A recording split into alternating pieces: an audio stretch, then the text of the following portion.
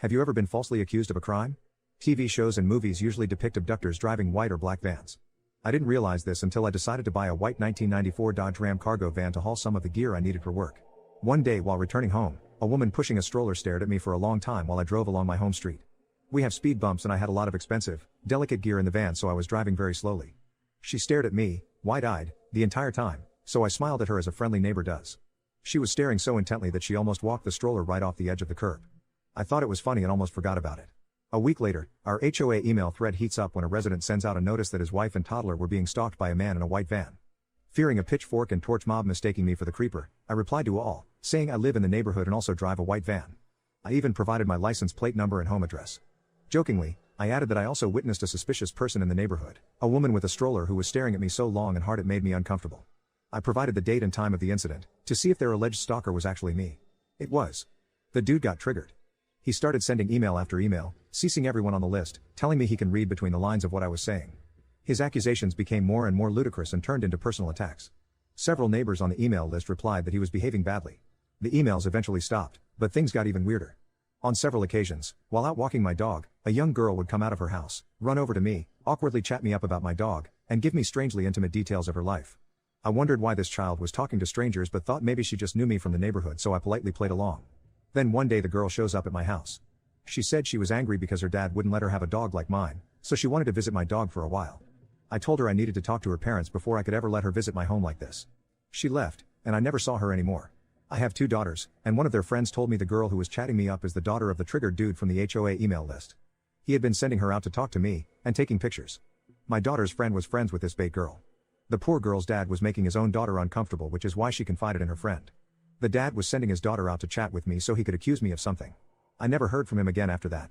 Something weird happened to me and my wife. I haven't shared this with anyone before and I almost had forgotten about this until I put on my ring today and remembered when I got the now permanent red dot on my left hand in between my ring and middle fingers. The pretty innocent bump arrived here back around 2014-2015. I suddenly developed a progressively worse case of sleep paralysis, and if you know what that's like then you know it's a top 10 worst thing of all time. Every night I was terrified to go to sleep and I would stare at my doorway in anticipation. A bright light would hover down the hallway until it was over me, and I would be so terrified I felt my heart would explode. Next thing I'd know I would awake to my alarm with my legs covered in bumps and bruises and feeling like I had spent the whole night running. My wife never noticed anything and slept like a baby every night. One night it was worse than ever. I don't remember anything from the night, but I do remember hearing my wife screaming like she was being murdered. I remember that we weren't in our bed, but I don't know where we were. When we woke up, we checked to make sure the other person was okay and we weren't sure why. A feeling of existential dread hung over us. We also both felt like we had been beaten despite no bruises. Above the rest of the pain was what we both noticed was a sharp, throbbing pain in our left hands in between our fingers. We both had a very new and real bright red bump that hurt to touch. We chalked up the marks as a mosquito bite that happened to get us in the same spot, and our pain due to being up a bit late and drinking too much wine.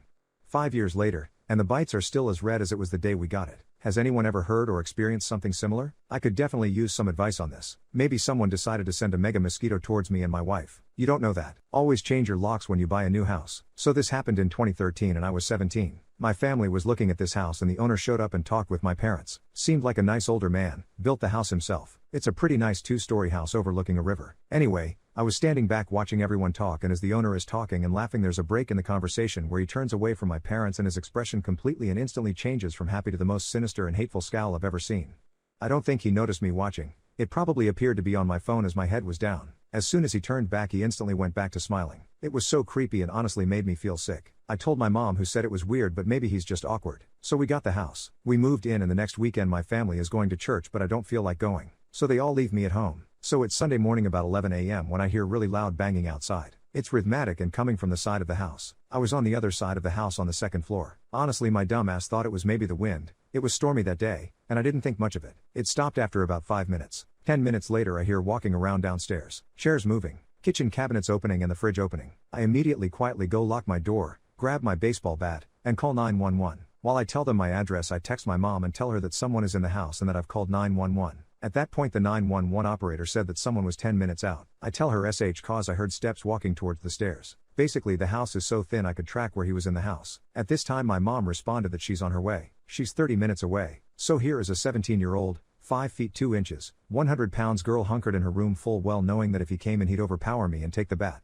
I was fucking terrified. I heard him walk down the hallway towards my door. I saw the handle turn and stop. It was locked, and I heard him stand there. He didn't move. I could hear his breathing. It felt like forever, but really I think it was about 10 seconds. I heard him turn and go back down. I heard the back door open and shut, and about 3 minutes later the police pulled up. The 911 operator asked me if I could let them in or if they needed to force it. I knew he had left, so I let them in. No one was there, no sign of forced entry, nothing. When my mom got there, she looked at my stepdad and asked if he had changed the locks. He hadn't. I think the creepiest part, and what really validated my story, was that my mom had just vacuumed the hallway, and there were shoe prints that were larger than anyone in our house, and the police hadn't been up there, and they stopped just outside my room. He died about a year after that. Please don't forget to change your locks. Tifu telling my girlfriend how I, 23, met my friends. My girlfriend was supposed to meet my friends. I've been delaying the process for months because I knew I had to have an uncomfortable conversation first. I met my friends at an orgy. My roommate at the time asked for my permission to host an orgy at our flat. I said yes, as long as my room and my belongings were off limits and the flat was cleaned properly afterwards. My plan was to spend the night at my mom's house and be out of everyone's way during the orgy, but my roommate encouraged me to stay and participate.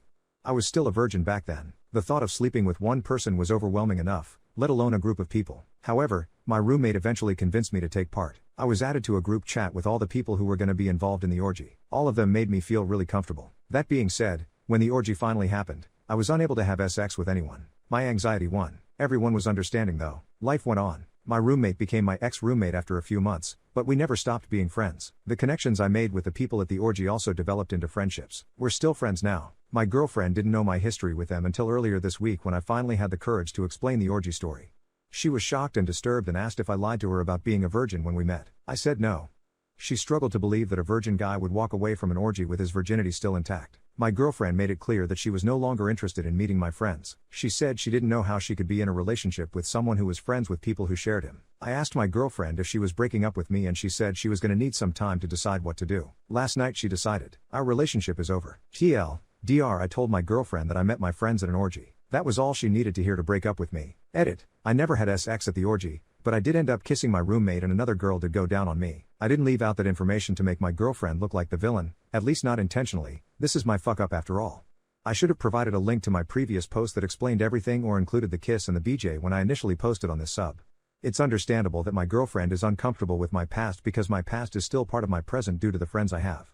You're 26 years older than me, we have to break up. Hello, this is a really delicate situation here. I hope you can help me. I am 18 and in a relationship with a woman that's 44 for a year and a half now. I know, it's a big age gap and blah blah blah. I'm not here to be judged. At the start it was magic between us, but with time she started getting more and more demanding. First, every possible moment we had to be on a video call. Second, we can't talk 24/7, so after talking we just hop on Facebook, Instagram, YouTube, TikTok and etc. But she insisted to know in which app am I at every moment, and when I switch, for example, from Facebook to Instagram, to tell her. Third, we, of course, don't and can't live together. We used to see each other once or twice every week, and she wanted me to stop masturbating and I stopped. Fourth, I live with my parents and our relationship is kept in secret so I can't tell my parents. Oftentimes when my mom or dad comes nearby me, I close the video call window so they don't see that I'm talking with 40+ woman.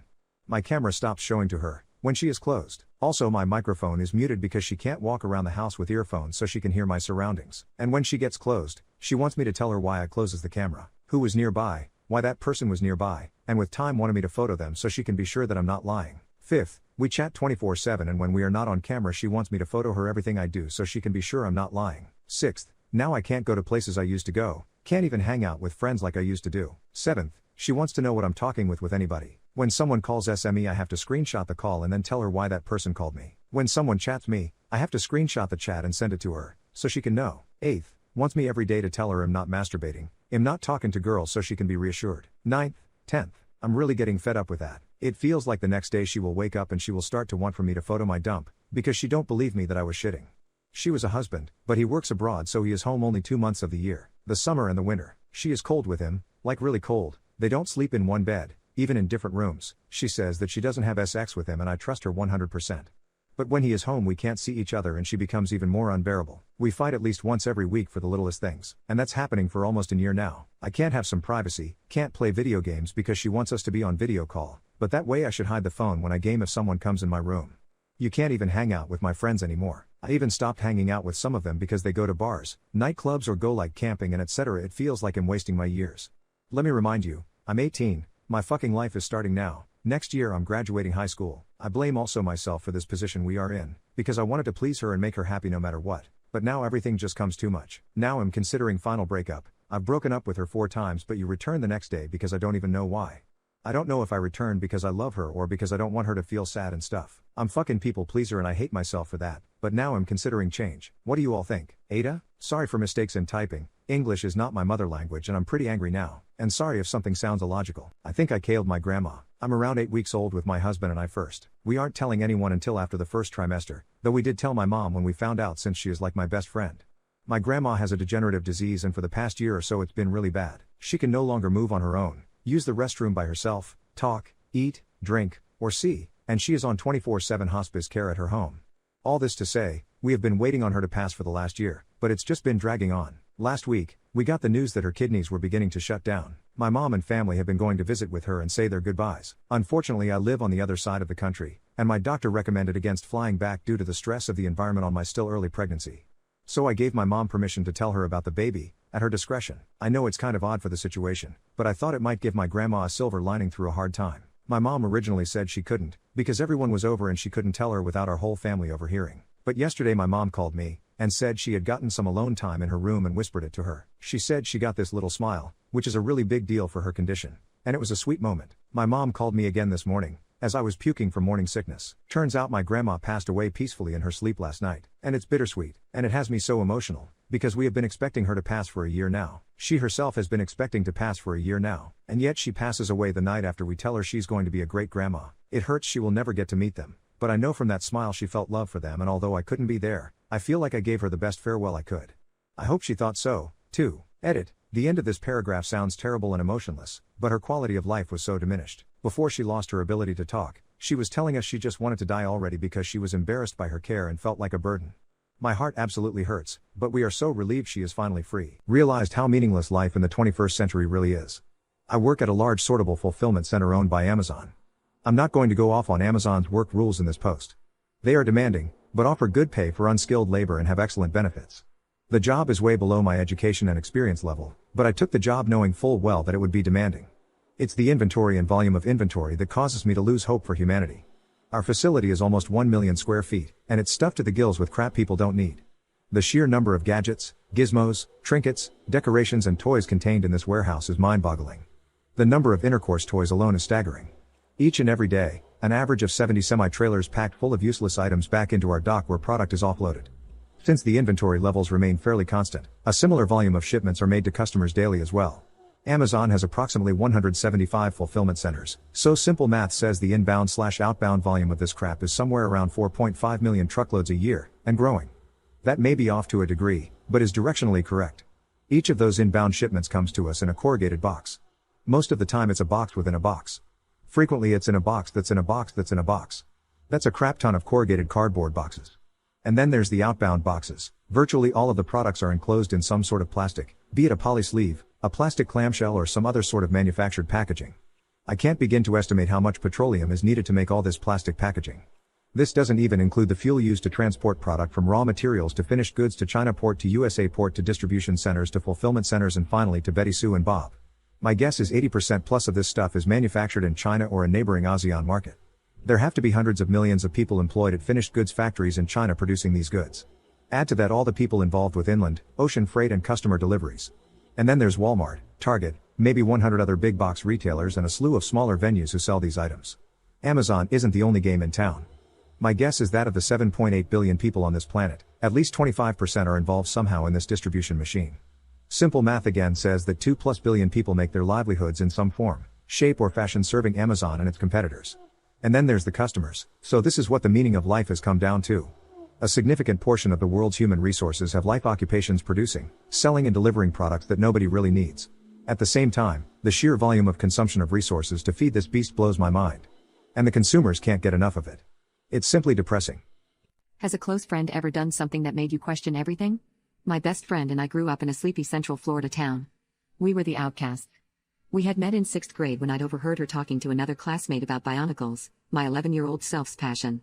We became fast friends and soon were inseparable. Soon began the gauntlet of sleepovers, birthday parties, and family gatherings. We were practically siblings. She was the first person I'd come out to as bisexual, and in turn, I was the first person she'd told about being trans. Her home life was tumultuous, though I can't say mine was any better. We often had a habit of taking refuge at each other's houses. Her father was an alcoholic, strict, and prone to physical discipline. Her sister was a stuck-up girl who soon gravitated towards the hicks and jocks when we entered high school, and her mother was a pseudo-vegan hippie lovechild held over from the 80s. One night, we had another long night of sleeping over in order to let her escape yet another fight with her mother. She had recently lost her job at Walmart and I was going into my first shift at Taco Bell the next day. On the drive home the next morning she excitedly told me that since she now had her own vehicle she would be applying at pizza places that were in need of a driver. I was proud. It was the first time she'd hunted for a job on her own, as I'd usually been the one to coax her to apply where I was working, not that she ever lasted very long. My first training day goes by quite well. My coworkers are friendly and try to get me to talk more. My manager likes to playfully embarrass me by trying to get me to talk hood to the other workers. Being a training day, it wasn't a very long shift, but I had been up early in anticipation and this was my first day on a job in a few months. I got home around noon, informed some of my internet friends that my first day went well, and around 5 p.m. I start to relax, drained from a good day. As I am preparing to lay in my bed I get a Steam message, her lamenting another fight with her mother and asking if she could come over. Now, I had started to grow a bit weary of the fights on their end. I had begun to repair my relationship with my family and a few friends and I had given her advice many times on how to better approach things. In my infinite wisdom and eagerness to sleep, I left the message on read and drift off into slumber. Around 8 p.m. I am awakened by her bursting into my room in a panic. Having just been ripped from a dream, I am groggy and disorientated. I drag myself to the bathroom to relieve my bladder and come back to my room to find her rocking back and forth on my bed. It is at this time I notice she is covered in blood, so I ask what happened. She informs me that she just saw someone murder her mother with a knife. My mind goes blank. In the deepest parts of my mind, alarm bells start ringing. Isn't the rocking back and forth a bit overdramatic? Why didn't she call the police? But, this is my best friend. I've known her for over a decade and we were the only two people in the world we could count on. I suppress it and go inform my sister and stepfather. My mother had passed the year prior, and it was roughly a month before the anniversary of her death. We were all in a dark place, antisocial as always. It was the only way we knew how to handle emotional issues. When I inform my family, they immediately go to the same place as I had, though they are far more vocal about it. I offer excuses I knew were flimsy and return to the room, phone in hand. I convinced her to call the police, and I can hear her explain the details over the phone, a man in a black ski mask. When the cops arrive, she swears up and down that it's most likely her father. They send cars over to check the crime scene and take her in for a statement. I ride with her in the back of the cop car over to the sheriff's office. It gets to be around 2 a.m. Her sister was brought in, as was her father. I have work the next morning and request to be taken home by a police officer. It takes me a while to go to sleep that morning. The next day at work I am quiet until my manager asks me what has happened. I inform him but decide to work the rest of my training shift. When I get home, my sister informs me she had confessed. Her mother threatened to kick her out for not being able to find a job, and in a rage, she had taken a kitchen knife and stabbed her repeatedly. My mind froze like a bad computer and I turned to face my monitor. I was on a Discord call at the time, and all I could weakly say is, my best friend confessed to murdering her mother before hanging up and laying on my bed. Her last trial was the 7th of this month. She took a plea deal for life in prison rather than the death penalty. Natalie, you were my best friend, my sister, and my platonic soulmate. But please, let's never meet again. My grandma ate my special brownies. I'm an avid 420 consumer. I will smoke it, eat it, rip it, twist and bop it, I'll even for it. My brother is the exact same, an absolute fiend. We lived together and in the morning we decided to make our special brownies. This time however, we decided to put double the dose in the brownies because we were meant to go to a club that night. All was going well, we ate the brownies and about 2 hours later we were one with the couch. I ate my pizza and dissected each individual atom of it thoroughly. At about 6 p.m. when me and my brother were still cookied my grandma showed up for a surprise visit. This was the beginning of a disaster that unfolded. My grandma knows me and my brother partake in smoking but she doesn't know we make brownies. So she sits down and starts asking about our lives, about my brother's girlfriend and so on. My brother, still being baked, tells her in a laughing matter his girlfriend cheated on him on her girls' holiday and he now has contracted a disease off her and they're no longer together. My grandma looks at him like he's got 5 heads as he is there laughing his sautéed ass off. I calm him down and try my best to keep composure to tell him it's not appropriate to tell our grandma this. After more talking my grandma notices a smell. The smell of brownies. She remarks that it is delicious and I affirm it. My stupid ass was so deep fried that I forgot my grandma has never tried grass in her life and that the brownies are riddled with it. I tell her to treat herself and she does. 45 minutes go by and she starts complaining about feeling dizzy. I realize what happened and enter a state of internal panic. A panic only compared to by a text from your girlfriend saying she is late. I drag my brother into the bathroom and explain the situation. He laughs and remarks that's low-key jokes bro. I laugh and agree that although it is low-key jokes we need to help her out. but there's no stopping it. Grandma ascends and has finally reached the summit of Mount Blazit. She is panicking and super paranoid. I tell my brother to take care of her and go up to my room to brainstorm about what to do. There I notice my Deep Sleep 1500 mg CBD capsules from Santa Cruz Medicinals. The ones I use to slumber and wake up like the world's most rested man. These caps have saved me from nights of insomnia and bad intoxication a lot. I damn near sprint downstairs with the capsules, and fall down. With a sprained ankle I limp to my grandma who is now hyperventilating beside my brother who is too busy listening to smooth jazz to pay attention. I give her a capsule and tell her this will make her better. After another while of her freaking out she starts relaxing. Grandma starts getting sleepier by the minute and requests for us to throw on a song from her childhood. She slips away into sleep as me and my brother look at each other, smooth jazz still playing in the background. It honestly felt like a sitcom skit. But the next morning we explained it all to Grandma. She whacked us over the head with the walking cane but thanked us for helping her.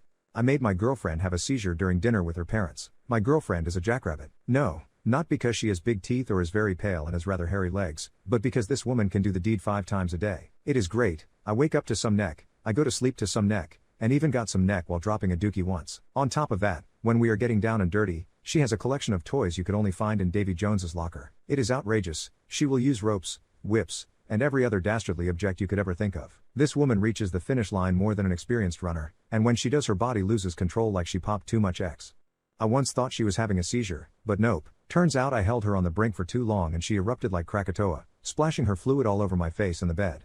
However, there is always one problem. I work 10-hour work days, so she is away from me for those 10 hours and struggles to contain herself from sending me explicit photos throughout my job. I am suffering from success. Last Saturday we had just finished going 4 rounds when she slumped down sulking telling me that she was so sad when I am not home because nobody is there to make her cream and pass out on the floor until drooling like she's special.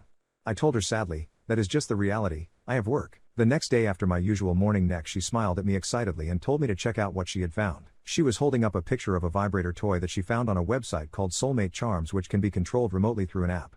She damn near blew my ears off. Can we get it? Can we get it? Can we get it? I'll give you morning neck every morning. To which I replied, don't you already? She sheepishly nodded and said please. I went on Soulmate Charms during my break at work and thought I would surprise her with the toy she was so desired to get, the flamingo. As I came home from work I showed her the notification from Soulmate Charms that the product was shipped. She got so excited that she gave me more neck there and then, and this time I could feel the passion through every slobber. We thought of a plan, a master one. She would wear it to work and I would control it from home. Little did she know, I would hold her on the brink the whole day. I told her no matter what she was not allowed to finish the job herself. She walks into work and calls me telling me I can start whenever. So I start, with periodic couple second bursts every 10 minutes. An hour later I get a call from her, you're killing me. I know, I reply, you know the rules. I hang up and go back to it. 3 hours later she calls me, I'm going to die, please. Once again I tell her no. In total 8 painful hours for her later she comes home. Not normally, she wobbles in like a penguin and collapses begging me to end her suffering. The kicker is, I remind her about the dinner with her parents in 2 hours. She panics and runs up to get dressed, all while I control her and keep her on the brink with short bursts. 2 hours later we get to the parents' house, and her makeup is already slightly messed up due to her tears from the pent-up frustration. We get in and her parents notice something is wrong, and while she talks I zap her with it for a second at a time. I felt like Harry Potter with a magic wand. She somehow convinces them she is okay, which I do not know how she did considering she was slurring her speech and squirming her legs while only standing up by leaning against the rails. We sit down to eat and during the conversation the parents ask about our relationship, the job, usual stuff. She looks at me every time with puppy eyes as I zap her for a second or two every few minutes. I cannot afford to do it for any longer or else this woman will explode. 90 minutes after we sit down to eat the parents are deeply concerned as by now the woman has started biting her fist and yelping periodically. They ask her one more time if she's okay. I respond for her saying she is okay, she just needs to be released. Watch this. I turn the toy on to maximum power and hold it. A few seconds later she falls from her chair and starts screaming. Not a bedroom scream, a full-on scream. Her legs twitching and she starts to rattle, something that looks like a seizure. At this point her father calls the ambulance and starts talking to the operator on the other end of the line about his daughter having a seizure. As he is talking, she erupts. This time, it was not just a Krakatoa. This eruption was the result of the Krakatoa and Mount Vesuvius having a child who grew up in harsh conditions and unleashed its fury on the world. Her fluids ended up draining her clothes, draining the table, spraying the father and the mother, and even getting it on some of the leftover turkey. We stood there in shock, except for my girlfriend who rolled around on the floor, tears running down, makeup messed up, spazzing out making inaudible noises. I apologized to the parents and let them know this was indeed my fault before picking her up over my shoulder and carrying her defeated ass out. Needless to say we haven't spoke to the parents since, and even though she was not happy with her strained bond with her parents, she was quite pleased with how powerful the outcome was. Disabled people, what is the dumbest thing you have ever done? I am autistic. I'm currently living in an environment that not only doesn't support my sensory needs, it actively harms them. I live with 5 people. The house is a constant mess and my CFS makes it very difficult to keep up with it. Yes, I've talked to my roommates. Yes, I've asked for help. Nothing works. I live in the basement. It's loud and I can hear everyone's footsteps and conversations. I know no peace from my intense sensory issues. My partner and I have been trying to save to move, but it's not going well. Life has been very rough. I was having a bad day. I knew it was going to be a bad day because I woke up and when I went to brush my teeth I accidentally started brushing my right side first, not my left side. I got super angry about this and cried. Then I stared into my dark basement dwelling and had the familiar feeling of dread and the desire to off myself, as I often do when I wake up from my dreams and realize I still live here. I also could not find the specific socks I wanted to wear, so my autism was really hitting me hard. I told my partner my mood and warned him it may be a bad day. But nothing could have prepared us for the mother of all meltdowns. I go up to the kitchen, which was a mess. The double sink was full to the brim and smelling badly as usual. Due to an abusive upbringing, messes stress me out. And when I see them I feel obligated to clean them, even if they often aren't my own. But I was tired of living here, so I gave up on breakfast, which upset my partner as I haven't been eating much. One thing led to another and we had a small argument. One where we each took the blame for the living situation rather than working together to get out of it. It's not healthy, but we are both so stressed I can feel it killing us. In the heat of it all I blurted out I wanted to die if it meant not living here another day. He bitterly said yeah, me too, and it broke my heart and set me off. I was already so wound up that I started slapping myself, as I often do during autistic meltdowns. I screamed loudly too and ran headfirst into the fridge twice. I slammed my hands against my knees and felt a sudden sharp sting in my hand. At the same time my partner grabbed my hands to stop me from slapping myself, and the pain was so intense I screamed. I've fractured bones before. I know this pain all too well. I fractured my right hand too. I'm an artist, so this is going to suck. Am I the jerk for telling my girlfriend that we're done if she doesn't want another kid in the future? Background: I'm 28 with no kids. My girlfriend is 26 and has an 8-year-old son from her previous relationship. She was with the guy since they were kids, but when she got pregnant, he dropped the ball. She had it pretty hard during the early years and it was a huge struggle for her to balance work, school and her son. She made it work and is now in law school. The kid's dad made a change about 3 years back when his own father died and has since been helping. We've been together for a year and 2 months and I really do love her. However, when we first got together she did mention that she doesn't see herself having other kids because it was incredibly hard. She values her time alone when her kid is away, and she wants to travel with her son, being that he's bigger now. Also that she has a school-age kid and doesn't want to start over with an infant. We were too early for me to complain about it or try to change her mind. It wasn't brought up again for some time. Fast forward to last night. We were watching something and I mentioned that my coworker has left work to have her 4th kid. She said that she couldn't imagine having that many kids. I got a little offended, being that my parents had 5. She told me that that's what worked for my parents, but it wouldn't work for her. I asked why and she listed the reasons above, and that 4 kids is just excessive. I tried to reason it down to 3 or even 2. She said she doesn't want any children but her son. The way I see it, the only reason it was so hard was because of her age when she first had him. My logic is that any future children we produce will be secure and she won't be alone or have to struggle. For background, I have 4 siblings while she has 1 sister who lives in another state. She doesn't understand how important siblings are. I told her if she's unwilling to have even 1 child for me in the future then we're done. She agreed and said we're done then, and I'm incredibly hurt. This is a hill she's willing to die on. She's super smart, but so hard-headed. No matter what I said all night, she wouldn't hear it or budge her views at all. I'm hurt because I made the empty threat and she very easily went through with it. I'm not feeling valued at all. I love this woman and the thought of us having an expiration date kills me. I want to marry her and have kids with her and she's just uninterested. She also said I was being a jerk and not taking her experiences into account when I totally am. I acknowledge how hard it was for her, which is why I think she would have a totally different experience if she tried again. She's not 18 anymore and will have me by her side. I want her back but don't know what to say. She seemed very certain when she agreed to the breakup. Please tell me, am I the jerk? What's a food that you can't eat due to its texture? I gotta tell y'all, I am so done with foods with weird textures. I'm not talking about durian or some exotic poop like that. I'm talking about normal foods that just feel downright disgusting in my mouth. Take bananas, for example. I used to love bananas, but now I can't even look at them without feeling sick. That slimy, mushy texture just makes me want to gag. And don't even get me started on the opposite problem. When they're too ripe and the texture is all grainy and weird. It's like the banana is trying to get me to never eat it again. But it's not just fruit. Oh no. Tomatoes are another food that I can't stand the feel of. The gooey insides and squishy skin, it's making me sick just thinking about it. And then there's avocado. I mean, I love guac just as much as the next person, but the texture of an actual avocado half? No, thank you. I know some people are all about that mushy, gooey life, but it just doesn't work for me. I'd rather stick with foods that have a little more substance, you know? Give me a nice juicy steak over a plate of overcooked mush any day. But even then, there are foods that I just can't seem to get on board with no matter how much I try. Like calamari. I can't deal with the rubbery texture, no matter how delicious it's supposed to be. And then there's tofu. My god, the horror. It's like eating a sponge, I swear. So yeah, I guess you could say I'm a bit picky when it comes to texture. I just can't bring myself to eat anything that feels gross in my mouth. But then one day, something unexpected happened. I was out with some friends and we decided to try a new restaurant. We were all a bit skeptical at first, but when the food arrived, we were all pleasantly surprised. It was a little restaurant that specialized in a unique type of cuisine, one that I had never heard of before. The food was full of flavors and textures that I had never experienced before. Some dishes were creamy and smooth, while others were crunchy and savory. I was in awe. This was a completely new world of food that I had never even dreamed of. I was hooked. I started trying all kinds of new dishes and exploring different cuisines. I was amazed at how different textures could make a dish so much more enjoyable. I was no longer afraid of trying new foods, even if they had a texture that I wasn't used to. I was in love with this newfound appreciation for food and I couldn't wait to see what else I would discover. Who knows what the future holds? What's the one piece of advice you have for people at parties? Leave your medicine at home. I accidentally drugged an entire party. My friend Sophie and I had a plan to hold a finals party. After countless all-nighters of constant studying and making up assignments, we decided one last party before we finish was what we needed to motivate us to do well for our final exam. We invited over about 20 of our friends and we started prepping everything. My job was to bring Jello shots, Henny, Eddies, and Gold Flake tequila. After I went to the store to buy everything I needed to make the Jello shots, the Gold Flake tequila, and the Henny, I was on my way to a dispensary.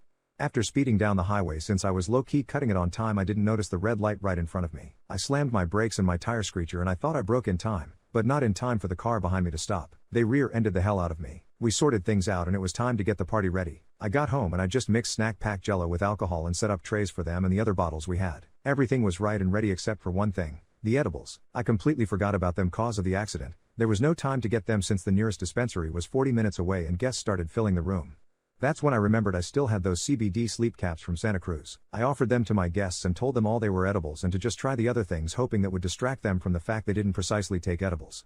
Technically they were edibles since they had CBD in them. After about an hour of partying, we were all knocked out cold. Most of us didn't even sleep in beds. Some slept in the bathtub, the couch, the floor, the table. I've never heard of a sleeping party in an apartment before. We all woke up at 7 a.m. nearly almost simultaneously. Everyone was so confused about what the hell it took to get knocked out. I told them I gave them sleeping pills and that I was sorry, but that I didn't lie since again they're technically edibles. Surprisingly everyone was okay with that. Most of them thanked me saying they've never slept that well. It felt like they woke up from sleep after surgery. It was just pure rest and clean recharge. Everyone woke up in time to take their exams and everyone actually did pretty well. Who knew we didn't need a party, just a good night's rest. I started dating my wife when she was 13. My wife, now 27, and I, 37, have been married happily for about 5 years, but our relationship began when she was 13 and I was 23. We are still deeply in love with each other and we don't regret the past. Once I graduated from university, I immediately moved overseas to complete my master's and also found a small teaching position at one of the more competitive middle schools in the city where I was studying.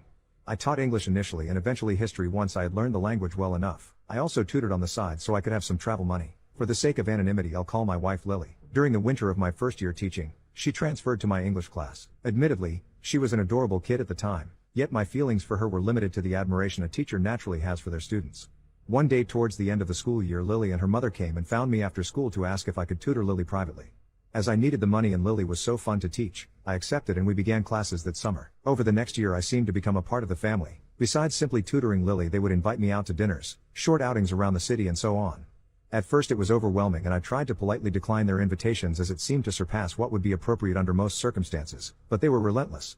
Her parents' trust in me became almost absolute. I must have been charismatic at that age, because I made no conscious effort to appease them. They would occasionally be absent during our lessons, so Lily and I spent a fair amount of time alone. We would mostly stick to the material I prepared, but sometimes we would both get bored with it and talk casually. Naturally, we became close and comfortable with one another. Months went by and I started feeling a strong connection with her. We bonded over many things: paintings, music, novels and attitudes towards life. Her entire outlook was well beyond her age. At first, I told myself it was a sort of elderly brother's care that I was feeling or a fatherly instinct, but I was clearly in denial that I could be attracted to someone so young. One evening we got on the topic of cooking and it turned out she had never learned to cook anything before. So, I thought it would be a great opportunity to teach her vocabulary for a new setting. We went into the kitchen and I taught her to make scrambled eggs. She was doing a poor job of stirring, so I tried to take the spatula away from her, but she insisted on doing it herself. So I stood behind her and guided her hand in the proper motion. Then, spatula still in hand, and for no reason other than that we were particularly close to each other, she turned around in my arms and kissed me. Deeply. I was too shocked to do anything and just accepted it. We stood like that for a few more seconds, kissing slowly, then I came to and pulled away. She immediately began apologizing as apparently I had a very concerned look on my face. I remember saying some nonsense about student-teacher relationships and that I was too old for her, or she would meet someone her own age soon, but to my surprise I had enjoyed it very much despite simultaneously feeling very guilty about the whole thing. I told myself I should have kept our relationship more professional, but looking back I don't think anyone can really say there was anything unhealthy about it. Going against my instincts, I brought myself to acknowledge my feelings for her. At our next lesson I told her that I was in fact attracted to her and willing to see if we could get away with it. At the same time I remember considering why society looks down on the whole thing, and I agreed with that concern in principle. Someone of that age is too easy to manipulate and can often be too scared to speak up when they feel uncomfortable. I didn't want to harm her and knew that in having a relationship with her, the risk was high. So I told her that she had complete power over where things went. If at any moment she wanted out, all she had to do was tell me. Now, let me say that before her, almost all of my previous relationships had been with older women and I had never been attracted to anyone underage before, needless to say a middle school girl. I know that when I fell in love with her it wasn't just some disgusting attraction, I really adored her for who she was. The lessons continued as before, but after a while we would take advantage of the time alone to fool around a bit. She went on to high school, then once she was in college we started openly dating. Finally, we married soon after she had finished university. Since then we have both been successful in our careers. I am a professor and she's currently getting her doctorate. There are only a few people in our social circle who know our relationship started that early, and to my surprise most of them haven't anything negative to say about it. But at the same time I know that if most people knew about it, we, and I especially, would be looked down upon. I don't feel guilty, but I am bothered that we have to lie or feel embarrassed about our history because really, we both find it very romantic. I would never encourage people to actively seek these kinds of relationships, and I think pedophilia is a serious mental illness. Anyone who intentionally preys on children should be apprehended. But in cases like ours people need to be reminded that there are gray areas out there, and what our judgment comes down to should ultimately be the way people treat each other.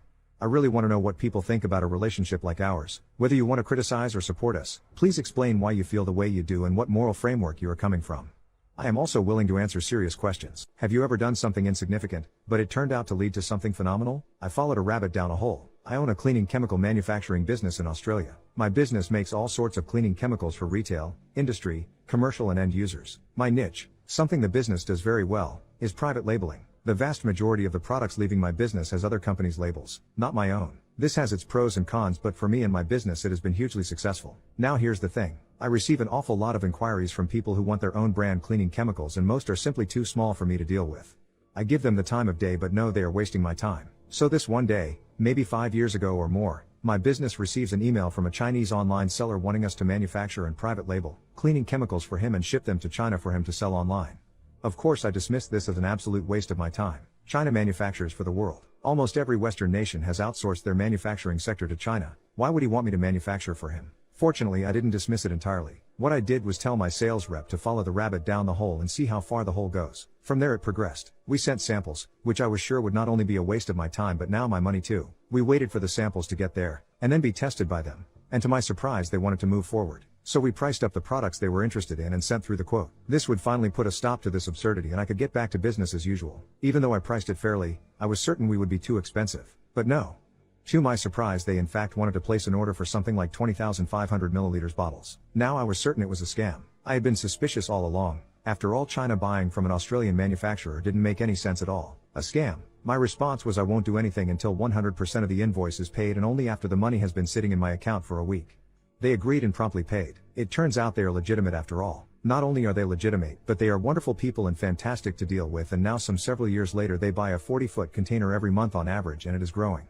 It is great business to have and fantastic to be supplying China instead of the other way around. So why did they want to buy from us, I hear you say? I ask them the very same question. Because China has a lot of middle class and wealthy people that don't necessarily trust products made in China. These people prefer products made in Australia, the UK and the USA. So my client invented his own brand that is manufactured in Australia, and it has been hugely successful for him and for my business. An insignificant email I almost dismissed entirely as a waste of time has changed my life and my business considerably. Before I leave you I will tell you what he said to me when I asked him why he chose my business. You were the only one that responded to my email. Phew, I nearly didn't either. I got back at childhood bullies by destroying an entire town. I grew up in a conservative little town heavily dominated by religion.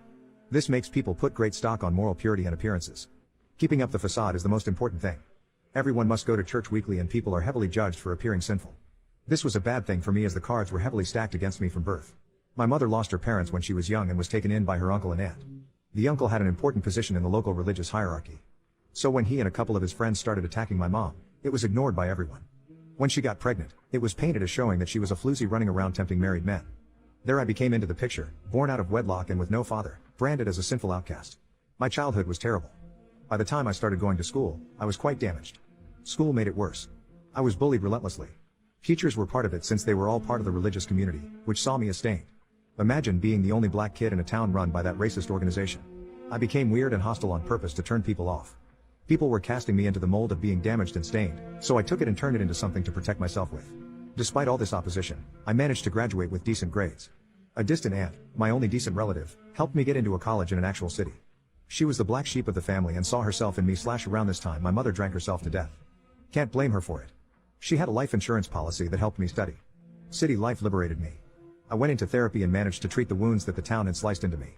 I got rid of that terrible town, but I guess some part of it never left me. Years went by. I became a sort of analytical consultant. I work for an international company that does sort of out-of-the-box analysis for other companies. Well, in my line of work, I'm sometimes called in to help downsize operations. A couple of years ago I got an assignment to go into 3 different factories and assess them wholesale, then come up with a suggestion on which of them to move abroad. My hometown was among those 3 factories. You see, the terrible town I grew up in was one of those one smokestack towns. There was 1 factory and some agriculture. Everyone worked in those jobs, like 60% of people in the factory. The rest of the economy rolled around supporting the factory and the people working there. Most of the people were looking forward to nothing but a job at the factory after getting out of school. The religious community running the town ran the factory as well. The big shots in the community tended to be bosses in the factory. This meant that the factory wasn't run that well. Promotions were based on holiness, not on merit or skill. The trip back to my hometown was glorious. Most people didn't recognize me at first.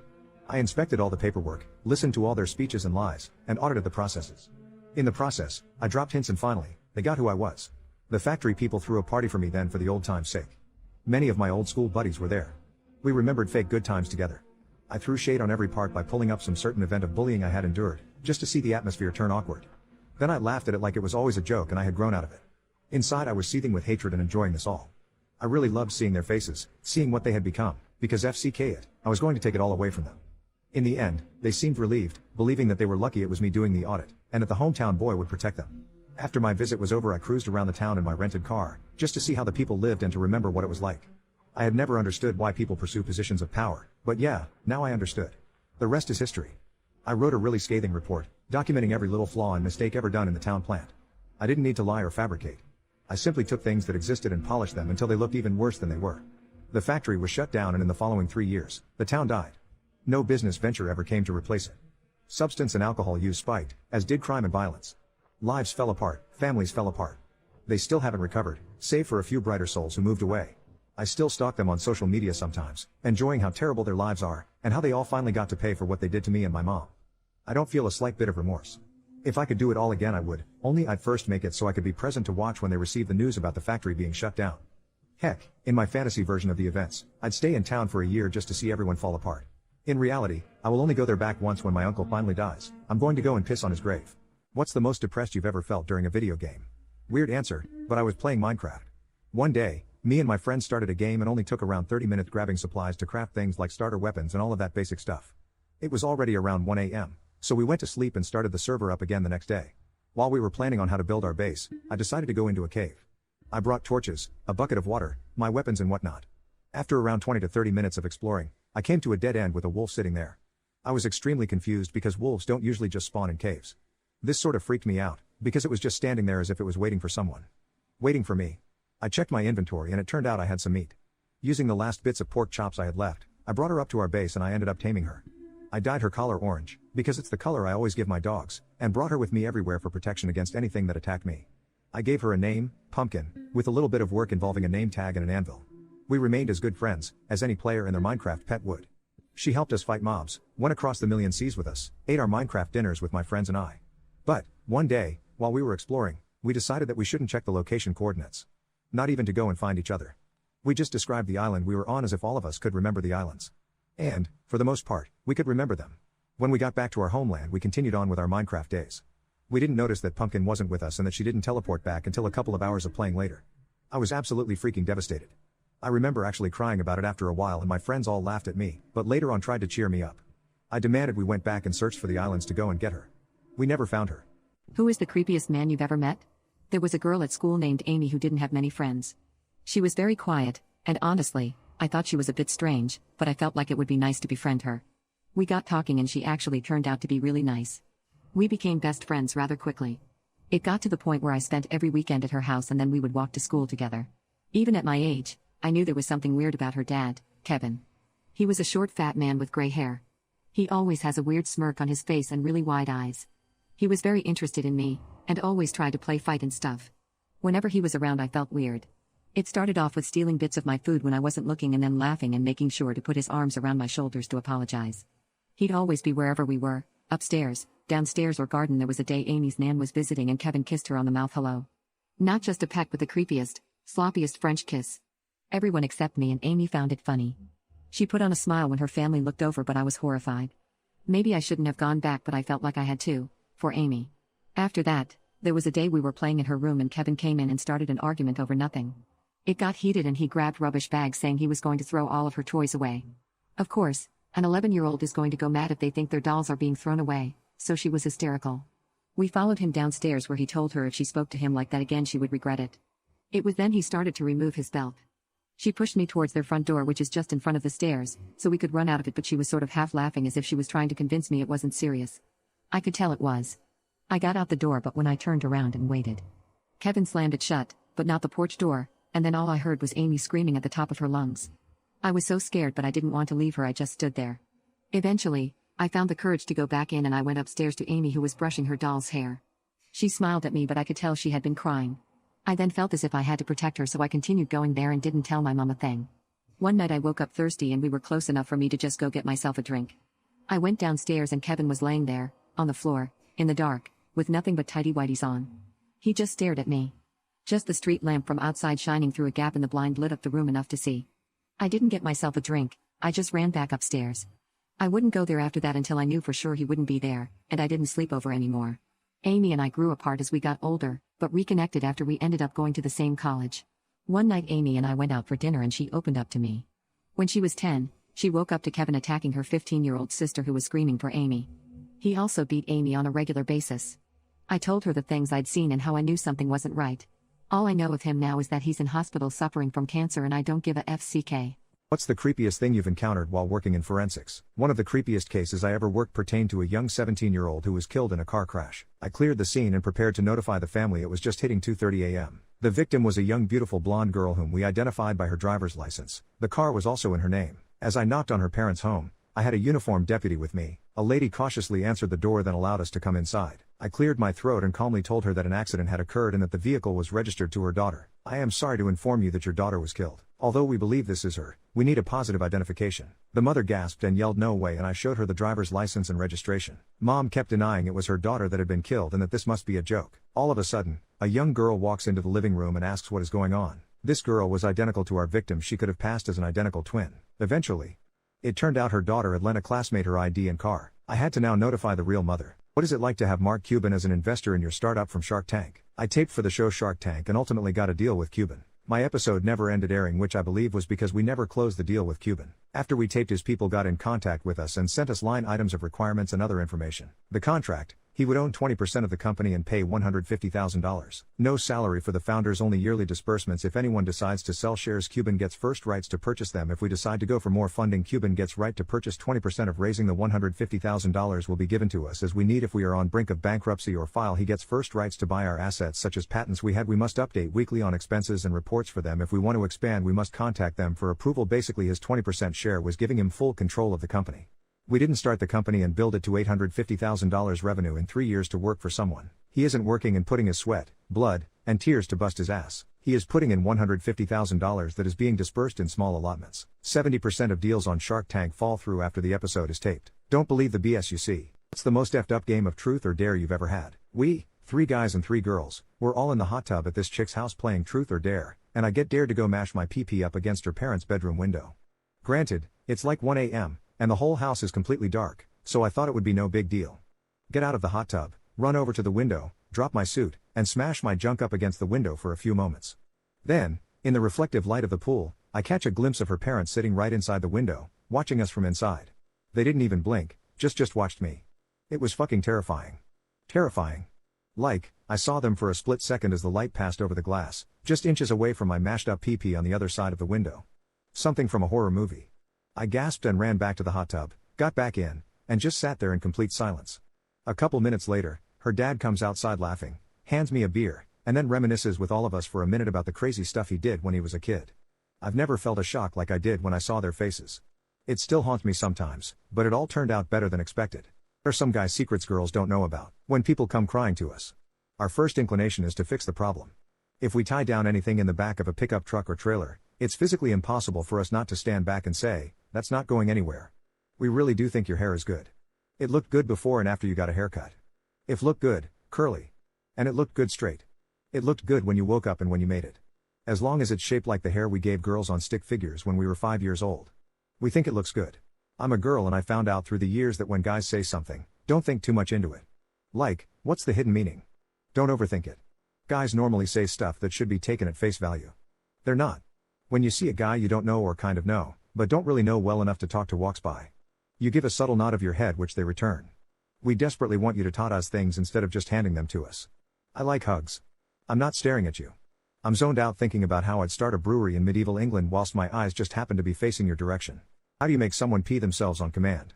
Asking for a friend. When I was 20 and pregnant with my son, I worked as a sign maker at a local grocery store. I had a boy of probably 10 years old walk up to me and say, "Lady, you're fat."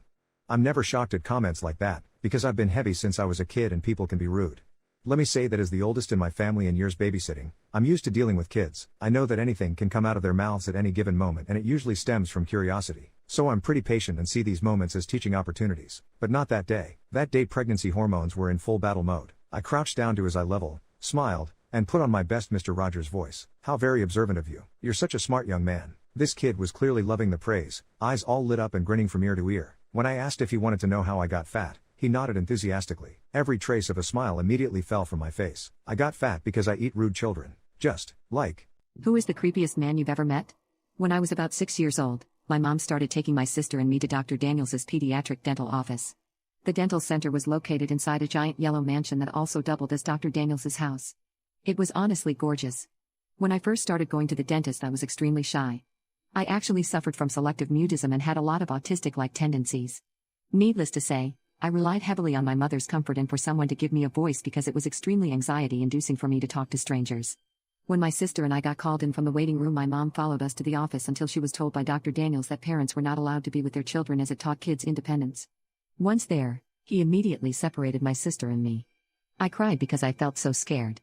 Dr. Daniels did not like crying, so he grabbed me and put his hands over my mouth and nose, shook me, and aggressively warned me that if I continued to cry and scare the other kids, he would make my situation a lot worse. This scared me even more, so I started to cry again.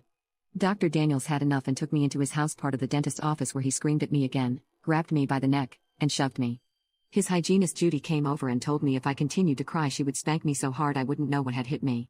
He then gave me a juice concoction and left me alone in his house for about 5 minutes until he took me back to the dental office and did work on my teeth. I guess I just instinctively knew that if I wanted to survive, I just had to act like I was not terrified and hold back the tears. All I wanted was my mommy. After the first appointment, my sister and I told my mom that we were scared of the dentist and that he was a mean man, but she just took it as me being an anxious child, so we continued to see him. Each visit was just as terrifying.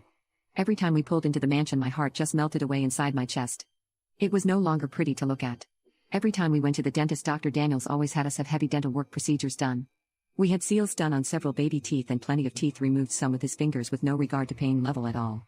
And often when having a tooth removal or seals done, your mouth had to be opened up with a retractor. He would leave us there with the retractor on for about 45 minutes or so before he came to work on our teeth.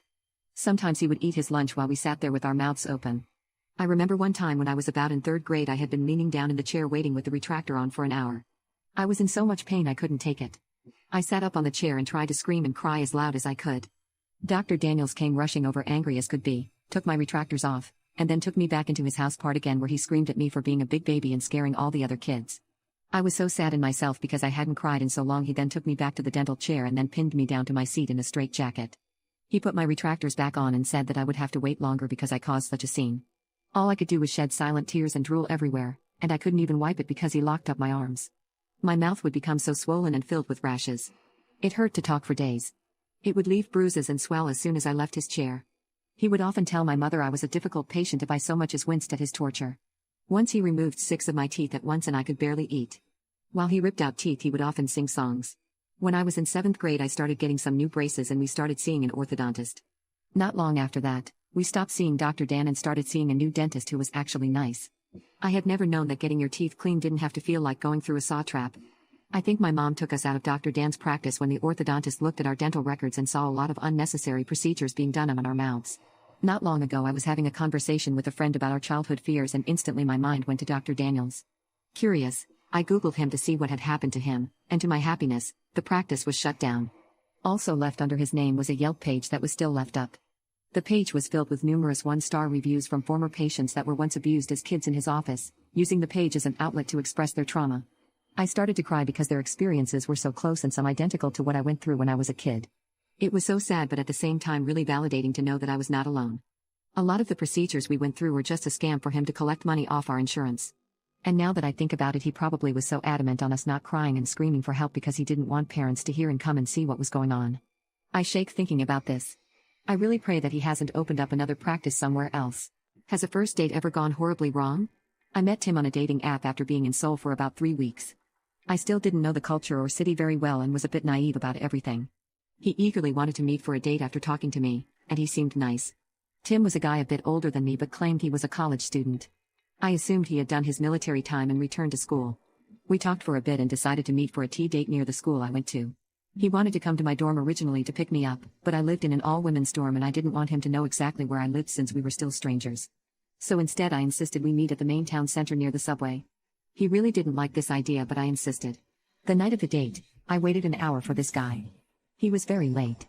Tim weirdly claimed he just wanted to make me wait. I thought he was kidding and messaged him a laughing emoji, assuming he was just lost. When he finally arrived he was much smaller than I thought, but a man's height has never been something I care about much. He was also quite thin. Right off the bat, he was way too touchy with me.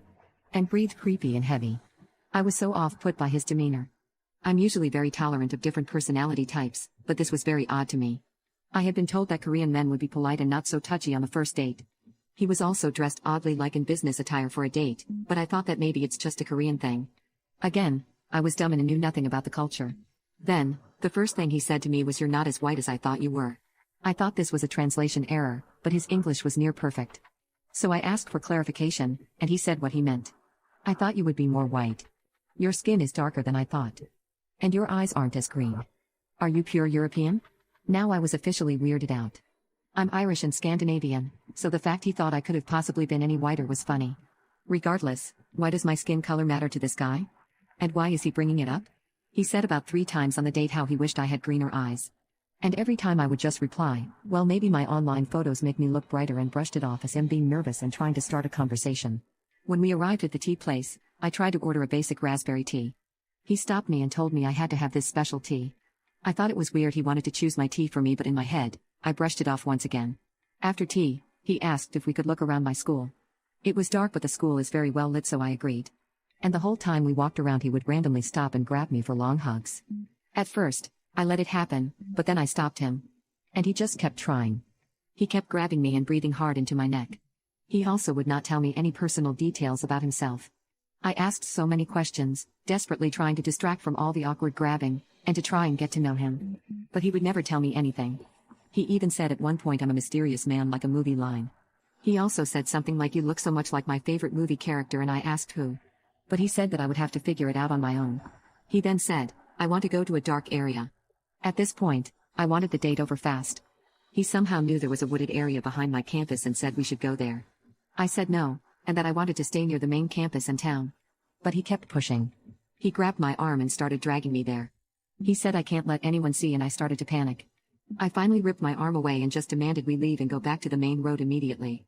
I began to book it back to the main road and he followed. We ended up in front of a hospital near the center of town and I told him it was time for him to go.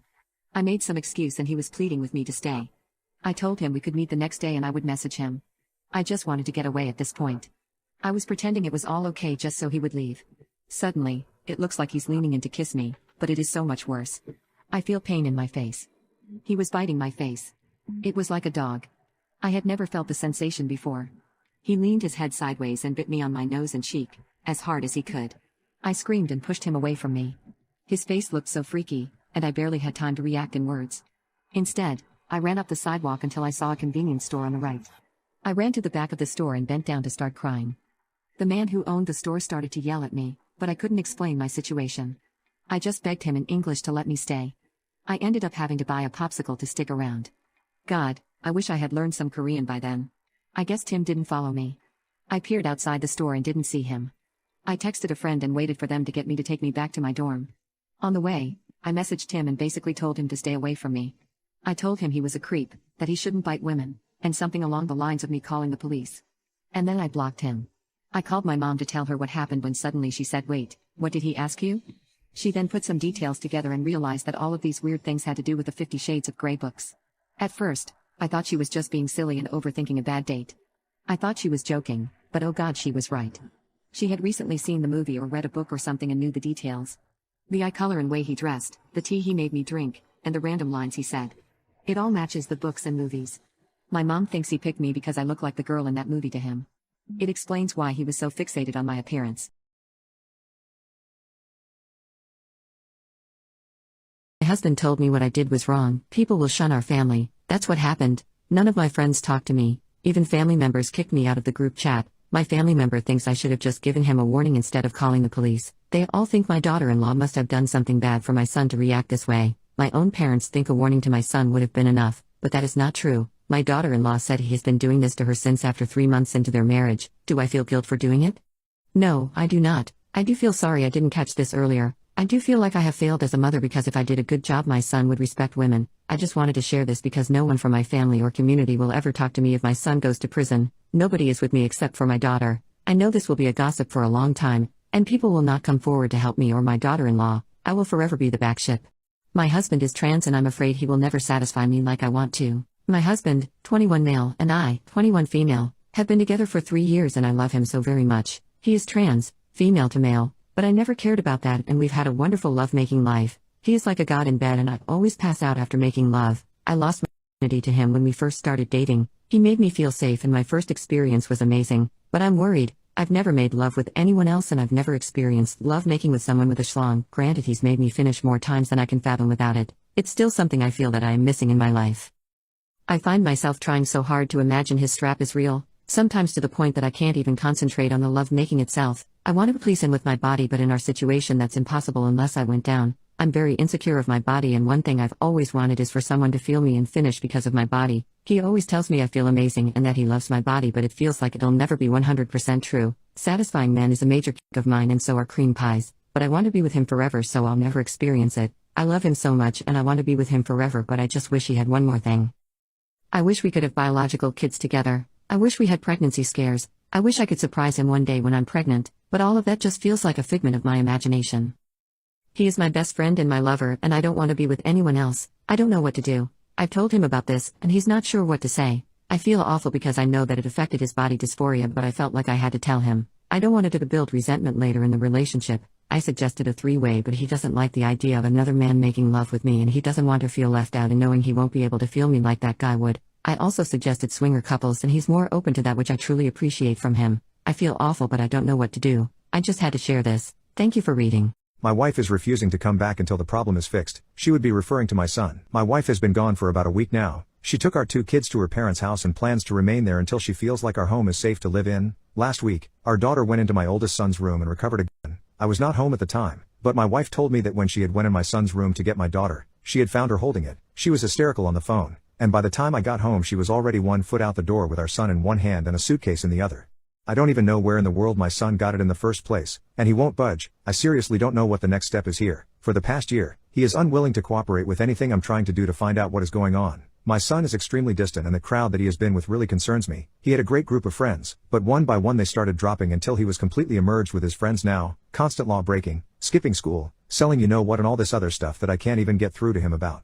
I have one final option, but I've been pushing off on doing this, but I truly believe that I've run out of ideas. For him to go to live with his mom in another country, but again, I don't want to do this because I don't want him to feel like I've just abandoned him. I've tried talking to him, psychiatrists, multiple therapists, etc., but absolutely nothing. It only gets worse as time goes by. I thought this would be his rock bottom, finding out that his little sister could have almost died due to his negligence, but no, he lies, denies, and then refuses to answer my questions. I have worked remotely this whole week to ensure he's in the house, but he refuses to do so. I just want to figure out what's going on, but it feels like all my attempts at it are failing. Please, what I'm looking for are any more suggestions on how to get through to him.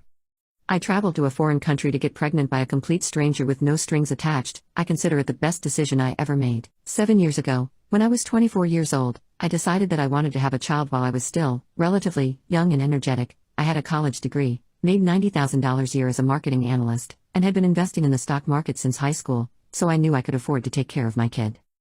The problem was that I didn't really want to be with a guy. I tried the dating thing, but nothing clicked, and besides, I was always too busy to invest in a relationship. At the same time, I wanted a child, someone I would love forever and who would forever love me, and I didn't want to wait until my biological clock started ticking alarmingly. I considered going to a sperm bank. I could afford it, but I've always hated medical environments and thought it would be creepy to have a child with a faceless man. I thought about getting naturally inseminated by a guy I met online, but I didn't want to deal with child custody issues. Finally, I decided that since I'd already planned a 3-week working vacation to a foreign country, I won't say which one for privacy reasons, I might as well try to kill 2 birds with 1 stone. Long story short, after asking around and paying some people, I found this guy who was willing to sleep with me every night for 3 weeks. Since this country has a low cost of living, he was willing to do the deed for a few $100. He spoke okay English and wore a white button-down shirt, so I think he was a college student who wanted some extra spending money. I didn't really expect it to work, but 2 weeks after I got back, I missed my period and discovered that I was pregnant. Yay. The rest of my pregnancy went really well. My mom was a little shocked at first, but she moved in with me after she got used to the idea of becoming a grandma before the age of 50. My dad ditched my mom when I was a baby, so F him. I switched to working from home 6 months into my pregnancy and was even promoted a few months after I gave birth. Having a marketable, pun intended, degree is a great investment. Kids. My son is now 6 years old and the happiest little boy I know. He has a mother and a grandmother who love him to pieces and can give him a good life. When COVID hit and his school went remote, my mom was able to make sure he kept up with his learning. Support systems are so important, everyone. Sometimes, you shouldn't be afraid to take the road less traveled. I'm over 30, and I haven't met any guy that I want to date, much less settle down with. But I have a son who I'll love forever and who will forever love me. I'm even thinking of going back to that country to give him a sibling. Everyone still thinks that I got knocked up by accident, a youthful mistake while on vacation type of deal. Only I know the truth. My son is not some unfortunate mistake. He's a deliberate miracle. So many of my female friends are hitting their 30s and scrambling to find a guy and or get pregnant, but I'm coasting along, happy as a clam. Today I messed up by hiring a SX worker. So after a tough year working in remote area in the middle of nowhere, my friend and coworker, 26 male, asked me, 25 male, to go with him on vacation for a week, and I said heck yeah, why not? Why not had been my lifestyle for the last year. So we went to that country, visited multiple cities, and had a lot of fun. My friend in one of the places told me he knew some SX worker through Snapchat map and he already met her in the previous city. I noticed that he left the hotel one night and returned late. She will travel to meet him and she could bring a friend with her if I'm interested. So following my motto I said why not? The next day we met up with the girls and split up. I took the girl, 2 years older than me, to my room, chatted a little bit and kissed, then we left around sunset to the coast, rented a boat and continued chatting. That girl wasn't what I expected. She was smart, intelligent, beautiful, and we shared a lot of things, especially how we see things and think about people. She asked a lot of questions and so did I, but she asked a question that I didn't expect and didn't want to answer because it was too deep. She said you are a nice, kind person but something is wrong inside you. Something dark in your heart. What's it? Can you talk about it? As a man in my environment, the only thing you can do about your feelings is bottle it up and never talk about it. And I knew there's something wrong with me, and I was trying to fill that empty void in me for a long time, especially the last few years with my job paying very well for me. Because we were in a boat, I couldn't run away from the answer. I tried revolving around the subject but without any success, until I saw a bathroom in the boat and I excused myself. After the boat we walked near the harbor, laughing and talking, eating some ice cream until we reached the hotel and sent her to take her bags to spend the night with me. My friend came to take his bags also, and gave me some protection. He's been a good friend as usual, winked and left. Shortly she brought her stuff, took a shower and we sat and talked. She brought up that question again and really insisted on getting some answers. Finally I gave up and started talking about my life, family and the struggles I have been through since the first memory I remember. The things I have never discussed with a human before has finally come out and loud. She understood, but couldn't say a lot because she didn't expect that much trauma. So I kissed her and we end up heading to the bed. And before I could start doing my job, I started having something like a panic attack. My heart was beating quickly, body shivering. I just rested my head on her chest and stopped for a couple of minutes. She tried to calm me down by massaging my back, whispering in my ear everything will be okay, and I couldn't lift my head up, just froze in that position. After a while managed to pull myself together, clean up, put up a robe, got back in the bed, kissed her, turned on the TV and slept. In the morning we ate breakfast, paid the girl, met up with my friend, bagged up and traveled back home. I didn't tell anyone yet, and usually I don't trust anyone to tell them anything, especially my feelings and struggles. I'm more depressed at the moment than the usual, and I think I need to visit a psychologist, which I knew I should do since the pandemic, but I didn't want to do it, and now I must give it a chance. I cheated on my boyfriend today and I have no regrets. My boyfriend, 31 male, and I, 25 female, have been together for a few months now, and it has been okay generally except that he is really possessive and insecure. He claims it's because he has been cheated on multiple times and I understand that. I make it a point to talk to him and reassure that he's the only man in my life. I got a new job, and there's this male colleague, 26 male, I have. We hang out together fairly regularly at work because we are the only ones in the same age group. Now, of course, My boyfriend has been extremely jealous. I introduced them to ease his worries, and assured him we are just friends, but it only got worse, to the point where my boyfriend would throw tantrums every day, crying if I stayed back at work overtime, refusing to talk or eat or sleep later. I was still patient.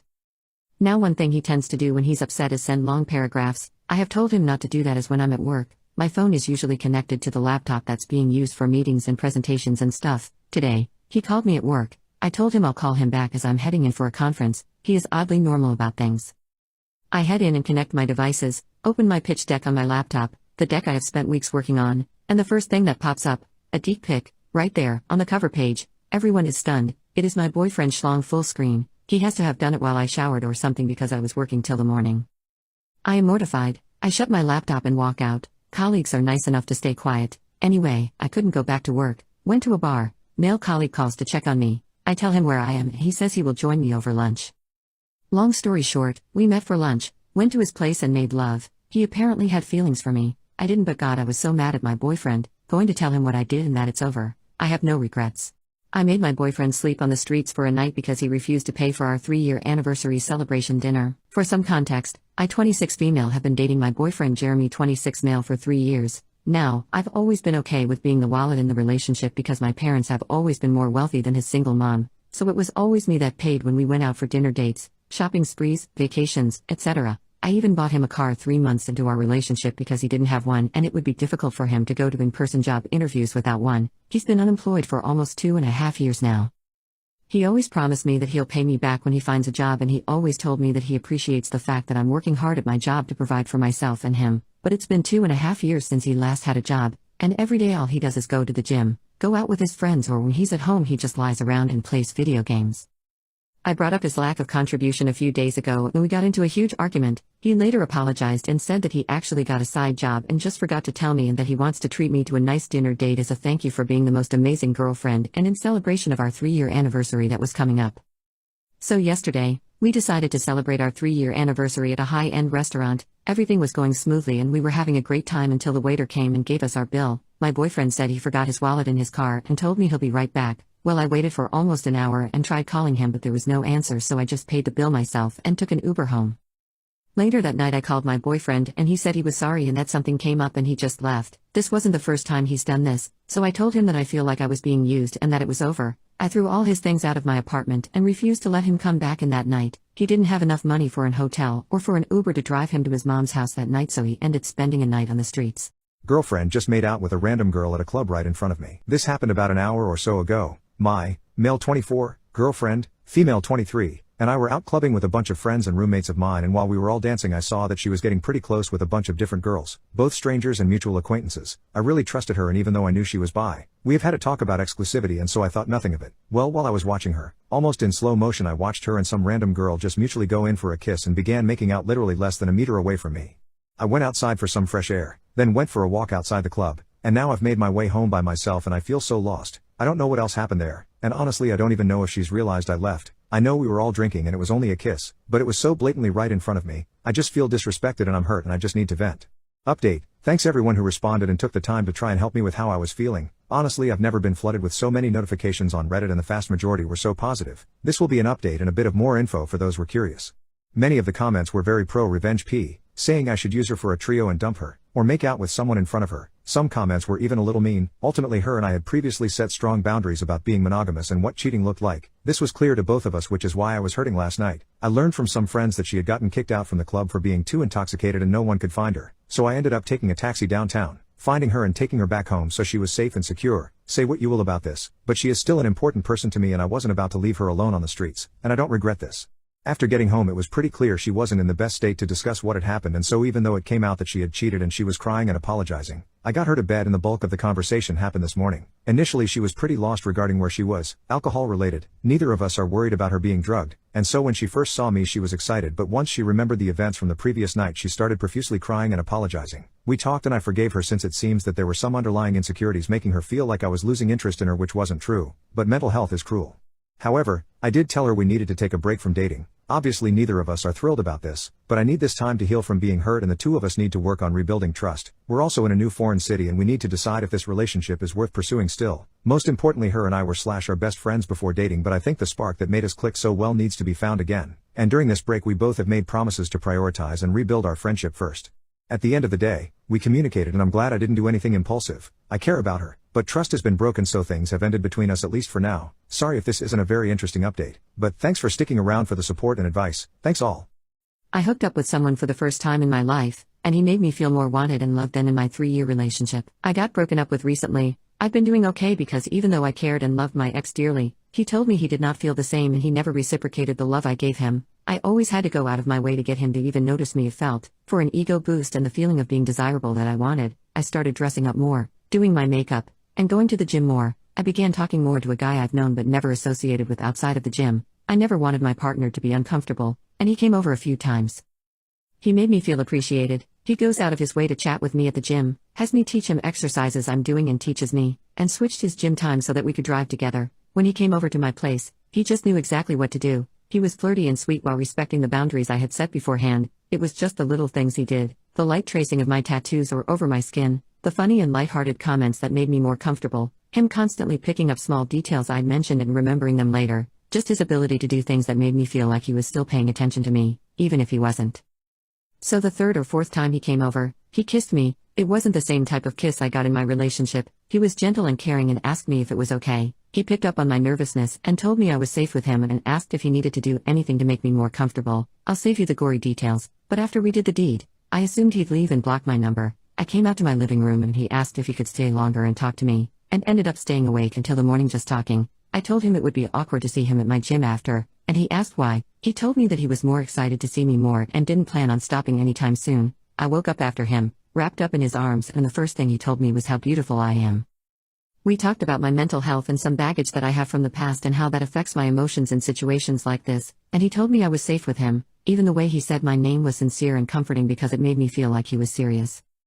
This was all I wanted from my ex, just to feel wanted. My ex would come over to my house for intimacy and immediately leave after, not even pillow talk or goodbye kiss. This guy the entire time asked if I was okay, if I wanted to stop, and when I said it was, then told me to relax and enjoy myself. It's just the way he speaks to me, touches me when we're watching TV, and kisses me. He didn't make love with me because he was in the mood and I'm just there. He prioritized me. I feel desired. I'm not the one initiating everything. He knows my insecurities and tells me he likes every part of them, like my not rock solid abs or the big scar I have across my cheek, my freckles, my legs, my hips, everything I've hated about myself for years. He validates as beautiful. And there's things I hate about myself just because my ex would do the opposite or make jokes about things that I never, ever forgot.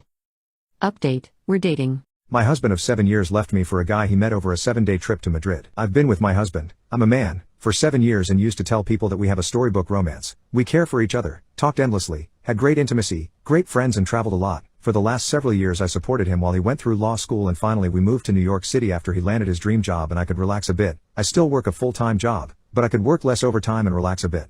Flash forward 1 year and he's not loving his job at all. Of course, big law is a lot of work and he's already burnt out. He eventually decided to take some time off and soul search about his next career move. During this time off he decided to take a week away in Madrid to just clear his mind. When he got home he was acting so strangely and was very distant. When I confronted him about it the next day he admitted that he fell in love with someone else in Madrid, and when I asked him to stop talking to this person he refused. He wouldn't stop talking to a person that he had only known for 7 days to preserve his marriage with someone that has loved him unconditionally for 7 years. I went home to my parents for a week to soul search, and while on our laptop I found journal entries, intended for his therapist, he had written while on vacation in Madrid about these affairs he's been having without me knowing at all. He also wrote about how he has never felt passion with me, and how he doesn't think our love is compatible.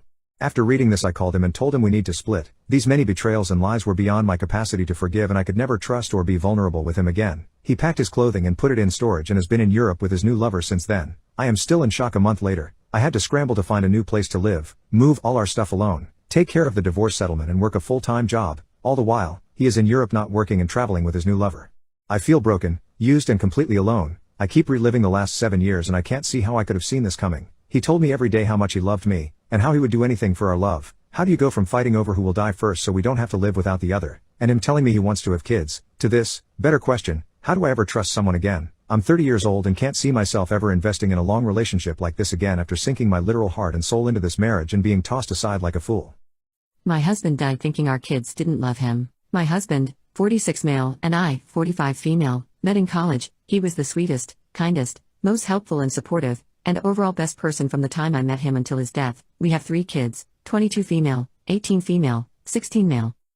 He was diagnosed with stage 4 lung cancer a year and a half ago and succumbed to it 3 weeks ago. Everyone was devastated. Our kids have been struggling a lot and I'm barely hanging on myself. He was the glue that held everyone together and my rock for over 20 years. Our oldest daughter is especially having a hard time. She's expressed guilt and regret over not spending as much one-on-one time with him, and it's been hitting her hard. A few days after the funeral, I went to visit his younger brother, 38 male, to check on him. He was very close to my husband and also lost his wife a few years back and was pretty much alone outside of his parents while he's also looking after his 12-year-old twins. Besides me, he probably visited my husband the most in the hospital. This is where things get devastating. My brother-in-law confessed that one day while visiting, more towards the end of his life, my husband expressed that he felt like his kids didn't love him and will have an easy time getting over death. He said he actually was happy that it was him dying and not me, because if it were me, then it would be 4 people mourning, whereas he felt that with himself dying, they'd be sad for a bit but get over it and would be there to help me grieve. This absolutely killed me. I wish he could see how much his children miss him. I can't even imagine being in his position and feeling like your kids don't care. I cried heavily when brother-in-law told me that. When our first daughter was born, he was so happy to be a father and wanted to be the best dad he could. As the years went by and we had all of our kids, they seemed to gravitate to me, and he noticed. It's not like he didn't try. He was very involved, went to as many extracurriculars as he could, would try and hang out with them, and constantly told them he was an ear if they needed to talk, but it seemed like they only wanted to hang out with me. If I asked to go to a one-on-one lunch, they'd go. If he did, there was an excuse as to why they found it. They'd tell me something important going on in their lives, and when I told their father thinking he knew, he was oblivious. I was always posted to their social media accounts for Mother's Day and my birthday while he wasn't. He always felt left out and would make small joking comments that hinted on how he felt without expressing it fully. I just brushed it off as him joking.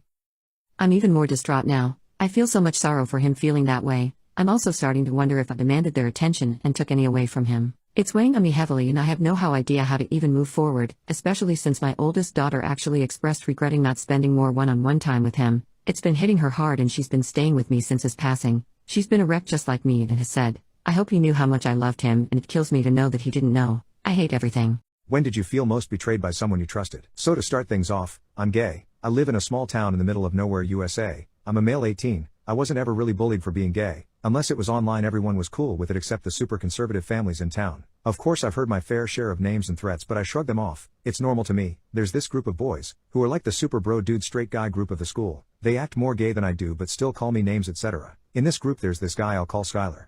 Skylar is my age, looks like a puppy dog, and was very sweet to me always, but always presented as straight, which is why I was shocked when he asked me out this summer. I mean, I'm not ugly or anything. I just didn't expect this super dude bro jock to ask me out. Our first date was amazing. I mean, it was on the 4th of July at our state fair. We got corn dogs, played games and he kissed me on the Ferris wheel. After a few dates we had gotten a lot closer. We never made love though. He wanted to wait and I respected that. My ex-boyfriend's birthday was on October 20th. He had this huge party and invited everyone and of course I wasn't shocked when he invited me. This is where I was stupid. I was head over heels for this guy. I was like stupid in love with him. I mean I'd get giddy every single time I saw him and I'd get butterflies in my chest whenever he touched me even after 3 months. I was in love with him. I think part of me still is, which is why I'm heartbroken writing this. I bought my boyfriend Skylar this beautiful pendant and chain. It was a 18-karat gold with a diamond, very expensive, cost me 2 years of working part-time at McDonald's. I was very excited to give this to him. At his party he brushed me off the entire time. I gave him his gift and a letter that I wrote from the bottom of my heart. I thought we were forever. Turns out it was all a lie. He started getting giggly with his friends reading the letter and when he finished he was crying laughing. That's when he started explaining that it was all a dare and that he only went out with the town slur to win a bet. He thanked me for the necklace and went on with his party. I've stayed home for several days now. I'm heartbroken and just devastated. I thought this boy was the absolute love of my life. Turns out all of his friends was in on everything, to the text messages and the letters we would write each other. We were on the down low because he said he wasn't ready to tell his family he was bisexual. This was already a red flag I ignored because his mom is bisexual, and would have been completely fine with it. But this entire time he tricked me. He broke my heart into pieces and I can't help but scream into my pillow. I want to hurt him the way I hurt. I want to hear him scream the gut-wrenching screams I scream late at night when the earth is quiet into my pillow so my family can't hear me.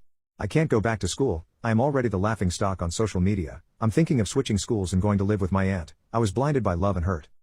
Guy I'm seeing keeps calling me ovaries. Hey y'all, I've been seeing this guy for a short time. It's nothing serious. We're just casually seeing each other but I did catch some feelings for him and we're not officially dating but we're seeing each other. Anyways, the only red flag I see about him so far, and I'm not even sure if it's a red flag, but it's just something that irritates me is the way he talks. He talks very nonchalantly. I can't explain it in writing but he talks very relaxed and everything is a joke to him. He calls me and women in general, ovaries. For example, we were out with my friends and it's about 5 girls and 2 guys at this hangout, and the girls started to overtalk each other and he jokingly says, 1 ovary at a time. Everyone else laughed, but it kind of bugged me, and then I addressed this to him after the hangout, and he said I'm taking it too seriously and it's just his personality, but he doesn't have any of these kind of jokes for men. He addresses women as ovaries. And literally a few days ago he was trying to get my attention because I was doing something else, and he said, "Hey ovaries, come over here." Not sure if this is a big deal or not. I feel like this is just his personality. He's very silly and tries to find humor in everything, but it seems like we're having a communication problem. I'm not exactly sure what kind of problem this is and how to go about this. What could I say to him? I'm a little uncomfortable by the way he talks. Not just what he says but how he says it. I also want to add that I talked to my friends about this issue, and my friends think I'm making a big deal out of nothing and told me to calm down and loosen up, so I don't know if I am just overreacting. Also, I want to add that he also has my contact name saved as ovaries with heart eye emojis on his phone. I found out my girlfriend is the biggest hypocrite ever. So we've been dating for almost 10 years. I'm 27 male, she's 25 female. In our relationship I've had problems with watching hentai and downloading adult videos. Following these stars' social media pages, she confronted me and I just remember seeing her crying. I deleted everything and haven't looked back since. Fast forward 6 years, and she's on her phone constantly, texting, smiling. I'll be honest, I thought the worst, and thought she was cheating on me. She stopped paying attention to me, started declining my advances, and overall didn't show any interest in me. In a form of desperation, I looked through her phone, and saw she was using those AI chats to text AI versions of her favorite YouTubers. I'm talking in-depth romance, intimacy, and vague cuckoldery style porn. I couldn't watch hentai. Heck, I don't even have an interest in it anymore. But the fact she could happily fantasize and write out her literally cheating on me with Markiplier, I think what hurt more was the sheer amount of her typing about how wrong it felt to get railed by YouTubers while still dating me. This AI crap is so stupid. I want to break up with her. God, I don't want to be with her anymore. But the fact it's 10 years down the drain, the chat seems so real. When she wasn't role-playing, she was genuinely talking all lovey-dovey to someone who wasn't me. I'm a mess right now. My medical condition has made me an enemy of Islam. I, 21F, am a college student that suffers from alopecia and a rare skin condition called solar urticaria. For those that don't know what either are, alopecia is a condition that causes me to spontaneously lose patches of my hair, and solar urticaria causes me to break out into hives and welts whenever my skin gets exposure to the sun. I made the brave decision of shaving my head last year due to my alopecia because I would have a breakdown whenever I had one of my flare-ups. It was a very hard decision for me, and I missed having hair. I tried different treatments and even wore wigs, but my skin had a bad reaction to one of the wig glues that I used, and I ended up getting a skin infection. I had to take tetracycline to treat it, which my body also had a very negative reaction to, and as a result, I developed solar urticaria. Solar urticaria is a very rare and very painful disease, and there's unfortunately no cure. Talk about bad luck. I'm still taking treatments for both conditions, although I am notably staying away from wigs. I had no problem rocking the bald look after the wig fiasco, but after being diagnosed with solar urticaria, the lack of hair on my head became a problem due to there being no protection for my scalp. I was coming up with ways to appease my solar urticaria because dealing with the symptoms were not fun. So I began to wear long-sleeve shirts and pants, and I would apply heavy amounts of sunscreen, and I would take the medication that my doctor prescribed. I also started to wear scarves on my head. When I first started wearing my scarves, I had trouble keeping them on my head, so I started watching hijab tutorials on YouTube, and I got pretty good at wearing them. I would like to clarify that I am not Muslim. I just use the hijab tutorials to help me wear my scarves better. The trouble started when one of my classmates who is Muslim invited me to join out school's Muslim student union. I then told her that I wasn't actually Muslim, I just covered myself from head to toe for medical reasons. This offended my classmate, and she said that I was making a mockery of her religion, and how dare I wear the hijab for selfish purposes. That's why I came here to Reddit. I had no intention of mocking the religion. I just wanted to make my quality of life more bearable. I have had less solar urticaria flare-ups due to the scarves, but I had no clue that what I was doing could actually be deemed offensive. However, I may be the jerk in this situation since I never bothered to research if what I am doing is okay. I really don't want to stop wearing my scarves because my life has become so much easier, but I'm now public enemy number 1 to all the Muslims at my college, and I don't know what to do. Found out my boyfriend is really into curves. This is honestly gonna be weird, but I just need to speak about it to strangers who can tell me without bias their opinions. Most recently, I've, 24 female, moved in with my boyfriend, 27 male. From the beginning of our relationship, he's always loved my curves, squeezing them while we make love, not looking at my face while doing it, just showing so much attention to my belly, etc. I just assumed he really liked it. Sometimes if he's sitting at his desk he'll pull me over, put his head under my shirt, and kiss it and kinda suck on it. It's more like he's kinda giving me hickeys, but not really. It doesn't bother me. It used to when we just started dating because I was so confused why he would like that part of my body. I have always felt self-conscious, of course, about my weight, after gaining a bit during the pandemic and having other guys kinda try to not grab it at all and avoid it. Anyways, this weekend I found out, don't ask me how lol, he has an affinity for even larger women? Like almost too much, pays for p of them doing random things, walking around and squishing their belly, I understand this kind of work and I get it. I'm not blaming the girls, and I guess all guys have their thing, but I'm worried he's going to try and fatten me up more to get me to look like them. I'm not too far off, size 14. He already always makes me finish my plate of food even when I'm not hungry, which is completely against my past eating habits. Eat when I'm hungry and stop when I'm not. Am I crazy? I'm leaving my wife after 15 years together. I'm not asking for advice, and I'm not going to change my mind. I'm tired of her criticizing everything I do, always complaining when the kids ask her for something, and just in general her bad attitude. My wife, June, fake name, and I are 35 years old, been together since 15 and married at 26. After 6 months of being together, even though we were young, I asked her if she ever saw herself being a mother, because I knew I've always wanted 2 kids, and I wanted to be on the same page with my partner. She said yes, she wanted kids of her own, but if I had known this was how nasty she was going to be, I would have left her. The first 3 years of our relationship were amazing. My parents loved her and vice versa. At 18 I knew I wanted to wife her up. The relationship started going downhill when we both went to college. She was 3 hours away from where I went to school at and made me come see her every weekend. Anytime I asked her if she'd come see me instead because I didn't have money for gas to drive all the way to her, or money for a bus ticket, she'd make an excuse as to why she couldn't come, or complain about how her friends' boyfriends would come and see them every weekend without complaint, and I'd suck it up and borrow money or use up my savings. This was the first red flag I ignored because I thought I was in love. Somehow things became worse after school. When we started working, I saved up to get my own place to stay at while she was still with her parents. When times become tough and I was low on money and couldn't afford my bills and groceries, my parents allowed me to stay at their place since I bought my house and didn't rent it, so I could just lock it up and come back when I wanted to. Apparently me moving out when I was struggling was an inconvenience to her. In her defense, she didn't have anywhere to go to when she was bored. Second red flag I ignored as she kept saying, as a man, how do your parents still pay your bills?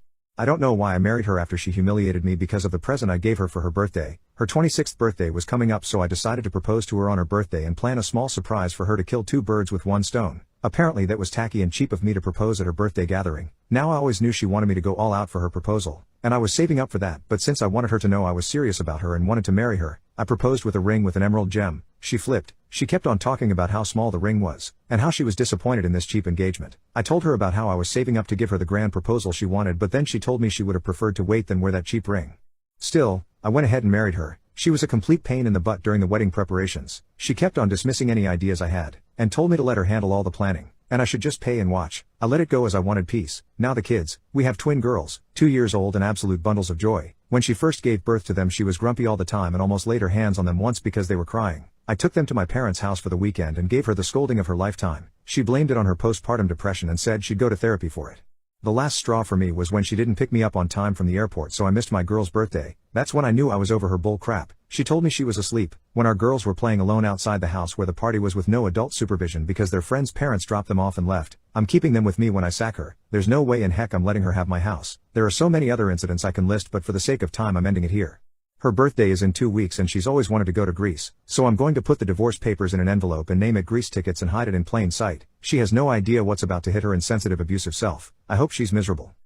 I found my husband's secret stash. We keep no secrets from each other, except for keeping the door closed when we poop. I went looking for one of our old credit cards. He has a few little hidey holes for important stuff. He's like Wally, so I went to his bedside table, bottom drawer, where he occasionally keeps old financial stuff. And there it was, just staring at me. I had no idea. Every card I've ever given him, every cutesy love letter, every sappy post-it, stacked neatly in the back corner, some in envelopes, some out, over 6 inches high, every card I fretted over, every page of handwritten 3 a.m. hopes and dreams. I'm a writer, so words are important to me and they're the way I express myself when it's difficult to do so verbally. He knows this.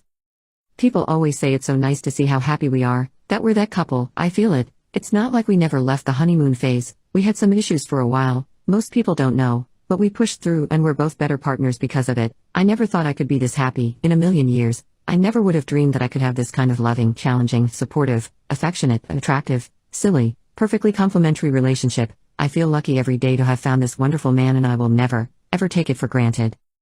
But seeing that stack of cards, even though it may seem small to some in the grand scheme of things, just really made me happy today. I told him I loved him for the first time in a rambling Valentine's Day card. 7 years ago, we make a special point on every birthday, anniversary, whatever, to get the other person a nice card, write a little something. Maybe one day he'll be looking for something and find my stash, tucked away in my bookshelf, a stack of every card he's ever given me. I went to a pride event as a straight white man. I am a straight white man with a bisexual girlfriend. I've been trying to expand my horizons a bit over the past few years, and she asked me to go to a drag show with her. Against my typical nature, I said yes. It was the most fun I've had in ages. It was packed elbow to elbow. I didn't see a single fight. Someone bumped me and I dropped my drink on the foot of a drunk person. I apologized, and the drama was immediately over with no hard feelings. No one got in a fight. The show was really funny. The drag queen announcer had me cracking up when they were dogging on people in the crowd and making people who were there for their birthday dance on the stage. Everyone was dressed up in pride costumes and genuinely looked like they were having a great time and wanted to be there. My favorite part was when a 68-year-old lady got a dance from a male dancer and the dude smiled huge and gave her a big hug and kiss on the cheek. She looked like my grandma, and she walked out on the stage for her birthday walk and dance, and the crowd went absolutely berserk cheering for her, and I'll bet she'd never had that entire type of attention her whole life. Come on, straight white people. These are the people we call pedophiles? These are the people we are scared of being nearing children? Give me a f***ing break. I have never seen such a drunk, densely packed large crowd of people so nice to one another, so nice to me, and having such a positive and accepting towards anyone, even white as straight me. It didn't turn me gay either. As it turns out, the gay is not contagious, but it's got me thinking maybe if it did, that wouldn't be a bad thing to be a member of the least toxic community I've seen in years. As a country we can do better. I'm going next year. I don't vote conservative, but they have at least one white, rural male that will never vote to take away rights, status, or protection. I accidentally fell into a family with my best friend and it's the best thing to ever happen to me. I had a very rough childhood growing up. I didn't have a dad, and my mom was never really there because she had a rough battle with health issues and got hooked on narcotics. I had friends growing up, but I had my best friend since I was 12. Her name is Lily. We have been extremely close due to our childhood issues and we had always been there for each other. We had talks of being together, but got cold feet because we were scared if it didn't work. We couldn't recover from that. When I was 18, I didn't really want to go to college. School had never been for me, so I went into a trade. I work long hours, but it's been worth it and I make solid money right now for my position. I'll come back to this in a bit. When we were 19, Lily got pregnant by her boyfriend. The dude somehow managed to avoid child support payments and broke up with her, and has not seen the kid once in his life. Complete deadbeat. Makes me disgusted. Lily was scared, but I told her I would be here when she needed. She didn't have parents that would help, but I told her I'd help where I can when the kid gets here. Lo and behold, she gave birth to a beautiful little girl named Kelsey. I was there when she was born and it was a weird moment. I don't know to explain it, but I did feel happy for her. Now we're 21, and ever since then this little girl has had me wrapped around her finger. I've done my round of the diapers, bottles, middle of the night screaming, etc. Every day I get home from work we sit there and we watch her little shows, and we spend a lot of time together as the three of us as well. When we walk, she grabs my pointer finger with her whole hand because it's so little. She stands up and kisses me on the cheek after I change her, and she loved her snuggles where she just lays on top of me with her head laid up against my chest. As of recently, she has begun speaking. She has been calling me daddy. I've been feeling really weird about it lately, feeling like it's not right, and that someday she needs to know the truth. I talked to Lily about it one night and got her opinion of it. She sat there with a slight grin and then she came up behind me and hugged me. She said you're the best dad she could ever ask for, and then proceeded to tell me we'll worry about talking to her when she understands. As far as she is concerned, you are her daddy, and you are to me as well. I turned around and hugged her. We had a long talk about what's been going on lately with us as we have been engaging in not so just friends activities, and she just said I like this. I like our family. I just kind of froze for a second and asked her, is this what we want to do? And she followed up by saying I think we've been doing this for a while now, and then laughed. We had a great moment and agreed to be a family. I had told her I needed to run to the drugstore for some diapers for Kelsey. On the way there, I bursted into tears. I cried for maybe a good 30 minutes. I don't even know how I describe what I was thinking and feeling, but I was happy. I just know that there isn't a thing in this world I wouldn't do for those two. It feels like I can relax and reflect on everything that's happened to this point, but also I don't. I basically have a family I'm looking out for. Like no matter what happens, I have people who will depend on me, and something like that makes me want to be the best man I can. In about another year, I will have my official license for my trade, giving me a substantial pay raise and a new job that I already have lined up. I've already started looking at houses and rings. We've also talked about having our own once I get my license. I don't know where I'm going with this, but I wanted to share it with someone. But I don't really have those people in my life. Thanks for reading. My kid came out as trans and I'm struggling, but not for the reasons you think. I've always known, even as a baby he seemed happiest in his cousin's boy hand-me-downs and would protest if I dressed him in pink frilly things. The minute he learned to walk it's been rough and tumble, dirt under his nails, bugs in his pockets. I thought maybe he was going to be a tomboy like me until he was 5 and he tried to shave his head with his dad's beard trimmer, huge bald spots everywhere in his beautiful long blonde hair. He looked at me with tears running down his chubby baby cheeks. Mama, I don't want to be a girl. I got out the clippers and shaved his head. I knew. At 7, if someone said he was a girl, he would ball up his fists and tell you he was a boy. I never once corrected him, but somebody did. I don't know who and I don't know when, but someone got in his sweet little head and for a moment, he decided he was a girl. He tried for a while to be a girl, donning dresses with scrapped knees, scuffed Mary Janes and grass stains. He tried to love ponies and Barbies and all things girl, but he hated it, and you could tell he did. I knew.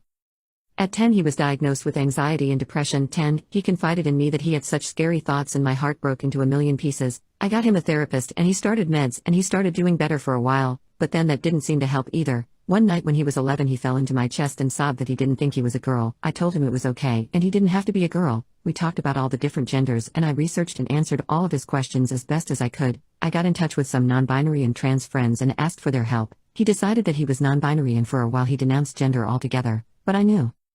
One night a few weeks ago at 13 he asked me to pass the butter during dinner and immediately after, as if he was telling me something as mundane as the weather, he said it, "Mom, I'm a boy, I'm trans." The look on his face was part hope and part terror, but it was all brave. He's always been brave, even when he can't see it. I told him I loved him and that would never change and that I would love him regardless, not in spite of. I always wanted a boy. I'm terrified. He wears his heart on his sleeve. He's so kind and gentle. He always has been. I'm trying so hard not to mess this up. It's too important, but I am scared and part of my mama heart wants to squash it. Not because I don't believe him or I don't support him, but because I am afraid and I want to protect him. Afraid of how the world is going to treat him. Afraid of the current political climate we live in. Afraid of the things trans men experience at the hands of some evil cis men. Afraid of the cruelty he may face. Afraid of the absolutely staggering self-destruction rate among trans people and that I may one day bury my son because of it. I don't know what to do. I don't know where to go from here. Logically I do, but mentally and emotionally, I'm just stuck. I don't really have anyone I can talk to about this. I just hope he knows that he is so loved and that is enough. I outed my sister to our parents. 3 years later she still doesn't talk to me. My husband hates when I talk about this to him because he thinks I should be over it by now, but sometimes I need to talk about it. 3 years ago my sister came out to me as a lesbian. My reaction was pretty bad to say the least. At the time I was very involved in the Mormon church. I'm still a member, but I'm not as radical as I was before. I told my sister that I didn't want her around my kids anymore and I needed to distance myself until I prayed about everything. In my mind, I needed direction from God on what to do in this situation. My sister cried and begged me not to tell our parents. That same night I told our parents about what my sister told me. They were extremely angry and confronted her. Things got much worse from there. My family was encouraged to distance ourselves from my sister by our bishop. Since my sister is an adult, pays her own bills, and lives in her own apartment, it was easy to avoid her. At the time I thought I did the right thing. It sounds dumb, but when she graduated from college a few months later it really hit me that I lost my sister. My family is the type of family to always attend big events for each other. We always go all. So seeing my sister succeed in something she's worked hard with us sucked. I texted her and apologized. I told her that I would like to have an open conversation if she was open to it, but she never responded. It's been 3 years, and my beliefs on the LGBTQ community has changed drastically. I now see how ignorant and brainwashed I was. I've reached out to my sister many times, but I never get a response. Last I heard she moved to a new state and works as an ICU nurse. Not a day goes by that I don't think about this. The guilt from this keeps me up at night. Husband and brother had an affair. Don't know if I should laugh or cry. So, I 35 female found out my husband, 38 male, of 6 years was having an affair. That alone would be enough to push anyone's buttons, right? But just wait. There's a twist. He wasn't having an affair with another woman, nope. He was having an affair with my brother. Yeah, you read that right, my bloody brother. Now, I'm not one to judge anyone for their preferences. Live and let live. You know, what got me is the betrayal. The absolute soul-crushing betrayal from the two people I loved most in this world. You know, those folks who are supposed to be your rock when everything else goes to hell. Yeah, those. I found out purely by accident. I wasn't snooping, promise. Just looking for an old picture on my husband's laptop. We often swapped devices and didn't really have any boundaries when it came to privacy, or so I thought. Stumbled upon some emails. Not just any emails. Lovey-dovey ones. With my brother, my world collapsed. Literally my legs gave out, and I ended up on the floor, staring at those words that made absolutely no sense. I swear, if confusion and hurt had a baby, that baby was me at that moment. It's been a rough few weeks since that day. I confronted them both. I wish I could tell you that it was a heated discussion with flying pots and pans, but honestly, it was a quiet conversation with a lot of crying. More from my end. Obviously, I feel deceived, cheated, and just replaced. It's one thing to be swapped out for another woman, but to find out that your husband is gay and in love with your brother, that's a level of pain and confusion I never thought I'd have to endure. Life's been a whirlwind of emotions since then. The crying, the anger, the self-doubt, the stages of grief for a marriage I thought was solid. I've moved out temporarily, staying with a friend. On top of it all, I feel so isolated. Like, how do you even begin to talk about this with your friends? How do you explain it without feeling like a circus freak? And before anyone says, yes, I have started therapy.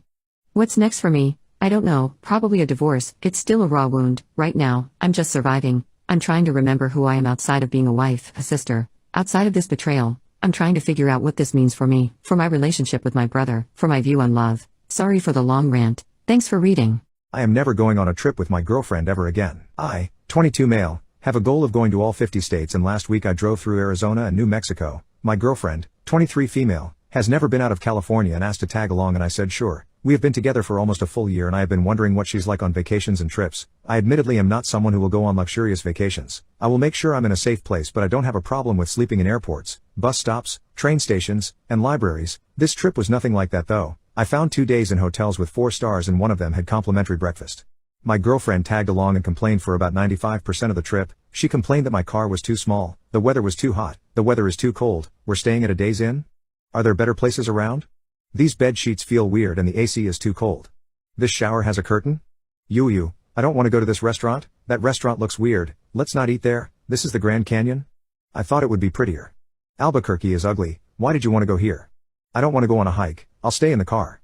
Any suggestion I gave was turned down. When I asked if she wanted to do something or go somewhere, I barely received a response. She freaked out at a waitress because they made her order wrong and caused a scene. We went to the Grand Canyon and she didn't clean up her garbage when we had lunch and said it's the park ranger's job. By the time we got home I was completely exhausted. I dropped her off and drove back to my house without music just so I could enjoy a period of silence. This trip opened my eyes into what she can be like when she isn't 15 minutes away from our city. It was her first time out of state, but she barely displayed any signs of common decency towards people and I ended up apologizing for her behavior multiple times. I should not have to apologize for my girlfriend's actions because she received bacon instead of sausage. I'm exhausted.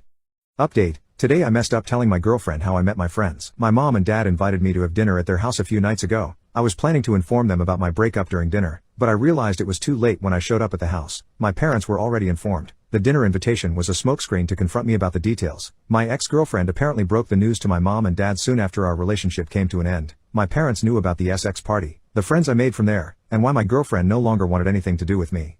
It was an ambush, or an intervention, I don't know, but it was awkward. My mom wanted me to make her believe that my ex-girlfriend lied and that I never participated in Group SX.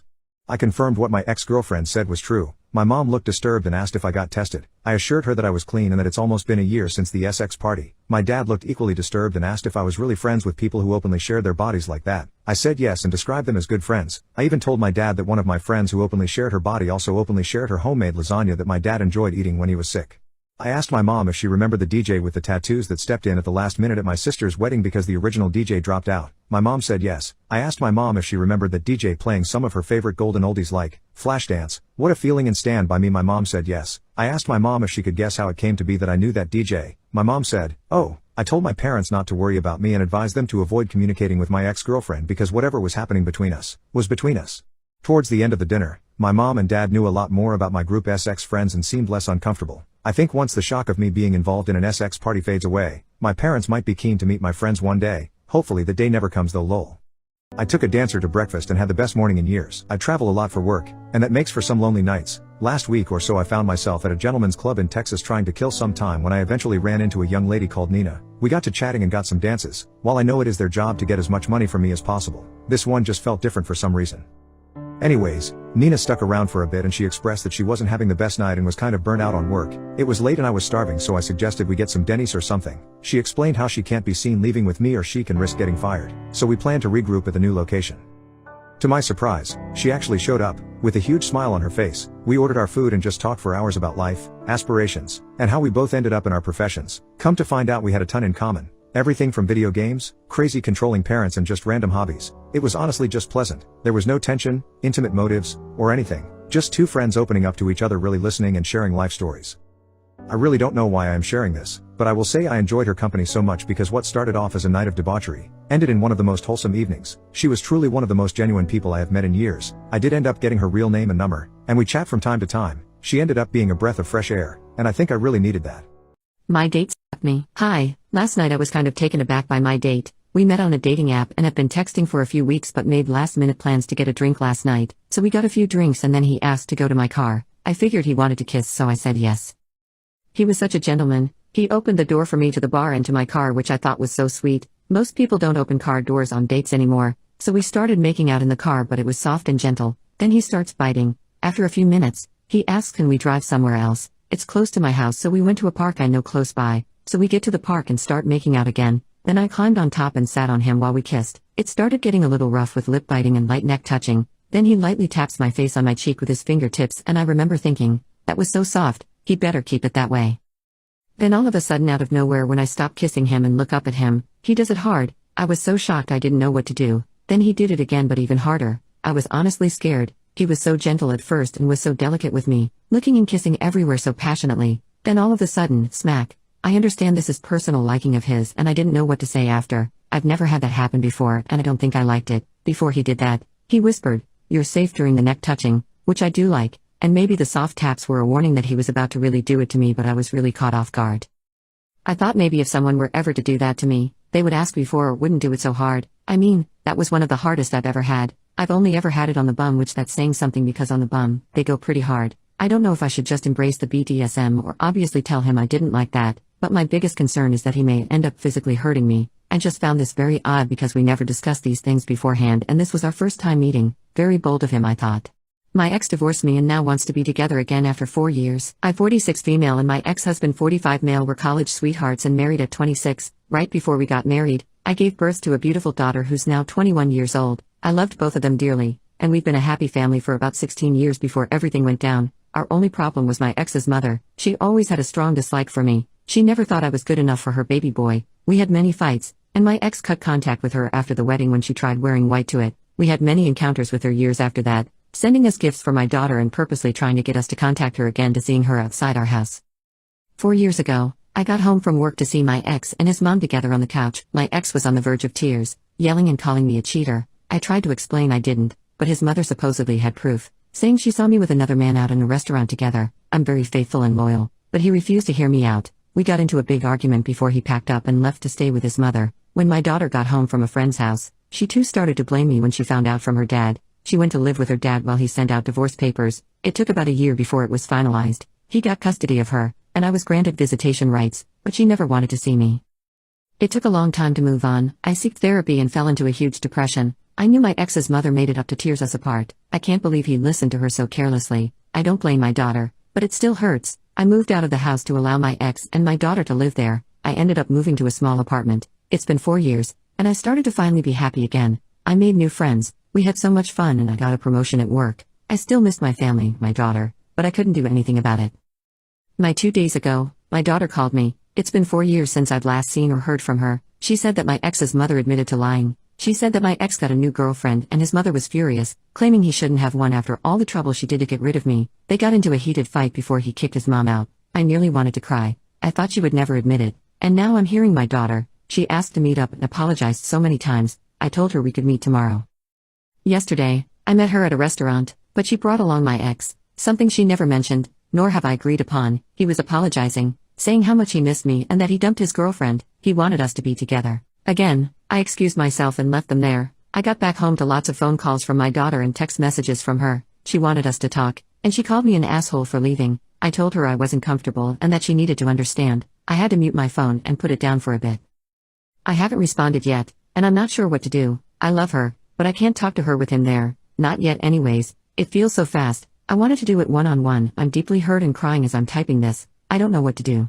My boyfriend let 3 of his friends touch me while unconscious. They have multiple pictures of me exposed. I don't know what to do. I should say ex-boyfriend. I'm so sick and disgusted right now. About 3 months ago was my 20th birthday. My boyfriend is a hockey player and he had an away tournament on my birthday weekend. We had been together for 6 months at this point. After his late game on the Saturday, we went to a nearby bar to celebrate and I don't drink. So I do get drunk fast when I do, but I still don't know if it was just alcohol that made me pass out. I can also clearly remember in the bar when I started to feel off thinking I needed to find him because he was the only one I could trust to keep me safe if I passed out. All I really remember is begging him to take me back to the hotel because I didn't feel good and that was it. Around midnight maybe?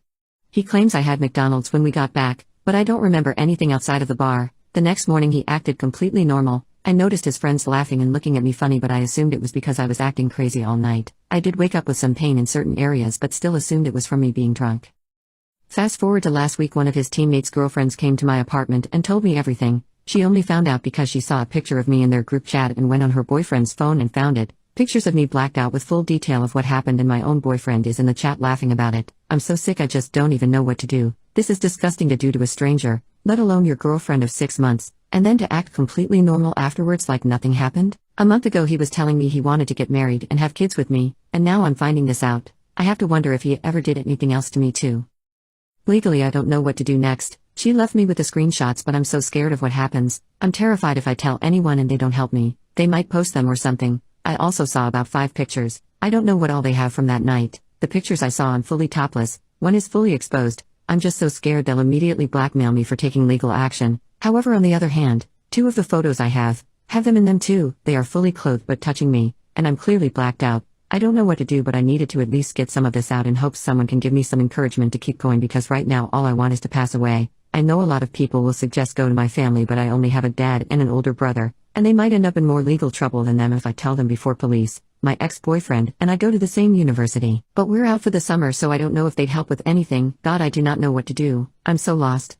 My parents disowned me 5 years ago for false accusations. Now they want to talk. I am bisexual. When this all happened, I was still in the closet and didn't tell anyone about my ex or our relationship. My ex and my family were my whole world. I thought I had a good relationship with my parents. I had inside jokes with my dad, shared hobbies with my mom. I also had a good relationship with my sister, 10, at the time. I didn't drink, smoke, or be late most nights. I wasn't perfect, but I wasn't that troubled teenager of a boy that didn't even deserve to be effing hurt. In the summer, my ex and I planned to sleep over at his parents' house. I know it was a dumb decision to sleep at his parents' house when no one knew about our relationship, but I was 19, dumb and hormonal. His parents hurt us and his father entered the room and laid his hands on my ex-boyfriend. When he tried to get me as well, his wife grabbed him and I quickly grabbed my clothes and ran away and went to my home. In the evening of the next day, my father entered my room and grabbed my hair while my mother was crying and asking me if I had essayed my little sister as well. I didn't understand what she was saying, and I told her of course I didn't essay her, but my father said that I was just a mistake and dragged me out of the house and told me that if I didn't run away from him now like I ran away from my victim's house yesterday, he will turn himself into the police because he will be unaliving me. I tried to call my ex-boyfriend to make sure he was okay, but he didn't answer. When I called my grandmother, she told me I should be ashamed of myself and I should surrender myself to the police, and that she would support me if I did this. I tried to ask her what was happening, but she said that she couldn't bear to hear my voice and hung up the phone. I went to the house of my close friend Angel. She wasn't at home, but her father was. I call him uncle. I did not plan to talk to him, but I could not stand it and cried in front of him. He listened to me and assured me that I had a place in his house and to not worry. The next day, my uncle sat me down and told me that he spoke to my father, and he told him that I had essayed my ex-boyfriend and forced him to do things he didn't want to do. Had it not been for his parents discovering us, I would have continued the essay. I was shocked and showed him the messages that were between us. I don't remember what happened, but I was crying hysterically and Angel was holding me and my uncle calling the ambulance. After I got out of the hospital, we spoke with a lawyer and reached an agreement with my ex-boyfriend that he would confess to my family that it was a lie, otherwise I will file a defamation case. All the evidence was against my ex-boyfriend and he accepted, but it wasn't enough for my parents because they sent me a legal disowned letter. I will spare you from the details, but know that I am fine now. 2 days ago, my parents sent me a long message, asking to talk. They said my sister died, and they wanted me at the funeral on Friday, and to talk. I told them to F off and to give the funeral location. They told me either I talk to them or they won't give me the time or location. I want to see my little sister, but I don't want to see my parents. The thought of them only makes me sick. What did I do wrong to deserve this? Be gay. I flirted with a customer even though I'm taken and now my boyfriend is mad. Okay, that title makes me sound absolutely terrible. I know. Some backstory. Me and Terry, male 20, have been dating for a few years now. I'm bisexual, and he knows this. I work at a pharmacy, and one of our regular customers, Jean, female 70s, is a complete ray of sunshine, an absolute sweetheart, and she stops by like once every 2 weeks to pick up her medicine. Jean is a widow. A few months back she picked up a medication that required verification she was over 21, and the system needed a driver's license ID even though she's obviously over 21. I played along and sternly asked her if she had her driver's license, and said I'm not sure you're over 21 playfully. She said oh dear and laughed and it became a little joke, and she and I have been acquaintances if not distantly friends ever since. I see her, like I said, about every 2 weeks, and I always compliment her appearance or say I love her glasses, etc. She started going on walks for health and I'll compliment her figure or ask if I should look for her in the upcoming Olympics, etc. Most recently, a few weeks ago, Terry stopped by my work and he was waiting in a seat when Jean came to get her medicine. She mentioned in passing that she had a date, yay, lined up, and I mock gasped and asked if I was going to be invited to the wedding. She laughed and said only if she could come to mine, and that was basically the whole interaction. I may have complimented her skin or her shoes or something. Terry was in a sour mood for the entire drive back to my house, and when I pressed him he said he didn't like how flirty I was with Jean. Of course, I reassured him and told him that I'm just extra nice because she's on 30 different meds and a widow, and I wanted to make her day a little better, but he says I'm crossing a line and that taken girls shouldn't act that way. Now, on the one hand, I can see where he's coming from. If Jean was 50 years younger and I was saying this stuff to her at a party, I think there wouldn't be a doubt about it and I'd be overstepping a boundary if not outright cheating, but she's over 70. A senior citizen, and I'm just trying to make her day a little better. Part of me thinks it's actually comical that he feels threatened by this, but honestly I'm not sure. I guess I want to know now, am I actually overstepping my relationship's boundaries? Am I weird for 1, flirting with Jean, and 2, thinking it isn't a big deal? This is kind of the only relationship I've ever been in, so I don't know whether it's normal to be upset about something like this. Advice would be appreciated. What's your greatest achievement under the sheets? Emily's perspective. Josh thought that he and I were an unstoppable gaming duo. I used to hate Guitar Hero, Literally only he liked it, but eventually I caved in and played it, and for a while, it brought us closer together. But as time went on, I noticed a change in Josh. Gaming became more than just a hobby, it consumed his life. Hours turned into days, and days turned into weeks, all spent in front of the screen, lost in virtual worlds. I tried talking to Josh about it, but he didn't see his gaming as a problem. He was oblivious to the fact that our connection was slipping away. It didn't help that his online friends were bad influences. He gave us the nickname Resi's cause, where supposedly peanut butter and chocolate like that isn't blatantly racist. Desperate to rekindle our passion and remind him of what we had, I decided to take a risk. That's when I discovered Tabs chocolates, a magical solution that claimed to enhance intimacy and desire. I knew it was a long shot, but I was willing to try anything to bring us back together. With hopeful determination, I purchased a box, hoping that it would reignite the spark in our relationship. One night, after another intense session of smelling Josh's swamp ass and playing Through the Fire and the Flames on Guitar Hero, I approached Josh with a proposition. I told him about the SX chocolates. I really do believe they have the ability to deepen our connection and reignite our passion. I wanted to show him that there was more to our relationship than just gaming. To my surprise, Josh agreed to give it a try. Maybe deep down, he sensed that something was amiss too. After we beat the song, we finally opened the box of Tabs chocolates. It felt like opening the suitcase from Pulp Fiction. The gold foil literally shimmered over us, and anticipation filled the room. As we savored the rich chocolate, a subtle change came over us. The flavors danced on our tongues, but it was more than just taste. The chocolate seemed to awaken something within us, stirring a longing for a deeper connection. I wanted to show Josh that intimacy and love could exist beyond Xbox Live and Discord, right there, in the real world with me. As the music of Through the Fire and the Flames echoed through our minds, we made love. Synchronized with the rhythm of the song, we were fast as shit. I still can't sit properly. It was a way for us to bridge the gap between our shared passion for gaming and the physical intimacy we both craved. The SX chocolates acted as a sort of key, unlocking a connection we hadn't felt in a long time. Though it was just a single night, it planted a seed of change within us. I thought it made Josh realize that our relationship needed attention and nurturing, but instead he bought more SX chocolate flavors, and honestly, I'm not mad. The intercourse goes hard.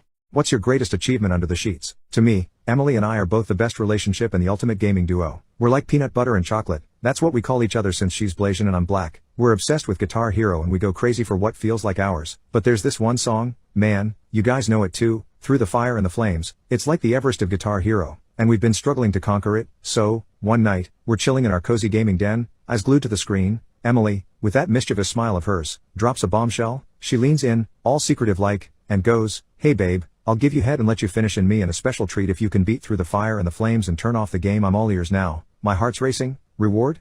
What kind of reward? I ask, trying to act cool even though my mind's on fire. Emily's grin widens, and she whispers, "Tabs chocolates, bro, you know, the ones on TikTok that supposedly spice things up." Damn, my jaw practically dropped to my ass. Tabs chocolates?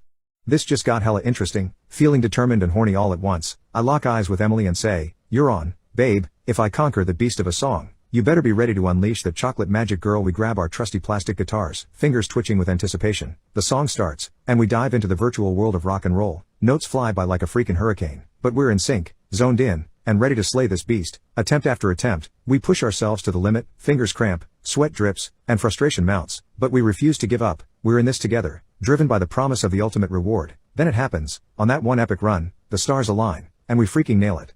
The crowd goes wild, and we high-five like we just won the World Cup. We did it, man, breathing heavy and grinning like a couple of mad geniuses. Emily grabs my hand and leads me to our bedroom. She pulls out a secret stash of Tabs chocolates from this black and gold box with gold foiling, and it's game time. We pop those chocolate delights into our mouths, savoring the rich, velvety taste. Instantly, a rush courses through us, intensifying our desires like never before. It's like our bodies have been electrified, ready to take things to a whole new level. Inspired by the rhythm of the song that we just conquered, we decide to take it up a notch. We sync our movements, our thrusts, to the beat of Through the Fire and the Flames. It's an insane idea, but we're fueled by the passion and the energy of the moment. As the song blares from the speakers, our bodies move in perfect harmony, riding the waves of pleasure and matching the beat. It's a mind-blowing experience, the ultimate fusion of music, gaming, and our deepest desires. The Tabs chocolates have enhanced our drive, intensifying every sensation. Check out Emily's wild perspective.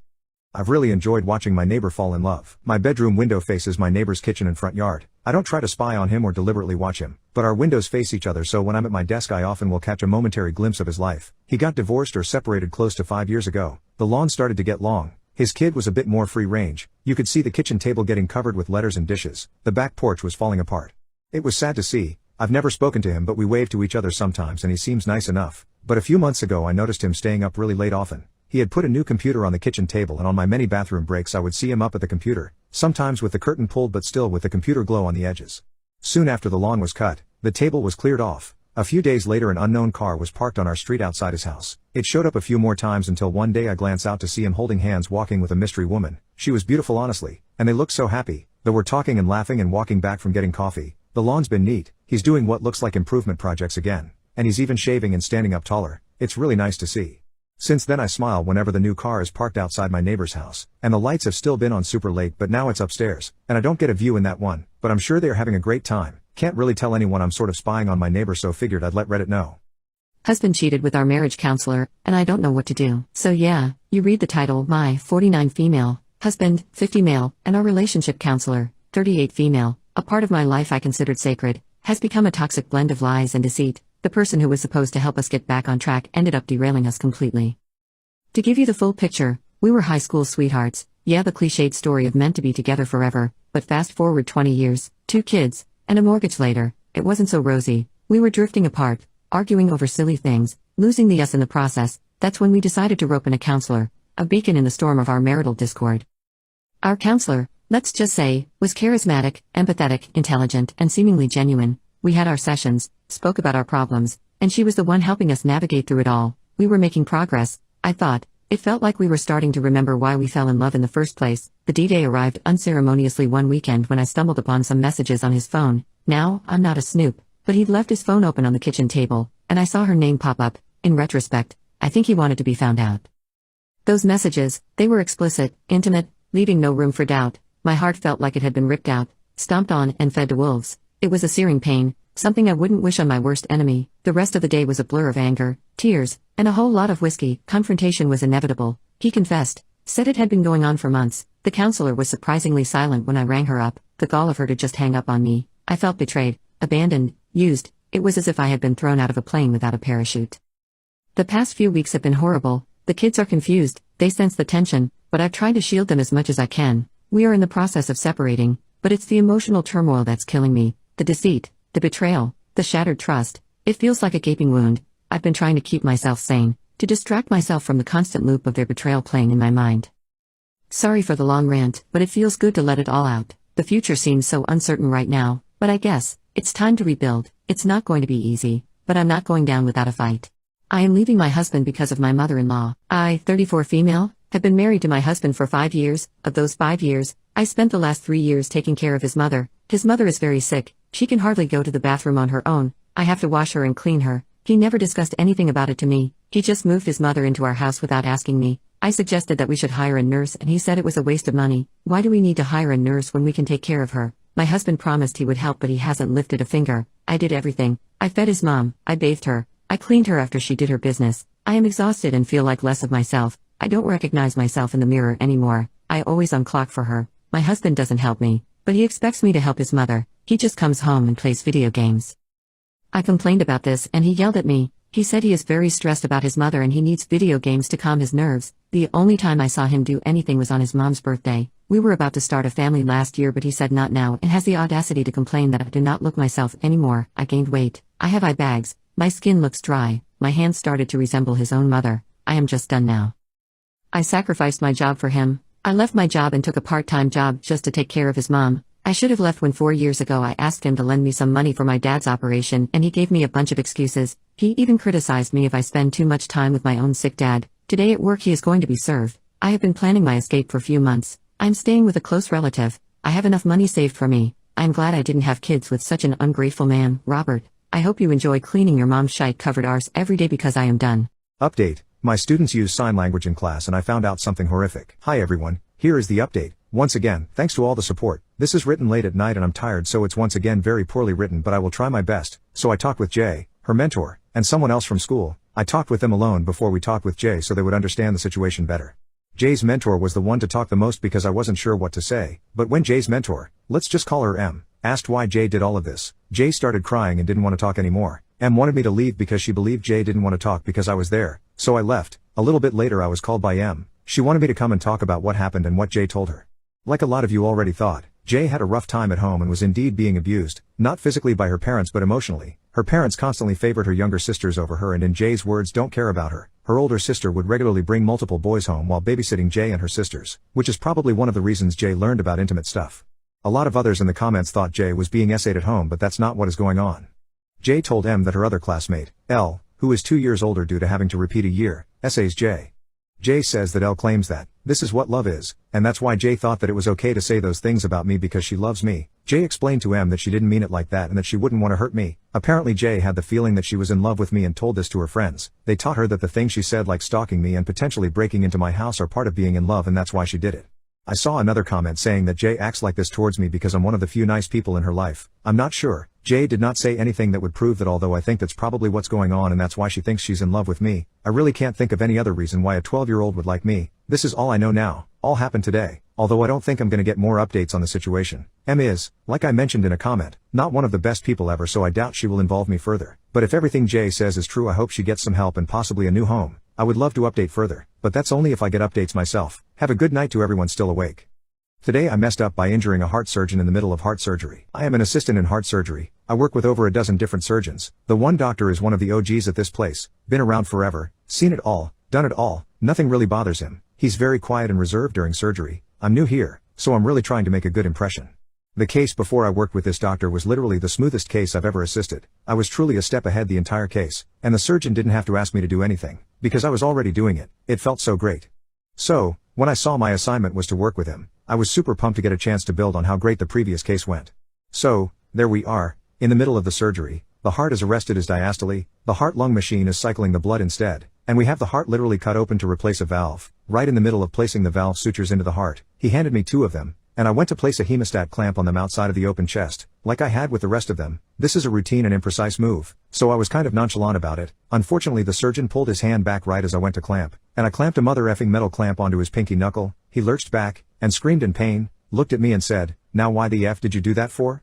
I was speechless, being caught totally off guard. Obviously I hadn't done it on purpose. This reserved and quiet surgeon had just scored a touchdown in the Super Bowl spike with a now contaminated, with his own blood, needle driver he had been holding onto the floor, ripped off his gown and gloves, and stormed out of the room.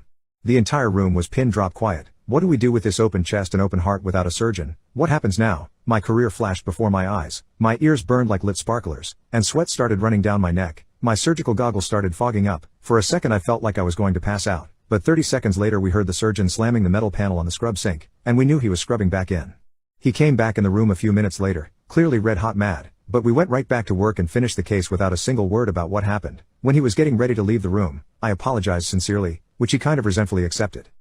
Told the guy that I was interested and that I'm going on a girls' trip, and he completely lost his shite. My friends and I are going away on a girls' trip one of these weekends, and I decided to tell the guy that I've been talking to about these plans, only for him to completely blow up on me. We're not planning on partying or anything like that, and I told him that. But it didn't change anything. He said that if I'm interested in him and plan on being with him, then I don't need friends. I tried explaining to him that having friends is important to me and good for my mental health, but all that he said was that it's disrespectful of me to even consider spending my free time away from him. I even offered to remain in frequent contact with him, take pictures, and share my location with him while I was away on this trip, but that just made him even more upset.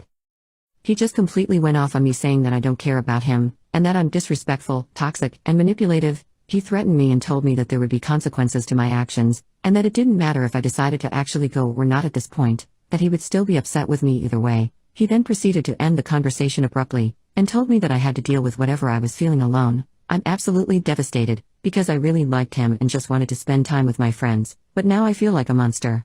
I punched an autistic kid after he groped me and now everyone hates me. That grope was the last straw. I have known Troy since kindergarten and he has always been babied. It was always his autism that made him who he was. I don't know why, but he always had a crush on me. I rejected him gently multiple times, but he never took no for an answer. As we grew older, he got worse.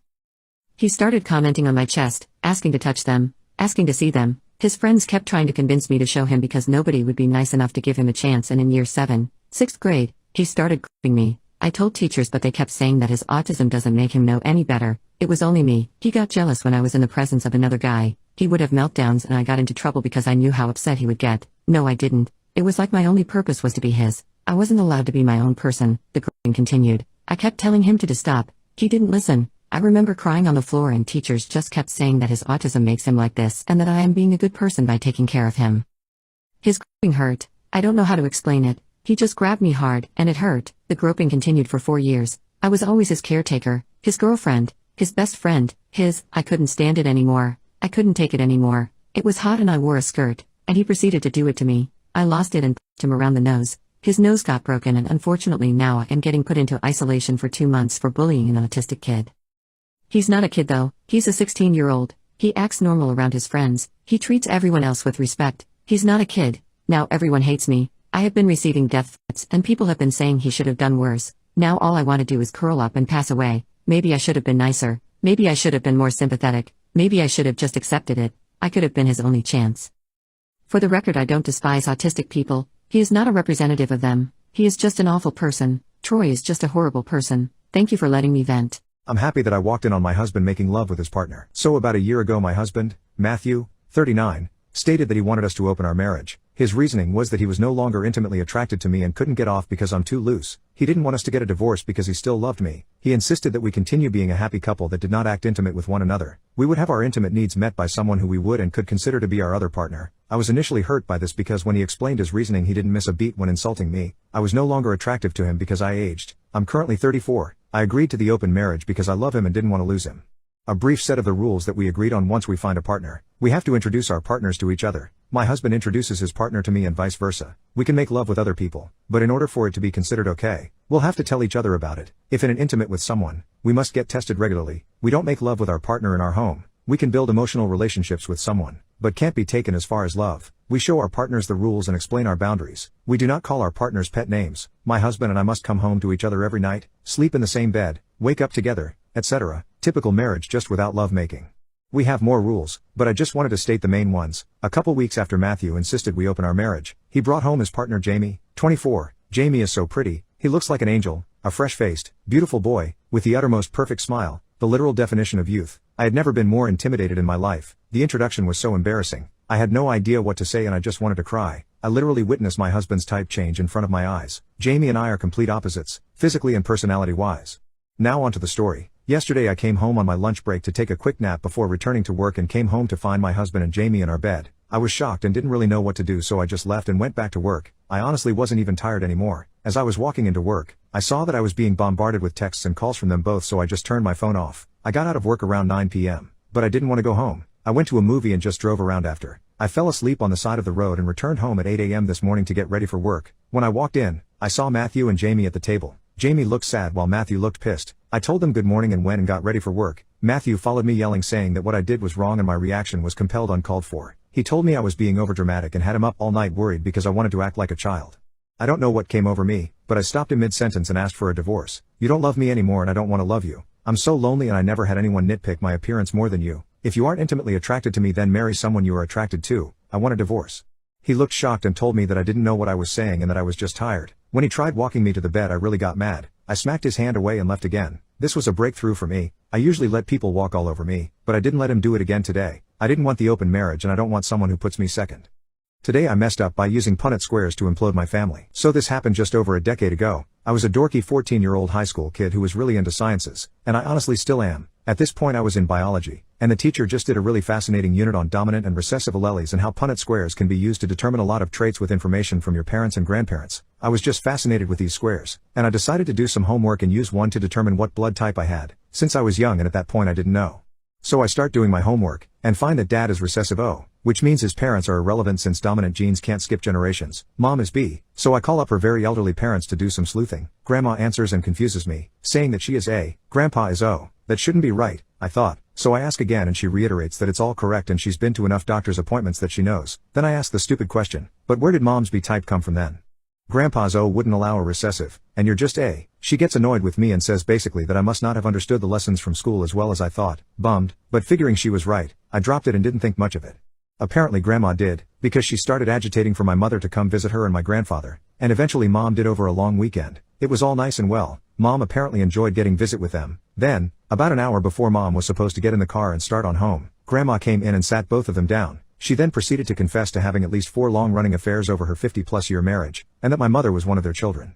Mom was absolutely devastated, as was my grandfather. They reiterated to each other that as far as they were concerned they loved each other as father-daughter, but they both kind of stopped talking to Grandma. For years, for my mother, she also became estranged from her siblings, who all apparently were quite certain that she wasn't my grandfather's biological child. Mom showed up back home, almost inconsolable, because decades of lies and deceptions. When she finally told my father and me, I immediately connected the dots on why Grandma has chosen now to bring it up. I felt awful. Because at that point, I'm inclined to think this is one of those secrets that dear old granny should have taken to her grave. Mom and grandpa stayed close, and she and her mother eventually had some reconciliation, but they've not been as close as they once were. Mom also reconciled with her siblings, and forgave them. My grandparents themselves have stayed together. I never found out how the two of them handled it between them. My ex is paralyzed now and I'm happy about it. I was with my last ex for 4 years. I loved him so much and I wanted to spend the rest of my life with him. I caught him texting other women. I should have ended it then, but I loved him so much I just ignored it. I buried the hurt and shame. The abuse cycle started, gradually withdrawing love until my bar got lower and lower. Then he started to become physical. I should have ended it then. I didn't want to admit that I allowed myself to be in a relationship like that. He ended up getting locked up for something unrelated to me. I should have ended it then. I thought if I proved how ride or die I was, he would finally appreciate me. When he came home it all started again. He put a cigarette out on my arm, leaving me with what I assume was a third-degree burn. It never hurt and it healed, but the flesh under the scar isn't there. I got multiple concussions. One of my teeth was knocked back because of him and I needed to get a root canal. The physical was nothing compared to the emotional and psychological. If I wanted affection he would stonewall me. If I wanted to be left alone he would poke at me until I blew up. Then he'd blame me for leaving. I don't want to be around you when you want to fight. Everything I did or thought was wrong. My anxiety was through the roof. Eventually he forced me to take a loan out for a car. I wasn't in a position to say no. I knew he could afford the car note and I was still desperate to make him respect me. I didn't even realize how scared I was. I finally told him I was done when I found out he was getting with multiple other women. Something I knew deep down, but I didn't trust myself enough to believe until I had proof. He refused to leave my house. I didn't have enough money to force him out of my home that I own. I was so stuck. One weekend, he went out like he always did and he didn't come home that night. I wasn't surprised. I wasn't even concerned. I was used to not knowing where he was. Then his friend showed up at my house looking for him. He told me the police had tried to pull him over and he sped off. No one had heard from him since. I got a call later that he was unconscious in the hospital. He had a spinal injury from being thrown from the car at 150 miles per hour. The cops said before he passed out he was screaming that he couldn't feel his legs. I was by his side in the hospital because his mom wouldn't come unless someone paid her way. His co-workers eventually paid for her gas and hotel room. They came to visit and spoke so highly of him. They knew the man I fell for. The mask. It took me a while to process, but I realized this was my out. I started to get excited looking at him totally helpless. All the times he did hurtful things, or when I was squeezed so hard I couldn't breath and now he couldn't even breath on his own. That made me feel so secure. He couldn't hurt me anymore. Parts of me I thought had died were coming back to life. A lot happened during his recovery. A co-worker took him in. I told the co-worker to get his stuff from my house. I explained the hurtfulness to warn her, but I knew she wouldn't believe me and she didn't. He could only wear the mask for so long though. She eventually kicked him out. Now he's living with his mom. He is impotent. He's incontinent. And he's totally paralyzed from the belly button down. He will never make love with another woman. He will never be fully independent. For him that is a fate worse than death, and I couldn't be happier. Of course the car was totaled and he'll never pay for the car note. My insurance was unsympathetic to my situation, so I have about $8,000 left to pay. My best friend moved in with me and her rent covers the payment for now. Money is tight, but it feels so dang good to be free. I'm leaving my terminally ill wife. My wife and I had 6 incredible years together before she was diagnosed with young onset dementia 3 years ago. She is only 44. She is unrecognizable from the wonderful, vivacious, kind woman I married. That woman was the kind of person that lights up a room. I feel like I no longer know the person I'm married to. Her dementia means her behavior is radically different now and usually unpleasant. She goes through sundowning and becomes incredibly aggressive and hateful. Or hysterically tearful. Her mood swings are continuous and unpredictable. I have help from family and friends in Dementia UK, but it still doesn't make it bearable. She hardly knows me at best and hates me at worst. I've decided to leave. Not divorce. I need to be there legally to support her medical decisions, but leave the relationship. Pay for a carer to support her where I can't and eventually move her into a facility when that isn't enough. I know I'm evil for leaving, but I can't do this. I can't stand that she no longer loves me, barely even likes me. None of it's her fault, none of it is even her, but I just can't do it. I'm so sorry, B.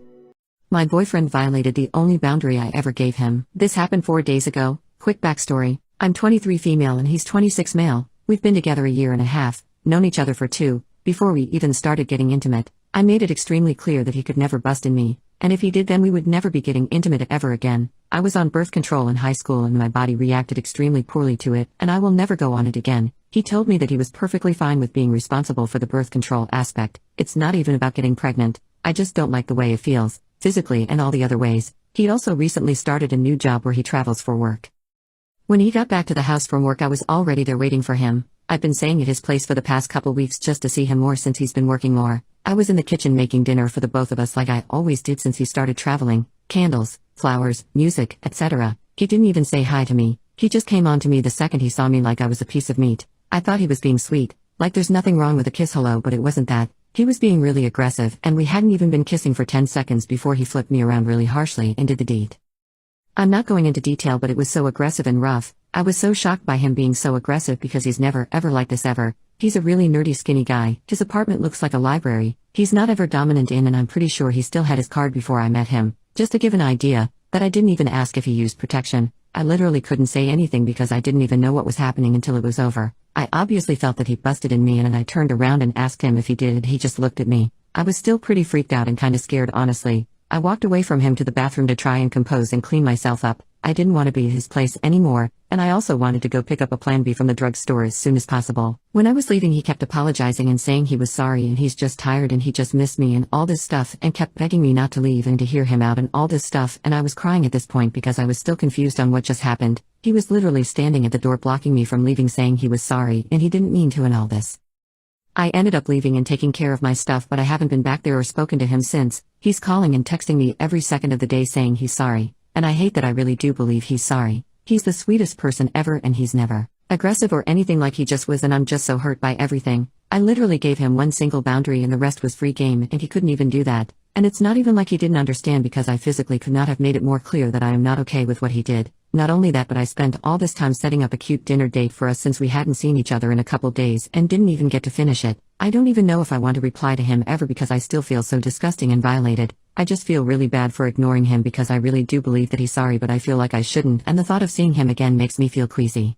My boyfriend said the quiet part out loud. Last night my boyfriend, 20, and me, 21 female, we're going to have some fun. For context, this is the only non-abusive relationship I've ever had, especially in regards to lovemaking. To put it lightly, my other relationships didn't give a crap about me or my pleasure. Sometimes I get worried my current boyfriend doesn't care about my pleasure, but I've been convincing myself that I'm just paranoid and putting up a wall because of my last relationships. So we're getting in the mood, and I notice once again he is not doing much for me and I'm doing everything for him and his pleasure. For instance, this happens often. I put his hand down there and he moves it away. I tell him I really want to finish tonight and he immediately does an annoyed face with a big sigh. I'm confused. He says, but that's so much work making you finish. I don't know if it's your ADHD or something, but... And I immediately stop what I'm doing and my mind goes blank. I do have ADHD, but let me tell you, this man doesn't do anything to pleasure me. He has said he finds vaginas gross, so let me tell you, this has nothing to do with my ADHD. Last night he confirmed my worst fears, that for 5 effing years I've been dating him and he doesn't give a crap about if I finish or not when we make love, which, surprise, I never ever do. I've never been so angry in my life, and I'm not an angry person. Today is his birthday and I still feel so angry. I don't know what to do. My boyfriend talked me into making love with his friends and I feel horrible about it. My boyfriend and I have been together for 9 months now. He's really fun to hang out with. We have lots in common with each other and treats me really well. I'll admit we have a kind of crazy intimate life and do a lot of play. Some of that play consisted of us pretending we were sleeping with other people. It's not really my thing, but he likes it sometimes, and I told him as long as we keep it in the fantasy world it's fine with me. Anyway, after a couple months of him asking over and over again, I finally gave in and agreed to make love with his friends. He brought over 2 friends last weekend and he watched them do you know what with me. He's over the moon happy that I fulfilled one of his biggest fantasies, but now I'm a complete mess. I feel dumb for agreeing to something I didn't want to do. I feel guilty for actually enjoying some of it. I feel humiliated for the other parts. I can't even look his friends in the eyes now. He wanted to arrange a few more fantasy times with his friends during the Christmas break. I said no, but I'm worried it will keep coming up again. My head's such a jumble that I can't even figure out how to tell him how much it messed me up. He thinks I enjoyed it and keeps telling me how amazing the night was. How can I tell him we need to move our fantasies back to the fantasy world and get back to the way things were? Update. I thought I'd give an update while things are still fresh in my mind. I texted my boyfriend to come over to my place today so we could talk about what happened. He spent the whole day here and we talked for hours. My girlfriend spent last night with me at my place and offered to stick around if I needed her for support. I took her up on her offer. She mostly stayed in the other room, but just knowing she was there really helped. She's staying here tonight for me too. I guess things went as good as they could have given the situation. I broke down into tears and bawled my eyes out while he held me. To his credit, he let me say everything I wanted to say. He didn't interrupt. He didn't argue. He let me cry. He let me yell. He let me get it all out. I told him that emotionally I can't handle what happened. I thought I could do it and make him happy, but I can't. I told him that I was embarrassed and humiliated by some of the things they had me do, and how I felt powerless in the moment to stop it. I told him they made me feel like a worthless S-word, not a loved girlfriend.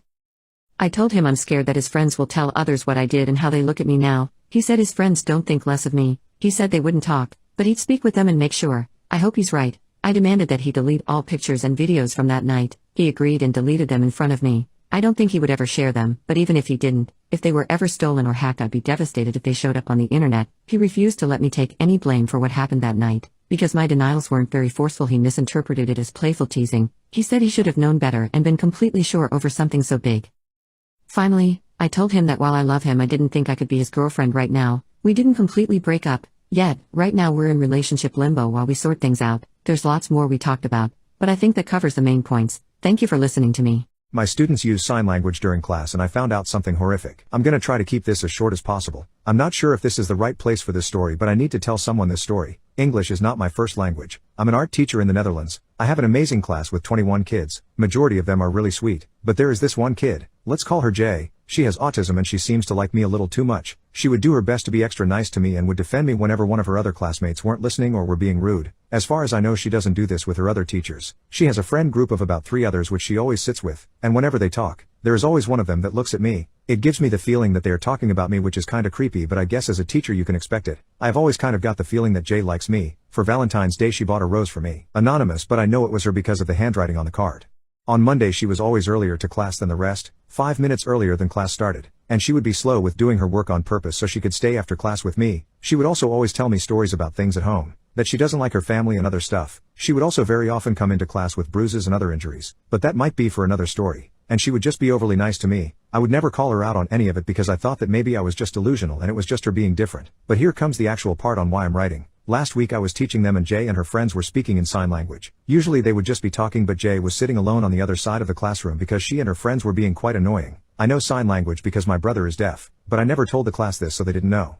Apparently Jay and her friends were talking about me, how Jay wanted to find out where I lived. She does know the town I live in, and wanted to break into my home and do things to me. I can't really go into detail, but that's one thing I heard. I also found out she's stalking me on my way from work to the bus stop and on social media. She also fantasizes about me, and I heard many other things that I can't really say on here. I haven't gone to work since because I don't think I can work at that school anymore. I feel bad for Jay that she doesn't see me in class anymore, but I don't want to risk anything. What do I do? Should I go back? I have no idea why I'm even posting here. I'm just so creeped out and I have no idea what to do.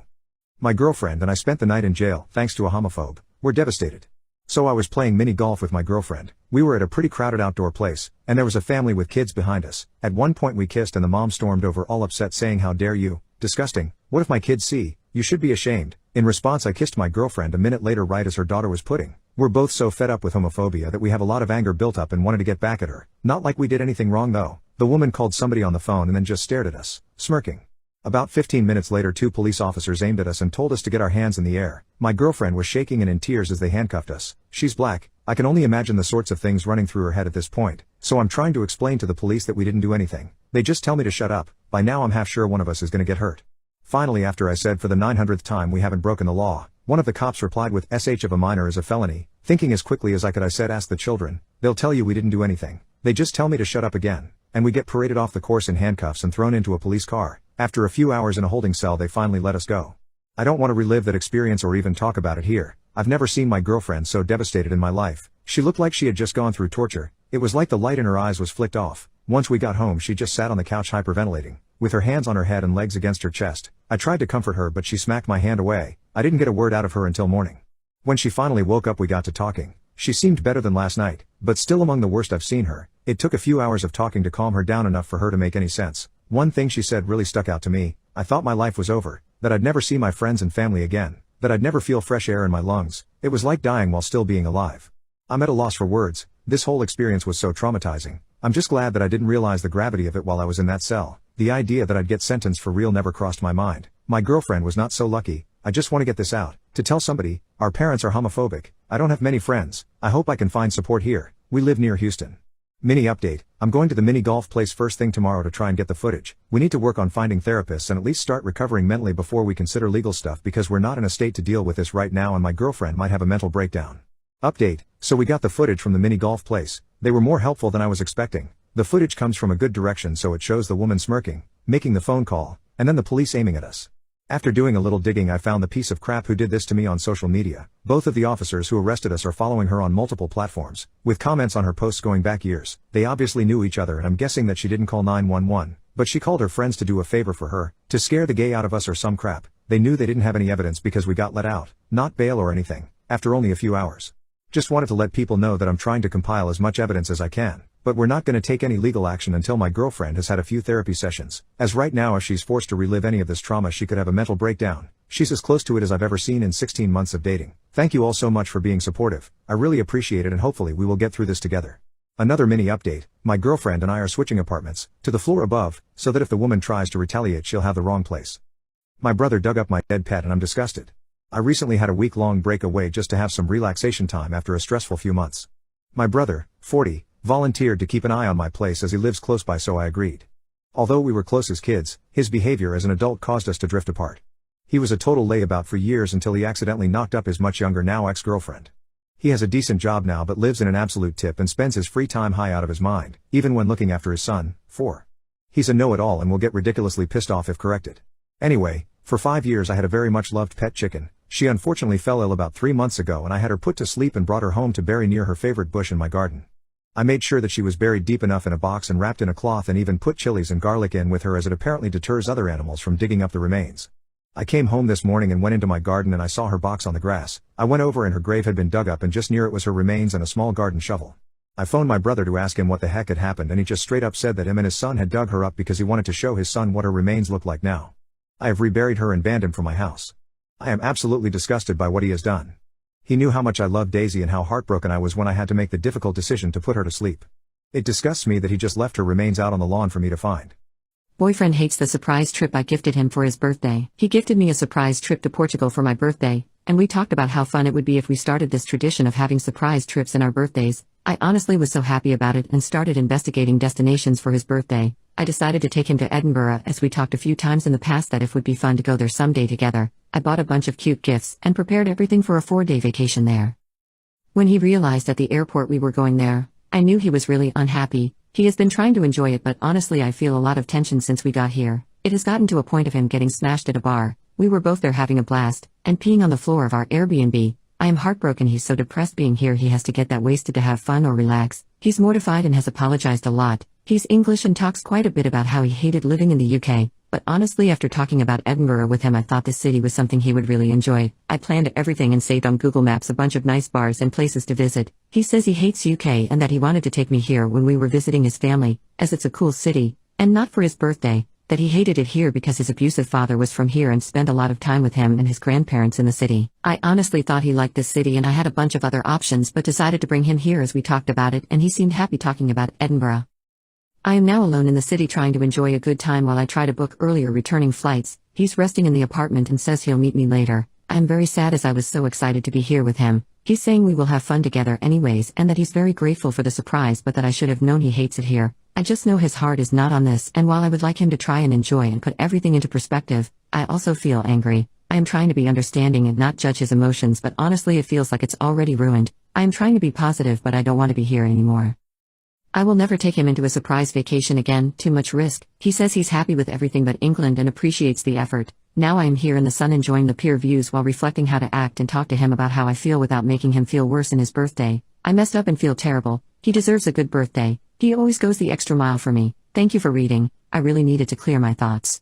My husband is scum. Where do I even begin? My husband was sent home Thursday from work after 2 hours and stated he was being investigated. Obviously I'm curious why and asked, bailed. He was being investigated for harassment at work. Okay, I don't make decisions impulsively so I wait till the next day to find out the results as his work says they'll have it wrapped up by Friday. This whole time though I'm ignoring him. He's giving me this sob story that everyone at work is against him and they've all congregated to sabotage him. So Friday comes around and they allow him to keep his job, but he signs an agreement that it happened and it wouldn't happen again. Something at this point still isn't sitting right with me so I tell him if he wants me to speak at all to him, he needs to tell me the girl's name. He tells me. I go back and forth about messaging her. I'd never tell him. I messaged her Friday. She responds within a minute and says she just started working and can text me on her break. Facebook Messenger not text sorry. She never does. I don't want to push anything especially if my husband is a creep. Saturday he keeps trying to kiss me and hug me and it's just giving me the ick. So I sent her a message. It says, I just want you to know I reached out to you on my own. I will not tell my husband we've spoken. I just want the truth so I can make a decision for me and my kids. She messaged me back an hour later and it's so heartbreaking. She is 21, I am 34 and my husband is 40. When she started at their work she was very damaged. Her and my husband began to flirt. They exchanged numbers. He gave her rides home after work last summer. She said in his truck he'd ask her to kiss him and she would say no. She said after a while he began to ask her to F, and she would say no. She said she tried distancing herself from him at work, but he started to get weird and aggressive. She stated he would pull on her hair or grab her behind, he would tap on her shoulders, he would stare at her. She also said if another man at work was speaking to her, he would get very mad. She didn't feel safe. She said she wanted to message me but got scared and didn't want to make it worse for her. I get that. About a year ago, when this started, at home he started to exhibit narcissistic personality traits. It was like walking on eggshells every day.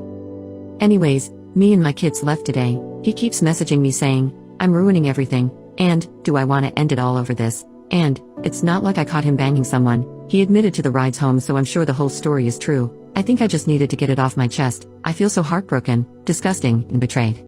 I found my exposed pictures on my brother's PC. About 2 months ago now my brother passed away. It has devastated my family and we have been slowly putting ourselves back together. My mom has finally got to the point where she is comfortable going through his belongings that got sent to us from his flat, and she gave me his PC among other bits to take a look at and see if I could do anything with it. I know a fair bit about computers, so I thought I would set it up to see what still worked. It booted up fine, and to my surprise he didn't have a password on it. He lived on his own, so I guess he never needed to keep anyone out. Out of a sort of morbid curiosity I opened the browser. I thought I could maybe see some of the last things he was looking at towards the end, and I saw a link to his Google Photos in his favorites bar. I thought this was an amazing chance to get back some of the photos we might have never seen. Get some photos of his friends and adventures he'd been on over the years. On the side I saw his albums, and one of them had my name on it. In this album was a ton of my exposed pictures, videos and screenshots of some of my Instagram posts and stories. I didn't go through it for long, but it was a massive amount. I have no idea how he got hold of them or why the heck he'd been collecting them. I used to be in a long-distance relationship with my ex who loved me sending him pictures and videos, but there's no way he would have sent them to my brother. Now I don't know what to do, which is why I'm posting it here, I guess. I can't tell anyone. I now feel so different about him, and I don't understand why he would have done this. Was he attracted to me? Did he get off to these? Or was it just some sort of compulsion he had? I'm a mix of disgusted and devastated, and I just don't know how to move on from it. I keep feeling a need to go back and look how far back this collection goes, but I know I shouldn't. My husband keeps getting off by my childhood trauma even though I've asked him not to. I've tried everything. Nothing is working. Thinking of divorce. Please don't waste your time on the age gap. It's something I've dealt with for our whole relationship, and I don't want to get lectured about it. I've been with my husband for 6 years, married for 2. I know he's older, but he looks very youthful for his age, and he's super fit and active, so honestly the age was never an issue, ever. Between the ages of 10 and 15 I was essayed by my stepdad, and when I first started getting serious with my now husband, I told him everything, all the details, all the ways it screwed me up, and all the horrible aftermath and fallout from various family members. In short, it was all bad, in every which way you can imagine. Within the last 4 months, every time my husband and I make love, it starts out normal, but at some point he always starts asking questions about the times I was essayed. He gets real graphic, and because we're in the moment, I always answer his questions. I'm not a prude by any means, and I even have my own personal likings which he always enjoys, but lately it seems his only thing to get off to is hearing me talk about the most traumatic time in my life. The questions he asks are so gross and so personal, and he's never asked these before. The concerning part is he seems to get excited about the details as I answer his question, because he always finishes super fast once he starts asking these questions. I've sat him down several times and told him how it makes me feel less than, how it hurts me, how it makes me feel like trash, how it brings me back to a horrible time, and I've told him to stop. He always apologizes about it and says he won't do it anymore, but then we start making love, and whether it's 10 minutes, 20 minutes or one of our longer sessions, he always ends up bringing it up near the end of our session, a few minutes before he finishes. I write this in my bed alone as I've asked him to sleep on the couch tonight because he just did it again after I repeatedly tell him not to. I don't know what my next move is. I'm tempted to leave, but I don't work and would have to take him to court to get some type of support so I can live, and I know that stuff takes time. I still love him and he's a great husband in every other sense, but this whole thing is turning me off and slowly but surely making me fall out of love with him. If he really loved me, why would he continually hurt me like this? Also, is it possible he is a perv, liking that stuff? How is this new? I've known him for years and he's never mentioned this as being a turn-on. Any advice would be appreciated. I have no family and friends here as I'm new to the city we live in, and my family lives in a different country. Thank you. Update. My husband and I have decided to separate for the time being, as I can't really get over just how weird and hurtful he's been over the past few months. He is currently letting me stay in the house until we figure out the next steps, and although he keeps apologizing, I've decided to leave him and start my life over. To everyone telling me to go back to my home country, I can't, it's not so easy. I did however call my family and told them everything, and they were surprisingly supportive, and we've talked every day since my original post, and I couldn't be happier about that. To everyone who left me horrible messages, I'm sorry you are so full of hate and wish horrible things on people, but I will end up stronger than ever after this, so thank you. My husband has been nothing but supportive in my wanting to leave and start over, so all I can do is figure it out and take the advice of my family and my lawyer. Yes, I've been in contact with a lawyer but haven't hired her yet as I'm waiting to get the money from my husband who has volunteered to pay for it. Thanks again. Hope this update was sufficient for everyone. I'm fed up with my husband demanding trios, to the point that I'm considering leaving for good. I admit I've had and been open to trios with a few people in the past, but they weren't serious relationships, more like friends with benefits. They were also only with men. My husband and I have been together for 5 years, married for 18 months, and he keeps bringing up how he specifically wants to have a trio with me and a woman. I'm not attracted to women, never have been and never will be. It's not how I'm wired.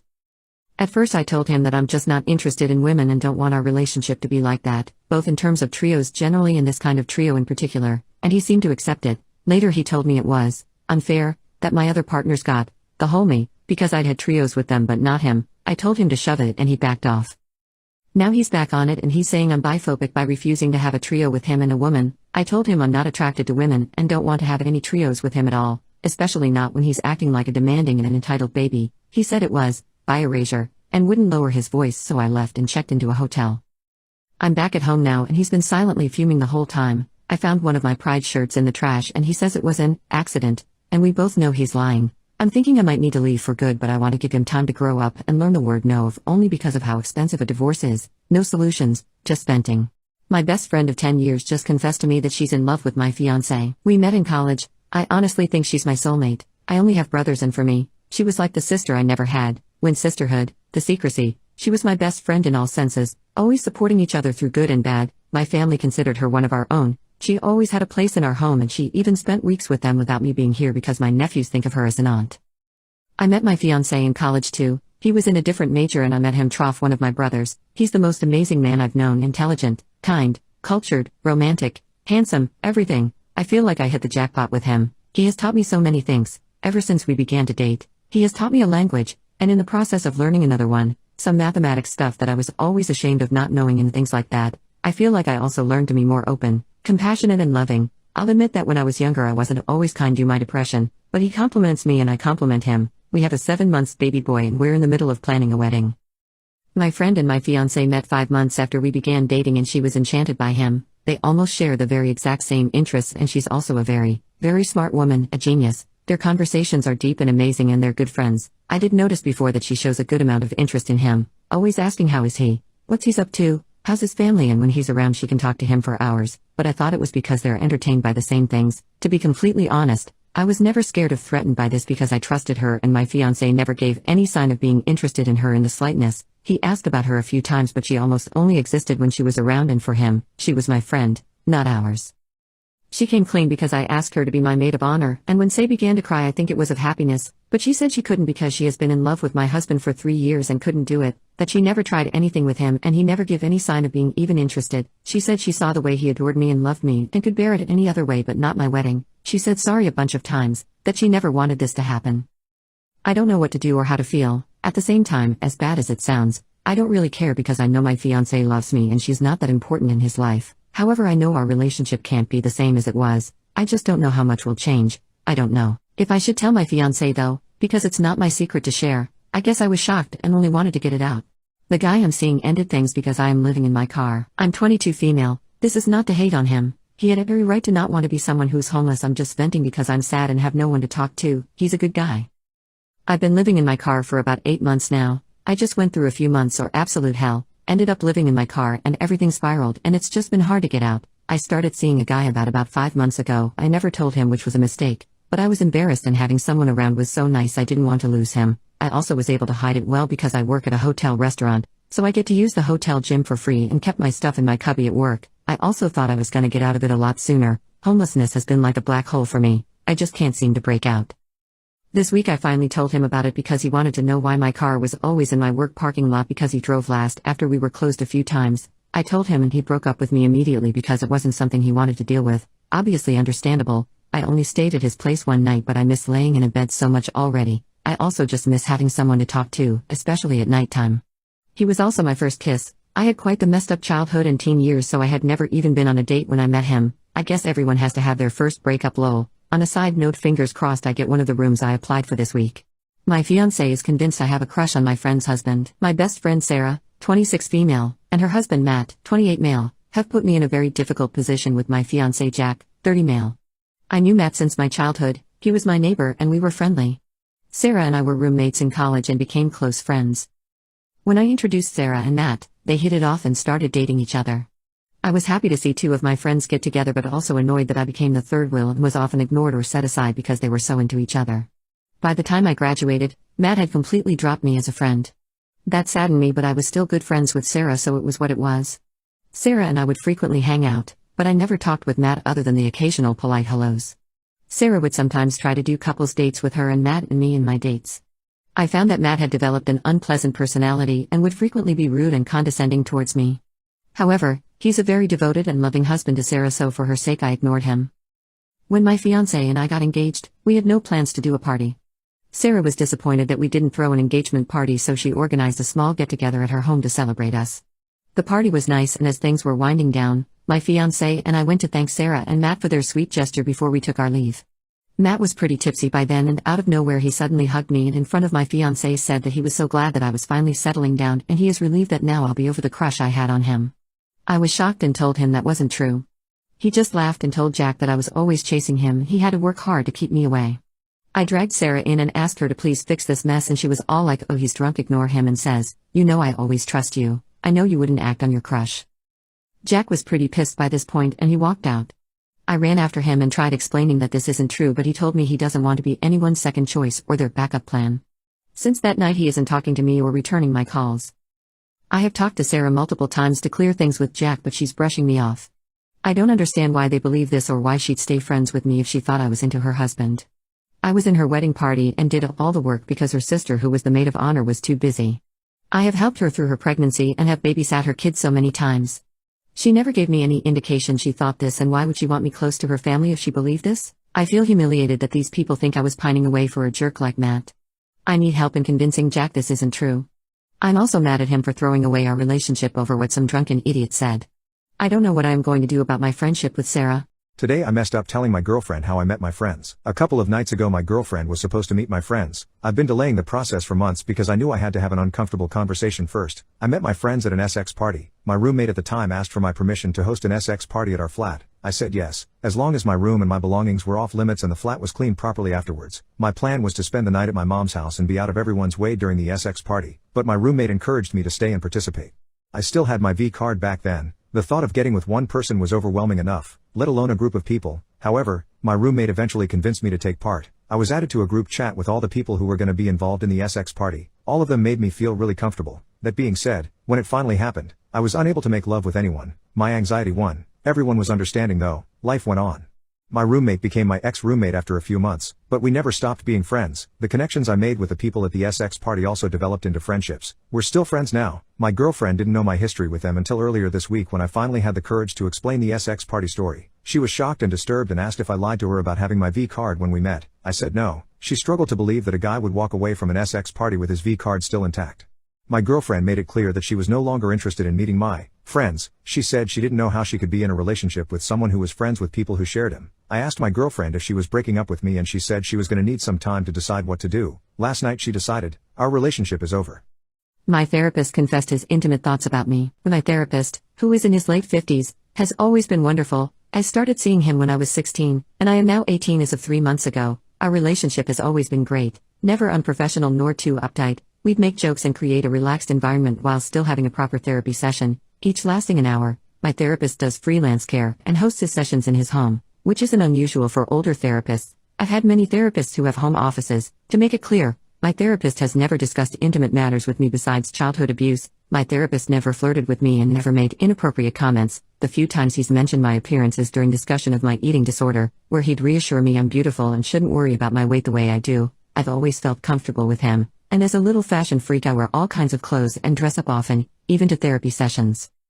Today, I went in only wearing leggings and a baggy shirt, as I'm on my period and couldn't stand the thought of wearing jeans or a skirt. Nothing out of the ordinary until we spoke of my eating disorder again, and he mentioned how attractive I am but was more persistent this time. He insisted my body was nice and that when I'd flirt with him, he takes it as a compliment. I laughed, but what, flirt with him? He's a married 50-something-year-old. I didn't say anything about it and changed the subject, and yet somehow we ended back at this same topic. He explained how once I was leaning over to show him something in my chest was a temptation. I laughed again, awkwardly, but he interjected, I'm serious, I felt really uncomfortable and kept trying to change the subject, but he kept going. He referenced another time where I was writing something on the dining table and my chest pushed together were really tempting, and then he added onto it, the creepiest part to me, or when you wore those fishnets. I won't bring up the fishnets, I've had dreams about those. What? My therapist explaining my 17 and 18-year-old body as tempting, and that he's dreaming of me in the clothing I wear.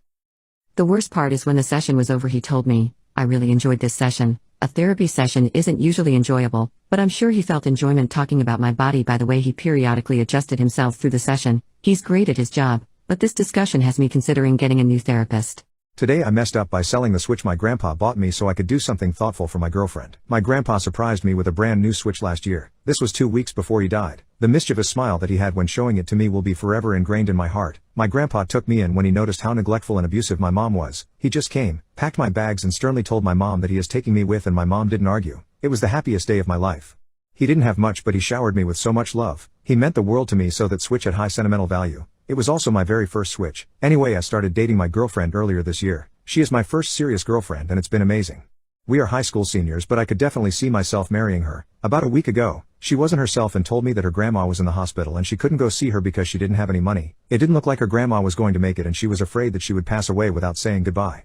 I spent a few days contemplating on how to help her. I didn't get the chance to say goodbye to my own grandpa because I was at school when he passed away, so I know that pain. I gave it a lot of thought, then decided that maybe I could sell my Switch. It would probably mean everything to my girlfriend. It wasn't an easy choice, but I did it, then gave her the money.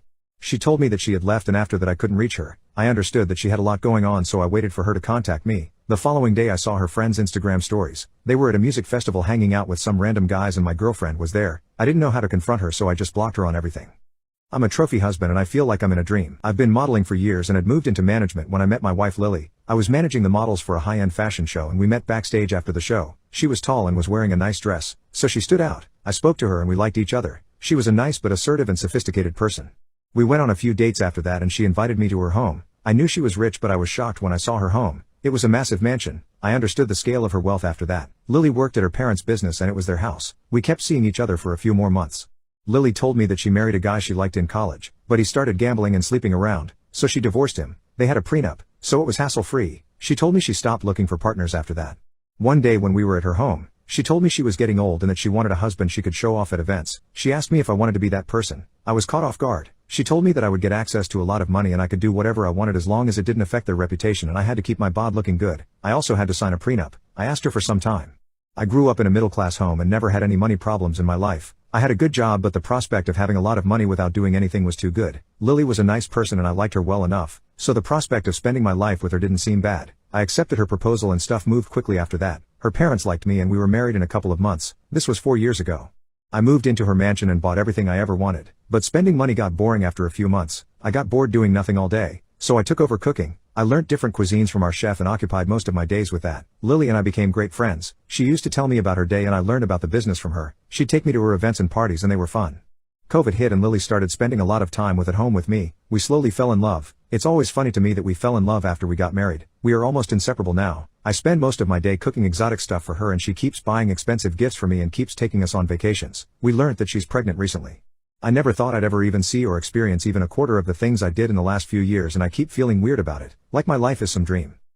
My husband told me he hopes I pass away during surgery. I'm getting a gastric bypass in 2 weeks. I have had this plan for over a year when I got my insurance. It was a snap decision, but my weight has been an issue my whole life and my general practitioner has been pushing me to get the surgery after multiple failed attempts at trying to lose it myself and multiple health issues being made worse by my weight. A year ago I made the decision during my lunch break to get health insurance, and the fortnightly payments have pretty much kept me motivated in my journey to better myself because oh my gosh, it's so much money.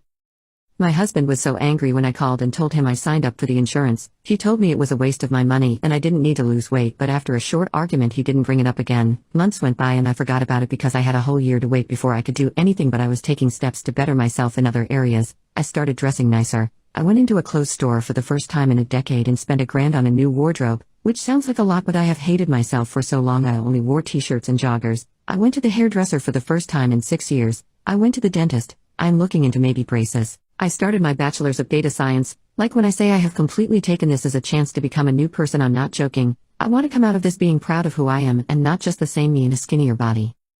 My husband is not supportive at all of any of this. Every step he has just told me I'm doing the wrong thing. I'm spending too much money. The clothes I wear don't look good. I'm not smart enough to do data science. I just ignored it because I thought maybe if I improved myself it would motivate him to do the same. He doesn't even need to get a better job or anything like that, but maybe he could cook more or do stuff around the house or take care of things I can't because I'm so busy. But he won't. Like, we are 25 and 26. We can do anything we want. Our life isn't over yet. We have only just started it. He doesn't have to spend the rest of his life doing nothing. The closer we got to my surgery date, the more he would send me videos of bariatric surgery patients telling their stories going wrong to scare me out of doing it. He would tell me statistics of me gaining weight back and that I'll probably still be big, so there is no point. After about a week of this I snapped and an argument ensued. I called him lazy and said that he's living off my money, so I don't know why he complains so much. And he told me he hopes I don't wake up from the surgery, and walked out. He won't answer me calls now, and I think in 2 weeks I'm going to come out of surgery without a stomach or a husband. Update: I accidentally caused a war between my family and my brother's wife's family with one innocent text message. Didn't think I'd give an update, but many interesting things happened. When I said in the main post that two fronts had formed, I only meant that metaphorically, of course, but it's no longer that. While nothing much interesting happened in the first 2 days, afterwards the terror started as soon as my brother and his wife went on their honeymoon. My mom and my dad visited me and told me how the wedding party escalated and they were so close to physical violence. I thought it was funny at first, but this truly bothers me. I also want to point that you did a great job at convincing me it's not my fault, but hearing my parents' side still gave me a bad feeling in my stomach. However, like I said, the terror started shortly after they went to their honeymoon. And when I say terror, I mean that my sister-in-law's family found both my Facebook and Instagram account and started spamming me with hateful messages. I received insults and hateful messages from various different accounts who all had one thing in common. They all had somewhat of a Christian theme and all of them had the same last name. So it wasn't hard to find out whose accounts it was, mainly because I don't know my sister-in-law's family at all. I only know her, and I know her parents were homophobic Christians. But whatever, they not only started attacking me, they also found the account of my boyfriend through my account because we're linked as a couple and started to send him the same messages. The messages contained on one side typical bigot stuff like, "You're burning in hell for your sins." One even called me and my boyfriend two devils in disguise. The other side were just blatant insults. You get the idea. I called my parents and told them what they are doing. Then I sent a text message to my brother with screenshots of the messages his wife's family sent me, to which he replied that I shouldn't disturb him with that during his honeymoon as I already destroyed his wedding party. I couldn't believe it. He was just like them. He did send me an apology after my mom told me she called him. But none of this is the main reason I'm giving you this update this early. Because I got a call this morning from an unknown number. I hesitated because I thought it was one of them. And I was right, but it was none of the people who insulted me. I heard a woman voice who introduced herself as the half-sister of my brother's wife. She said it didn't go unnoticed what her family was doing and she wanted to apologize for them. I told her I'm not going to tell anyone in her family about this and that I don't blame her for her family's actions. She thanked me and hung up. I don't know why, but I have this feeling she only did this to protect her family from being reported. My mother wrote to me earlier that she wants to report the insults and the harassment of these people and that she demands for my brother to divorce his wife or she will disinherit him from her will, because that's not how she raised him. A little radical in my opinion, but I understand where she's coming from.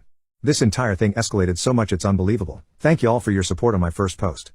My ex-girlfriend has been leading a neurodivergent man on for over a decade to scam money out of him. Even while we were together, I wasted the last 4 years of my life with a girl we'll call Emily. I thought she was a good and honest person. Boy, was I wrong. Emily had a close friend named Jeff. I never understood it. Jeff is a creepy and pathetic man who has orbited her since middle school. He's neurodivergent. At least that's what their friend group has used as an excuse for his actions. He's always had a crush on Emily. According to ex-friends, he's tried his hardest to get her to like him since they met. Emily does not like Jeff any more than a friend. Even then, the way she talks about him to me makes me feel she's completely disgusted by him physically. Along with her honesty, it made me never question their friendship, even if Jeff was obviously orbiting waiting for us to break up.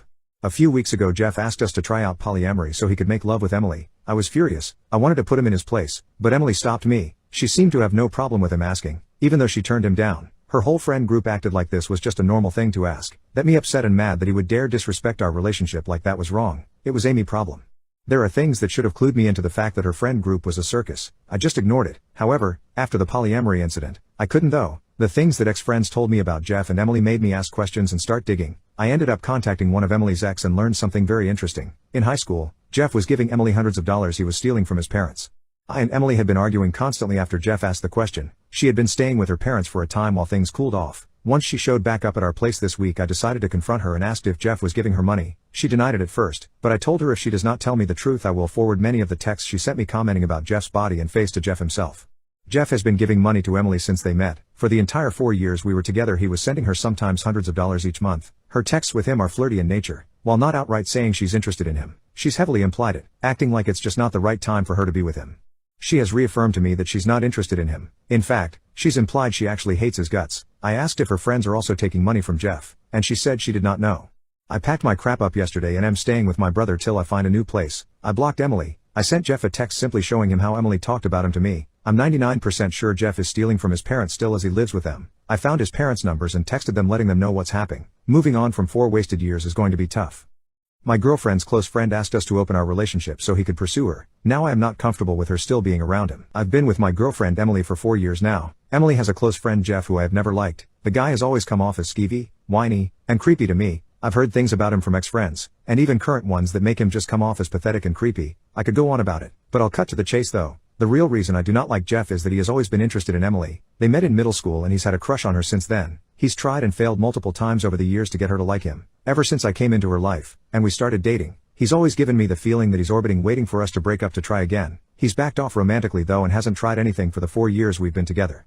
Jeff has been a sore topic for me and Emily. Even though I don't like him, she and her friends do. I've made it clear to her that I don't like him, but I've never interfered with her friendship with him because I've always trusted her when she tells me she feels nothing romantically for him. This all changed last week. Jeff's own romantic life can only be described as unusual. From what I know, mostly one-night stands and third-wheel scenarios. He's openly poly and I've heard far too much about it from him. Not the lifestyle for me, but whatever suits you. What got to me though, was how he would talk about it to the people in monogamous relationships in his friend group, pitching it as if he was trying to sell them on it for other reasons. Last week, Emily and I tagged along with her friends for an outing. We ended up at a dive late at night for drinks and Jeff tagged along with the two of us. He was incredibly off-putting to me the entire night, much more than usual, acting all buddy-buddy with me to an uncomfortable degree. As we sat and chatted, he brought up his most recent relationship from a few months back, a poly relationship where he was third-wheeling another couple. It was very awkward, much more so when out of nowhere he recommended we try something like that ourselves. The short of it is he asked us to open our relationship and become a triad with him. He knows I'm straight, so what he really meant was he wants to screw Emily and for me to be okay with it. Emily declined, and I wanted to tear into the creep. However, Emily made me go to her car so she could pay for our drinks and leave knowing I was about to make a scene.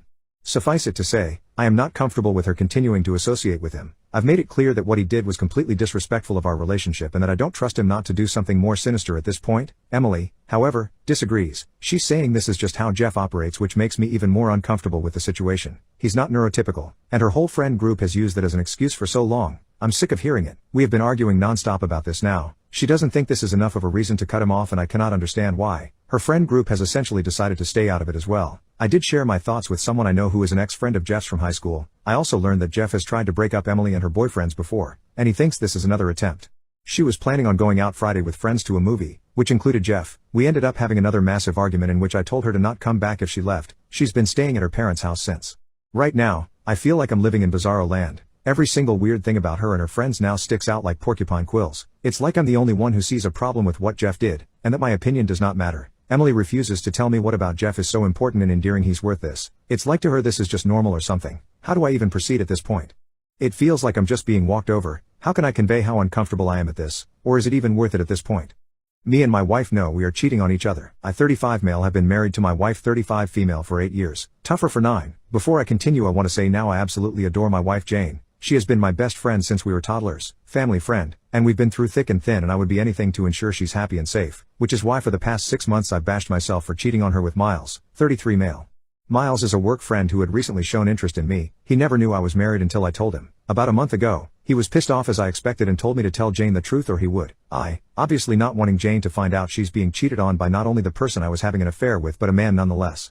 So, after about a week since the conversation I told her, I sat her down and admitted to my sexuality, how I loved her so much but wasn't attracted to her at all, and I cried about how I felt so guilty about keeping this from her and leading her on. She stayed quiet until the end of my little confession, and then she laughed. Jane started to cry and tell me how she was also cheating on me, with a woman. She apparently came out to her family at 16 and they threatened to kick her out and said she hadn't met the right guy yet. So Jane saw me as an opportunity to continue to have a roof over her head and stay relatively close to her family when I asked her out. I was shocked but also thrilled because someone could meet her needs better than I ever could and also because it in a way lifted the guilt off my shoulders. We decided to pop open a bottle of wine and chat about our secret spouses. I told her about Miles and she told me about this lovely woman named Rebecca who'd she'd been seeing for a little over a year. As the night continued and we got more drunk we began to talk about our sex life and poked fun at each other for our lack of knowledge on how to pleasure of each other haha. We were always very awkward. I felt like a teenage girl talking about boys and it was one of the best feelings I've ever had in my life. It's obviously been a while since that talk and we've set up a double date for tonight. I've talked to Miles about it and he's fine with it, and so is Rebecca. If my family or Jane's find out we've decided to just say we were hanging out with friends, it isn't a lie. I'd love to get to know Rebecca. I can't wait to meet her. I hope she treats Jane like the queen she is and spoils her a bunch. Me and Jane aren't planning on getting divorced. Too much stress when we're both happy to stay with one another. And we've talked about it with Miles and Rebecca and it hasn't caused any issues as of right now. Thank you for reading through all of this. This exciting for both me and Jane. Wish me luck. I don't think my boss knows that I know there's a camera in my office. I don't know where to start because I'm not even sure if this is weird or not. I started at this new job not long ago, and since the first day I've known there was a camera in my office. I don't think it's necessarily weird to have cameras in an office setting. There's cameras in all sorts of places for all kinds of reasons, but the camera in my office isn't any sort of built-in fixture, and my individual office room is the only office with a camera in it. On my first day of the job, I realized my boss was too aware of my actions. He said something to me that threw me off, and I knew he wouldn't have brought it up unless he had been watching me do something. It was just too coincidental, but it was casual at the same time, so it wasn't a direct allusion to the camera he has. But immediately after that incident, I scanned around the room, and I found a camera nestled into a cubby with a small wire that leads into his adjacent office. My other boss has also indirectly responded to my actions in the group chat. The few times I had spent an excessive amount of time on my phone were times that the, "Hey guys, let me know if you guys need anything to work on. I know things are slow" messages would trickle in. Anything that seemed to hint at me being watched was also said or done ambiguously enough that they weren't revealing anything about being able to see me, as if I'm not supposed to know I'm being watched, and that's what is unsettling to me. The camera is pointed directly at me, not the door, not the front of my desk, not anywhere else that would make sense for security. I've looked at everyone else's offices and didn't see a single camera. The camera is pointed specifically at me, and I don't even deal with money or anything that could be stolen. I don't know if I should bring this up. I'm not entirely mad, and I guess I understand the reasoning, like making sure I'm on task or some crap. It just bothers me a little that I can be watched whenever, and they never even disclose that. I feel like someone being constantly monitored has the right to know that they are, especially since I'm the only one being watched like this. I at least use it to my advantage, because I at least know not to be on my phone lol. How do I tell my son that his bio dad was convicted of a horrific murder? My son is 15 and barely knows his bio dad. The last time they saw each other was in 2017. Before that there was a period of about a year when he was 5 or 6 years old that he stayed with his dad and his new family every other weekend. Bio dad stopped paying child support and ghosted us basically. We have talked about the relationship in the past and son has always had a good attitude about the situation, very emotionally mature for his age and doesn't feel like he's missed out on anything, feels like his dad is the one missing out, doesn't ask about him, almost never mentions him unless something jogs a memory. A few years ago while my son was deathly ill in the hospital I had heard from his now former stepmom that bio dad was basically off his rocker, substances mixed with mental illness apparently. She was calling to warn me in case he showed up at the hospital trying to see our son. Just a few weeks later bio dad murdered his own parent and did awful, sick things to cover up his crime. He was arrested right away and has now been sentenced to life in prison. The issue is I've never told my son. When it happened he was 11, almost 12 and very sick. I felt like he was too young. His dad and most of his family live a couple of hours away in a neighboring state. It was not in the news here and we do not cross paths with any of the few members of his family that live near us. Point is I was not worried about my son finding out from any other way. I briefly worried about him Googling his dad's name but as far as I know he doesn't even care enough to do that, and he definitely would have mentioned it if he had. Originally I told myself I'd tell him when he was convicted, when there was some sort of closure, then thanks to COVID that took well over 2 years, then he was convicted and I still couldn't find the nerve to tell him. Fast forward to a couple months ago and his dad is now contacting me from prison, from contraband cell phones his fellow inmates have. Turns out he applied for stimulus money, was approved but they sent it all to me for child support. Prior to that I hadn't received any money from him since 2013 and obviously didn't think I'd ever see another dime. Now he's hassling me for that money cause he was counting on it. Rumor is he's been gambling in there and owes some people a lot of money and is being with SA over it. Blows my mind that after not sending any money for a decade almost, after being absent for most of my son's life, and after the terrible things he's done, he has the absolute audacity to ask me to send him a dime. He has always been narcissistic and only cares about himself and what he wants. I've blocked all the numbers that he has texted and called me from so far. If he continues harassing me I've thought about calling the prison he is in. Basically I feel like now I can't run and hide from this anymore. It's time to talk to my son. I'm concerned that since bio dad still had my phone number, he might still have my son's too, and I definitely don't want my son to hear it from him. I feel so guilty that I haven't told him, that I've been keeping such a big secret from him. I beat myself up over it daily, but how do I even begin this conversation? How do I guide him through this when I'm still struggling with it so much myself? I've thought about offering for him to go to counseling so he can talk to someone. I doubt he'll like that idea but might be the best thing for him. As well as I know my child and as close as we are I have no clue how he will take this information. Just hate him having to live with this knowledge like I do but can't put it off any longer. Open to advice or guidance. Just PLS be gentle with me. I know I've handled this all wrong and the weight of all this is slowly getting to me. Update. I purposefully ruined my cousin and ex's wedding and it's brought me a lot of happiness. Some stuff has happened since the whole mess that was my cousin's wedding. My mom tried to talk to me, said she saw the post I'd made. I pushed her away for a few days before finally speaking to her. I'm struggling to find words to describe how things worked out between us. The easiest way to explain it is that we agreed to disagree on whether what I'd done was correct. I got a mix of messages from those who were present at the wedding, some supportive, some telling me off. I was struggling a lot. I've just gone back to simply functioning, like I was before the wedding. After I came down from getting my own back, I don't at all regret what I did and I still feel satisfied that I got payback. I was making plans to take my own life about a month after the wedding. I hadn't told anyone for obvious reasons, but my mom, uncle and cousin, same cousin whose wedding I ruined, came to me and told me they'd pay for a private counselor since the mental health department of the NHS is under-equipped to say the least. I went to therapy, found a counselor who was very helpful. He taught me a lot. I got diagnosed with PTSD, caused by the discovery of the affair. He's been a big help and has encouraged me to give casual dating a try to build confidence in myself and get used to rejection as a normal part of life. I signed up to a few dating sites. Although I'm avoiding Tinder like the plague, my counselor specifically suggested I stay as far away from Tinder as I possibly can. I've not been very successful in that avenue, but it's pretty much in line with what I was expecting. I've talked to a few people and even got a date scheduled, but she stood me up and ghosted me, which hurt. I'm doing good though, much better. I don't have suicidal thoughts very often anymore. Whenever I'm feeling especially crap, I like to open up Reddit and read your supportive messages. That's all for now. I'll probably start using this account on a more regular basis so you may see more of me.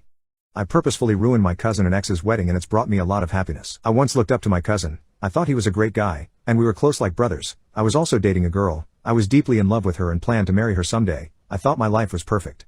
One day I came home early because a colleague offered to cover my shift. I was pretty tired, so I accepted and went home. Arriving home, I found them in my bed, making love. Both of them were shocked to say the least. I told them I wanted them to be gone by the time I got back and left the house. They were gone by the time I did get back, but she left me a note telling me she was sorry and to call her when I'd calmed down. I didn't call her. I texted her saying that I'd gather her things and drop them off at cousin's in a few days and that she's staying with him now, not me.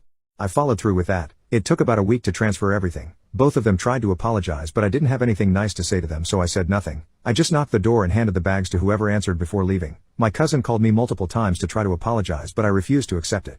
3 years have passed since then. I went no contact with them. I didn't bring it up to the rest of my family or any of their friends. I'm not sure why, I just didn't. I got a call from a number I didn't recognize, so I answered. It was my cousin. He sounded really happy and was acting like he hadn't destroyed my life. He explained he and my ex were getting married and he wanted me to be his best man. I was so angry that he had the utter gall to act like nothing was wrong and lost my temper. I yelled at him and called him names before hanging up. He sent me a text telling me the offer still stood and if I didn't want to be his best man then he just simply wouldn't have one. A few days passed by and I had an idea. I texted him back and apologized. I sent a paragraph of bull crap saying I was still angry but this could be an opportunity for the three of us to heal and move past it. He was overjoyed and said he'd pay for everything and he'd help me pick out a suit if I wanted, which I accepted because I sure as SHT wasn't going to spend any money on his stupid wedding if I could help it. The wedding day came. I had spent the week prior writing a speech, putting all the negative feelings that had bottled up over the years into words on paper. The wedding was pretty good. I'm sure one of them has some nice well-paying job or something because they must have spent a decent bit of money on this wedding from how nice it was. Our entire family was there, as was a decent chunk of my ex's family. Eventually the time for my speech came. I just remember feeling really nervous as it built up to it and my voice kept faltering when I was reading it out. But I didn't and still don't care. At least I got it out. I explained what these two horrible people had done to me. I called them the worst names I could think of and wished them the worst. Then I left. I was expecting some kind of dramatic moment from all the guests, gasps of shock and all that, but there was none of that. Everyone was silent. On my way home I got a call from my mother angrily telling me that I'd ruined the wedding and both of them were so upset and she asked me why I'd do this. I told her that they deserved it for what they'd done to me and everything I'd said in the speech was true. She kept defending them so I swore at her and hung up. Since then I've gotten several calls and texts from others in mine and my ex's family angry I ruined the wedding. I've also received a few texts from people who were there being supportive and telling me they were there if I needed to talk. I'm not sure if I feel better having done this, but it did bring me great catharsis when people were telling me the wedding was ruined. At least now they've felt at the very least a fraction of what they've made me feel. I made a crappy compliment to my girlfriend and she broke up with me. So I 20 male and my girlfriend 20 female were lazing around in bed at my place. She had stayed the night and been there the full day. I didn't actually bring her home until 2 a.m. that night. We were discussing our bodies, and she wanted to know if I was a butt or chest guy. I said I was both, and that her butt was S tier and that her chest was B tier. I was trying to say I liked her butt more than her chest. I wasn't really thinking about it much when I said it, and she didn't really respond. We moved on. We went on to talk about how much we liked each other and did things couples do. Fast forward to the next day afternoon, and she suddenly starts being very cold and short over texts. It took until the next day for me to finally get her to tell me why, and it was because of the tier comment. She hadn't thought much about it at the time, but now it was starting to mess her up. For context, she has had large problems with being insecure and self-conscious about her body. I immediately realized how that could be taken as a backhanded compliment, and tried to apologize and tell her how much I loved her body. I am a very touchy and feely person, and tried to use that as evidence of how much I liked it. She said talking about it wasn't helping, and she went silent. For the next 3 days, she barely responded. Responded to my good morning, thanks when I wished her a good day, and that was about it. Then I get the breakup text, and about how she is now even more insecure than she was before because of that comment. I want to be clear, our relationship was going great before this as far as I am aware. We were still in the honeymoon phase of a new relationship. From what she has told me, we are breaking up because of that comment. I'm aware I put my foot in my mouth. I wish I could turn back time and just say that I liked her but more. She is allowed to break up with me for whatever reason she wishes, and she decides what is too much for her. How I feel isn't relevant to whether or not it's okay for her to break up with me.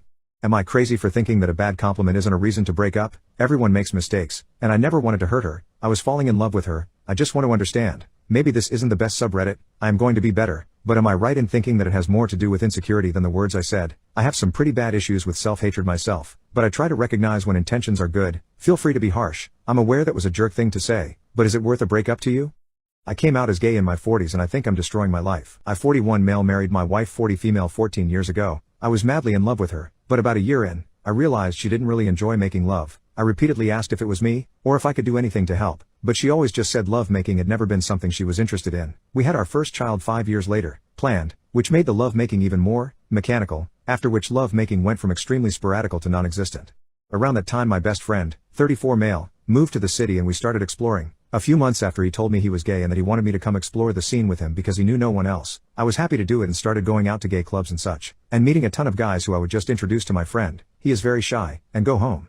Until one day I met a guy who made it abundantly clear that he wasn't interested in my friend, but only me. I laughed it off and told him I was married, but he kept insisting, until I decided to kiss him just to see what it felt like. Suffice to say, it changed my whole life. Flash forward 3 years, and we became friends with benefits. He taught me so much, and for the first time in years, I felt complete. He eventually moved away, to China, and we slowly fell out of touch, but I could never go back to my old life. I continued meeting guys and having short affairs, always coming home to my family. A few weeks ago, I decided I couldn't continue lying to everyone, and came out to my wife. She was initially incredibly supportive, but as it set in, has become more and more resistant to the idea. We are sleeping in separate rooms now, and she can barely look me in the eye. I was seeing a guy, and after I told him that I had come out, he told me he was proud, but that he wanted to end things because he didn't want to deal with all of my baggage of having a child. That got me thinking of how incredibly hard it's going to be to meet someone who is willing to accept this part of my life. It also got me thinking about how, even with no physical intimacy, it is so nice to come home to people who love you, and how I might have just destroyed that for myself. Am I destined to just be alone? I'm 41 years old and my future feels as uncertain and terrifying as it did when I was 23. My therapist gave away my information so I could get some action. So I've been seeing this therapist for about 4 months. I originally went to just talk about my health, anxiety and the death of my best friend and how isolated I've become. Every session he turns the conversation into something about intimacy, advising me to get back out there, like it's that simple. One day he spent a full 45 minutes telling me that I need to meet someone, then says this exact line. I know someone, in your area, nice girl, very pretty, if it's just a bit of fun after all, why don't I give her your number? Don't get me wrong, she's an odd one, lot of hang-ups, but pretty. Now, I'd stated on multiple occasions that I'm not interested in lovemaking. I just want my life back on track. I declined the offer and left. Later that night he sends me her number.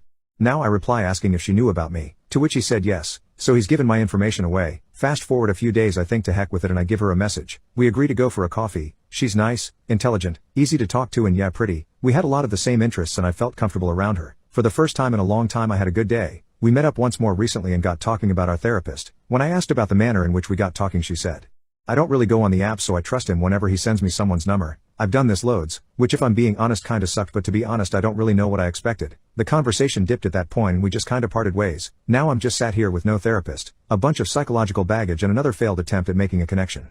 I accidentally caused a war between my family and my brother's wife's family with one innocent text message. So my brother's wedding happened 2 days ago, and it turned into a complete chaos, which I know even though I wasn't there. You might wonder why I didn't attend the wedding if it's my brother's. Well, it's because of his wife's family. He did send me an invitation to the wedding because he wanted me there, but his fiancée told him I couldn't attend because I had a boyfriend. You might be confused, but I'm a man, a bisexual man to be exact, and I have a boyfriend who I wanted to bring to the wedding. She said even though she doesn't have a problem with that, and he doesn't have a problem with that, her extremely religious parents who already forced her to do the wedding in a church would most likely banish us from the wedding and cause trouble between our families.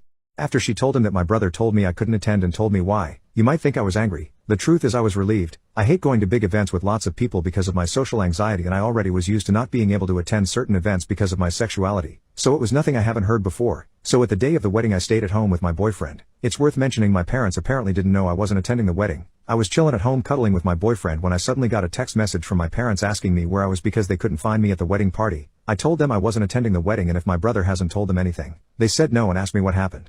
I didn't see any reason to lie, so I sent them a text message telling them exactly why. Now I have to admit I don't exactly know what happened after I sent them this message because they read it but didn't reply, and why do they care in the first place? They didn't notice I wasn't there before until the wedding was already over. They only noticed when the wedding party started.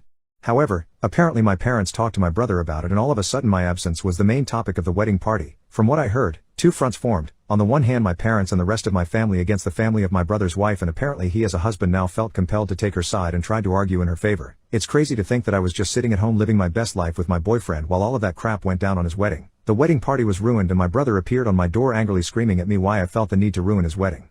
I was confused and asked him what happened and he told me everything. I told him it wasn't my intention. I just told our parents what happened because they didn't know and wanted to know where I was, and I thought he told them beforehand. He screamed at me that I ruined his wedding. I told him it's not my fault, he wasn't honest with them. I just respected their wish to not attend the wedding. I couldn't know it would go down like this because like I said I couldn't attend several events before because of my sexuality and my parents never said anything about it, so I thought it would be the same thing here.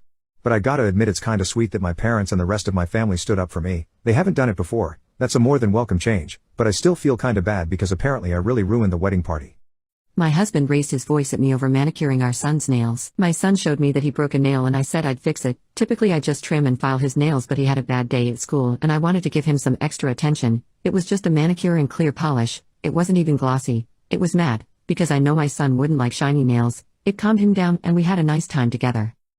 My husband got home from work as we were finishing. He loudly asked what I was doing and told our son to show him his hand. My heart jumped being spoken to like that out nowhere. I said I just fixed his nails and my husband said, "That's fine. Just remember he's not a mini you, he's a boy, my son." I didn't say anything back because I don't like to argue. My son mumbled to me, "Why is he so mean?" I told him that he was tired from work. As I was putting some lotion on his hand he asked, "Is he mad at us?" I told him everything was okay and not to feel bad. My husband must have picked up on our son's nerves because later he said to our son, "You know I'm not being mean to you or your mother, right? I'm fine with her pampering you. I'm just reminding her to do it appropriately." He didn't even really say I was doing anything wrong, but it still made me feel like I was. I do honestly think he was tired. I hate seeing our son have anxiety about his dad. It's usually not like that. Update: I recently found out that my older sister is actually my biological mother. Okay, so I first of all want to thank everyone for your honest replies. It really helped me to get my feelings straight and get ready to confront her. So after a week of avoiding I came to her house with a picnic basket by surprise so I'll have a chance to speak with her. She was happy to see me and I told her to sit down because we need to talk. I started things with saying that I know that she has a secret that she's been hiding from me for years. Her face turned red and she started crying like heck. She knew what I was talking about. I told her the story about the DNA test, about Janet, and basically what I told you guys in the last post. Well, after she calmed down a bit she told me the truth. She told me how she got drunk at a party and got with one of the jerks who does nothing but za every day. He didn't really care about a future kid and was like, yeah, whatever. Apparently she found out that 10 years ago he was unalived in prison. She told me how her mother used to convince her father to talk me out of the idea of keeping the baby. They would constantly fight with her. When the baby was born they told her on the spot that she brought shame upon the family and they will not help raising the baby in any way, meaning she will have to work meanwhile to have money for her baby and sometimes for herself. After a couple of months of loaning from her friends and juggling between working and taking care of me, she had a huge fight with her parents and told them that if they are not helping financially and barely in any sort of way, she and me are better off without them. As they sent her to her room she escaped in the middle of the night, hitchhiked to a neighboring country, and by morning she was there already. She tried to take care of me for a few days. She found an old abandoned house that used to have homeless people coming around every now and then, and she took me to the mall when I started crying. She started crying too. The couple that adopted us immediately came to our aid and asked if we lost our mother. Rose jumped on the opportunity and came up with a story and an alias. Police figured out we are not in the system for multiple reasons. We were raised in foster care for a year and a half until the couple that helped us decided to make the effort and adopt us so we won't be separated. It took them a few months and a couple of lawyers, but they managed to adopt us both. Rose knew all along that her parents are looking for her. They came to their senses after a day or so. She reached out to them and told them in a letter that she is fine and is taking care of herself and me. She is not homeless and found a nice couple to help her with the baby. She made it clear for them that she is never coming back and they should stop looking. And a month after that they stopped.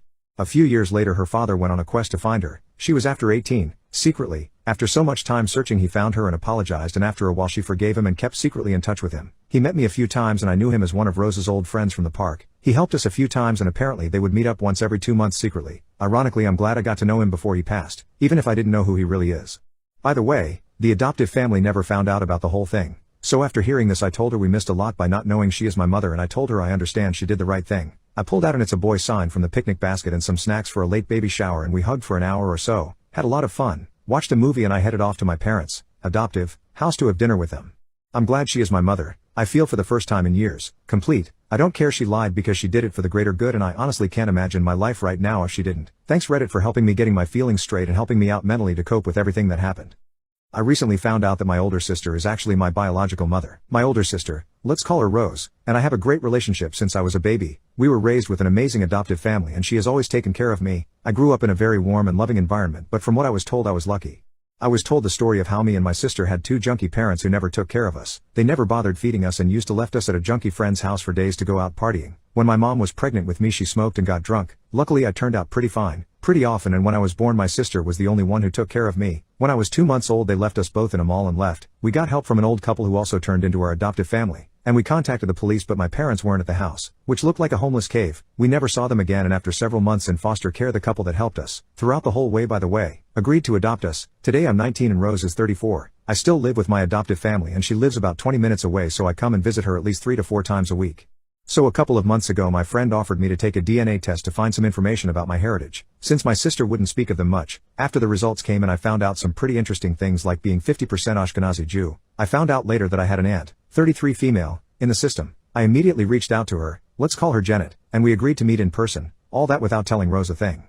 When we met up I could see we have some similar characteristics, like same hair color and same eyes. We tried to figure things out, so I asked her if she has a brother or sister, and she told me that when she was 13 her 14-year-old sister got pregnant while being drunk with her junkie boyfriend, and a month after giving birth she ran away with the baby after some pretty intensive fights with her parents. They never found her and stopped looking after 1.5 years. I connected the dots, asked to see a picture of her, so we went to her parents' house. Mom wasn't home and father died 3 years ago. When I saw the picture, I knew this was Rose, 100%. Rose is my mom. We were never abandoned. We didn't have junkie parents, and she fabricated the entire thing to me and our adoptive family. I immediately gave Janet a hug and told her that it's too much for me right now and asked her to keep it a secret for now.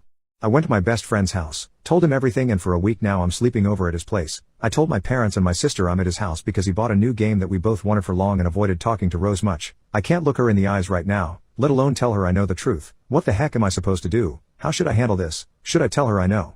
My partner suggested opening the relationship and I am devastated. My girlfriend and I are in our mid-30s. We are graduated academics, live in a house with a garden for rent, have a dog, are saving on possibly buying some property within the next half decade if there ever pops up something affordable.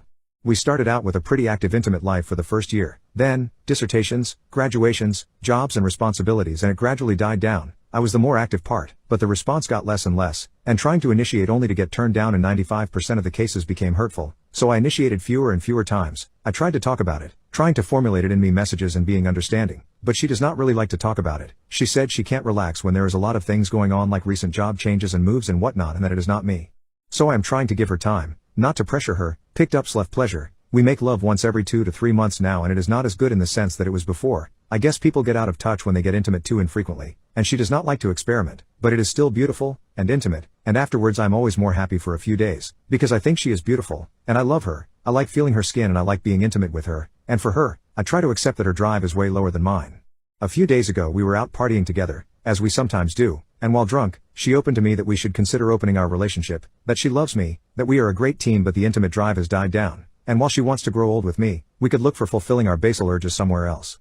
So it wasn't her lower drive, it was me. The mean little voice in my head telling me she does not think I'm attractive anymore each time I was being rejected was right. All along, she does not want to make love. She just wants to make love with other people and not me anymore. She apparently does not love me anymore to try out new things or ideas how we could rekindle it. Maybe she even has someone in mind. Maybe she is already having an affair and wants to clear her conscience. How can I even trust her now? She goes to a training for 1 full month soon, so I will stay home, watch the dog, and know that she is out there wanting to make love with other people. You see where this is going. My thoughts are spiraling. I am literally heartbroken and can't think of anything else. I told her we have to talk soon. There were a few things the last days because of which we did not have time to talk yet. But I can't go on like this. I mean, we haven't decided anything yet. Even if we decide not to open the relationship, how can I trust her now? I told her back then that I would try to let the thought linger for a bit before deciding, and try not to brush it off right away, but it is not lingering. It is festering like a tumor in my brain. I am having several panic attacks a day. I dread going to bed because I cry as soon as the lights go out, very quietly, while she is sleeping next to me. I don't want her to see that, because I am afraid that that makes me even less attractive for her. I wake up panicking. I think about hurting myself. I am very close to a breakdown. And I am having a very important job interview today, the last one in a long row, and I most probably get an offer today. A great and very exciting opportunity. I can't shift it, but I can't concentrate. Why does she have to drop that bomb on me? I would like to just run, but I can't. We have a rent contract that we are trapped in for the next 2.5 years. We have a dog. No one of us can afford the full rent alone or take care of the dog alone. My heart is exploding. I am so sad. My wife found out about my spontaneity prompts. So about 3 to 4 years ago my wife and I had a huge, near relationship ending, fight. It was mostly about how she feels I don't care about her. I get busy during the day and I forget to text her for hours at a time. And when I do, it's the normal "how's your day going" stuff. So to fix this I made a list of 31 prompts or activities in my notes ranging from a simple "I love you and can't wait to see you" to getting flowers or planning a picnic at the park to surprise her with. I set a reminder in my phone to go off every 2 days, and I will use the prompt that matches the day of the month so it feels random and not like I'm repeating the same stuff. If I think of something new I'll add it to the sublist and swap them around every few months. This has worked out pretty well. It's not that I don't mean these things, but I just need a reminder to pull me out of work mode for a few minutes to check in on her without having to resort to the same boring and generic texts. Fast forward to this weekend, I was doing some car maintenance, and I also have important information about the cars and a maintenance log in my notes as well. And while I was under the car I asked my wife to look at the notes and check the torque spec for a drain bolt. Naturally, she sees a note called spontaneity prompts and is curious, so she opens that and sees a laundry list of romanticisms. She puts it together, probably recognizing some of the things I've said to her that I've been using this to talk to her during the day.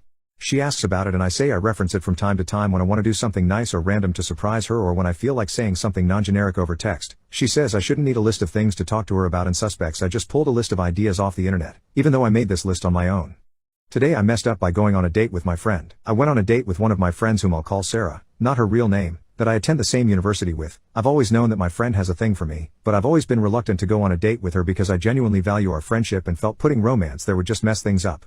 About a week ago, I was hanging out with Sarah and our other mutual friend as they listened to me complain about my unfortunate dating history. The mutual friend then put out the idea of a date between Sarah and I. He did this mainly to just make the room temporarily awkward, but it led to a conversation where I essentially asked Sarah for a date. For the days leading up to the date, Sarah and I became a lot more flirty, and I have to admit I was also excited for the date.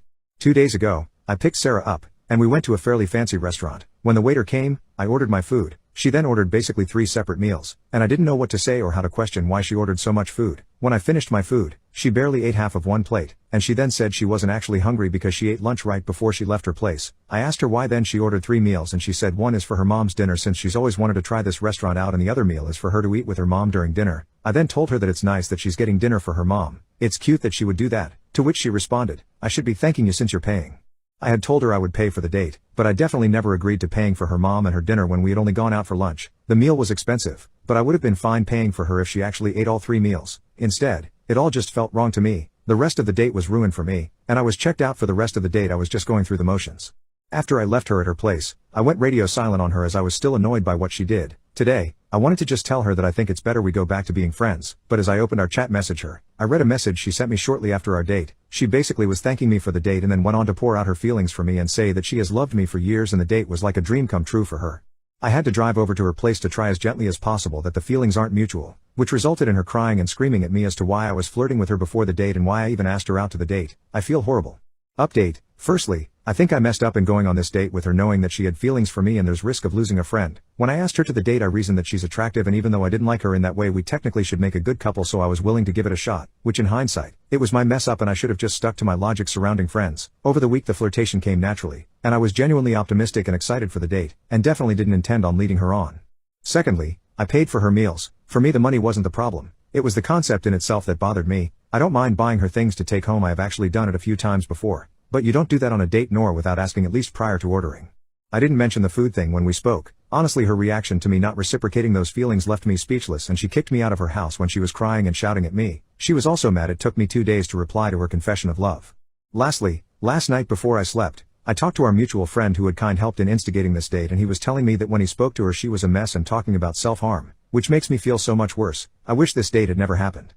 Update. My girlfriend is TikTok famous and I hate it. First of all, I just want to thank everyone for the support on the last post. I didn't expect it to blow up like that, so I took a lot of your guys' advice and had a heart-to-heart with her. I told her how much she'd changed since we met and how much I was beginning to hate the person she was becoming.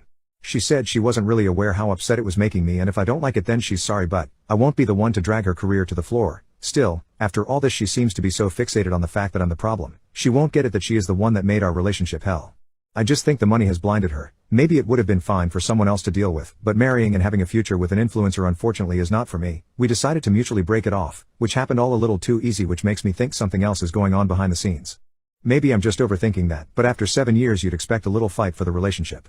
So I'm going to move in with my grandma for a bit until I can find somewhere. Also, I feel like it's only a matter of time she finds out about my Reddit post since the story was plastered all over TikTok with people speculating who it is, so it's probably best I'm not around when she does. As for telling you all who it is, I am not going to do that because even though it's been a bad couple of years with her I don't want to be the one to kill her career. I'm better than that. Update. I found out my girlfriend is homeless. I ended up meeting Kat at the local park we usually walk through after she got off work earlier today since it's out in the open. yet still private enough to have a serious conversation. I told Kat that I didn't want her to feel uncomfortable or ashamed, but that I saw her at a line at a homeless shelter yesterday and wanted to talk to her if there was anything up or if she needed help. Kat immediately began to cry and showed her nervous tics, fidgeting around, wrinkling her nose, etc. She began stuttering on her words and I consoled her until she began to gather herself again. I told Kat that she didn't have to feel like she had to hide anything from me, and she began to open up about everything. Kat told me that she had been homeless for over a year. She grew up in a broken home after her dad passed away in Iraq when she was a kid back in 2006. Her mother fell into alcoholism and had pretty much blown whatever savings she had from the death gratuity she received and basically lived paycheck to paycheck. Despite this, her faith with the church was the only real thing that gave her stability and hope to carry on with her daily life. At 18, she joined the Marines because she wanted to honor her father and escape the life she had grown up with, although she ended up getting ELS'd, entry-level separation, and was chaptered out of the USMC due to her developing asthma while in basic. She ended up moving to her current city on the East Coast because she didn't want to return to California where her mother was. Kat ended up barely scraping by to where she saved up to buy her older car to sleep in away from the shelters around December of last year. Kat ended up sharing to me that she was on the verge of self-destruction around the time I met her and wanted to play up like she didn't have baggage and elaborated on how she didn't want to scare me off by admitting she was homeless. So she had me drop her off at the one apartment building and split the tab of our dates to appear like everything was normal. Truthfully, I felt gutted hearing her story. I had a feeling that things were probably bad for her, but I didn't think it was that bad. Kat showed me her DD-214. I'm currently an E5 in the Army Reserve, so I knew that her story was verifiable, as well as the pictures she had of her past. I told her that I wanted to help her out in any way and that I was open to having her move to my place with the added kicker that we could go to IKEA to get her a bed set to make my living room into her living space since I wanted to respect her physical boundaries that was in place from her Catholic faith. Kat was very hesitant because of her pride and she didn't want to come off like she was accepting a handout due to pity, but I reassured her that it wasn't with a handout or come with a catch. I told Kat that I loved her, first time I said that, and wanted to help her feel secure. She looked at me with a sort of disbelief and asked me if I really meant it, and I did. Kat reciprocated by saying that she loved me too and accepted. As far as the conditions go, I told her to meet me at 30% of the rent and to put whatever money she had into starting summer classes at the local community college and that she could stay with me for as long as she wanted if she felt comfortable with premarital cohabitation. Alas, thanks for the advice on everything. Our convo was a long one and took a lot emotionally from Kat, so she is currently crashing at my couch until she wakes up so we can get her bed at IKEA later tonight. Once again, thank you for giving advice as it really allowed me to vent on what was going on. I found out my girlfriend is homeless. Yesterday morning, I went to go out for a walk around the city and noticed a girl that looked familiar standing in a line at a homeless shelter. I took a double glance and saw a hoodie that was mine and then recognized my girlfriend, Kat. I was pretty shocked by seeing her there, but didn't approach her because I didn't want to embarrass her or anything. So for background info, I met Kat in February at a Dunkin's. I started making small talk with her when I saw we were both wearing the same Dodgers hat. I offered to pay for her drink after shooting the shite for a minute in line and got to know her when she asked if I wanted to sit down with her. As we were finishing up our drink, I asked her out on a date and she accepted. As the last couple of months went by, things were going great with us. I learned that she was working 2 jobs, wanted to go to college, was a devout Catholic. She invited me to attend Mass. I'm not Catholic, but went out of respect, yet I noticed that she never brought up her family except when she mentioned her dad who was a Marine that passed away when she was a kid. Fast forward to the present, and I ended up sending a good morning text inside the Dunkin's as I was looking to see if it was really her. Like clockwork, she pulled out her phone and told me that she was at her apartment and that she was cooking breakfast. It was really surprising for me because I always dropped her off at a nice apartment building whenever a date was over, but I guess she did that to give off the appearance that she wasn't homeless? Now, I want to talk to Kat about her situation. She's kind of a social introvert, to put it lightly. If she truly is homeless, I want to offer Kat to stay at my place. The only problem is that I don't want to come off like she owes me or anything like that. I also want to respect her Catholic faith because she told me that she wants to wait to give up her V card after I originally invited her over to my place before I knew she was homeless. The Catholics aren't fond of unmarried cohabitation either. Thoughts on how I can navigate this? I wish my husband would cheat on me. I, 28 female, have spent every day for the past year wishing my 27 male husband would cheat on me, so I had a ballot out. I hate being married. My husband would rather spend time with his brothers and parents than with me. We've been at his parents' house for the past 3 weekends. Once we leave there, he gets on video games with them until all hours of the night. I haven't been to bed with my husband in weeks. Lovemaking is non-existent in my marriage right now.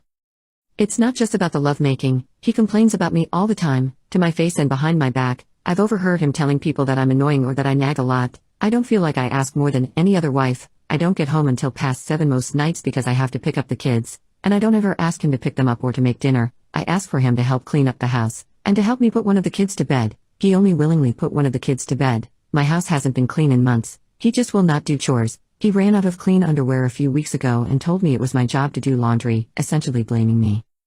The man also refuses to take care of himself. He complains when I cook because I'm trying to cook healthy meals, and he doesn't like vegetables. He won't go to the gym with me, but instead insists on playing video games. Obesity runs in his family, and I'm trying my best to encourage a healthy lifestyle change. I know he's depressed, but he won't talk to someone or get on medication. It doesn't matter how I try to encourage him, he would just rather suffer. All this to say, I don't feel like it's a good enough reason to get a divorce. I'm unhappy in my marriage, but it can be fixed. Both parties be willing, of course. He's just not willing. I just wish he'd cheat on me so I felt like I had a valid reason to get divorced. At this point, it wouldn't even hurt me that much.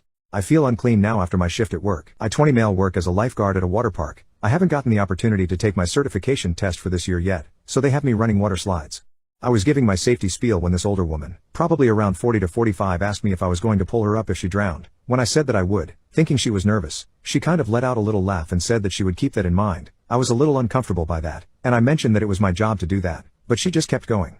A few more people went by and she wasn't on my mind at all until a group came up that got stuck at the top of my slide. When this happens, I have to push their tube through and it is not always easy. This group wouldn't budge, so I eventually just buckled down and got into the water at the top to dislodge them. My shirt got wet and then I heard the woman a few groups back telling me that if my shirt got wet, I could just take it off and give it to her, saying that she wouldn't mind if I used my muscles on her. I once again reminded her that I was just doing my job, but I was so uncomfortable.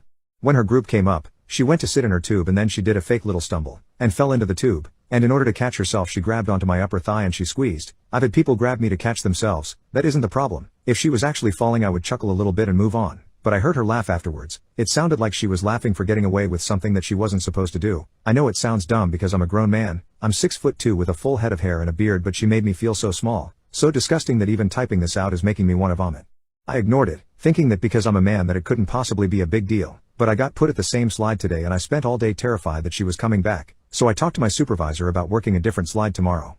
I just feel so disgusted. I know that what she did is relatively minor compared to what other people go through, but it's never happened to me and I hate it, and I hate that this stranger holds so much influence over me just through this one action. I'm crying right now typing this, which I haven't done in years. I didn't cry when this happened, or when I told my supervisor, but typing it out right now is killing me.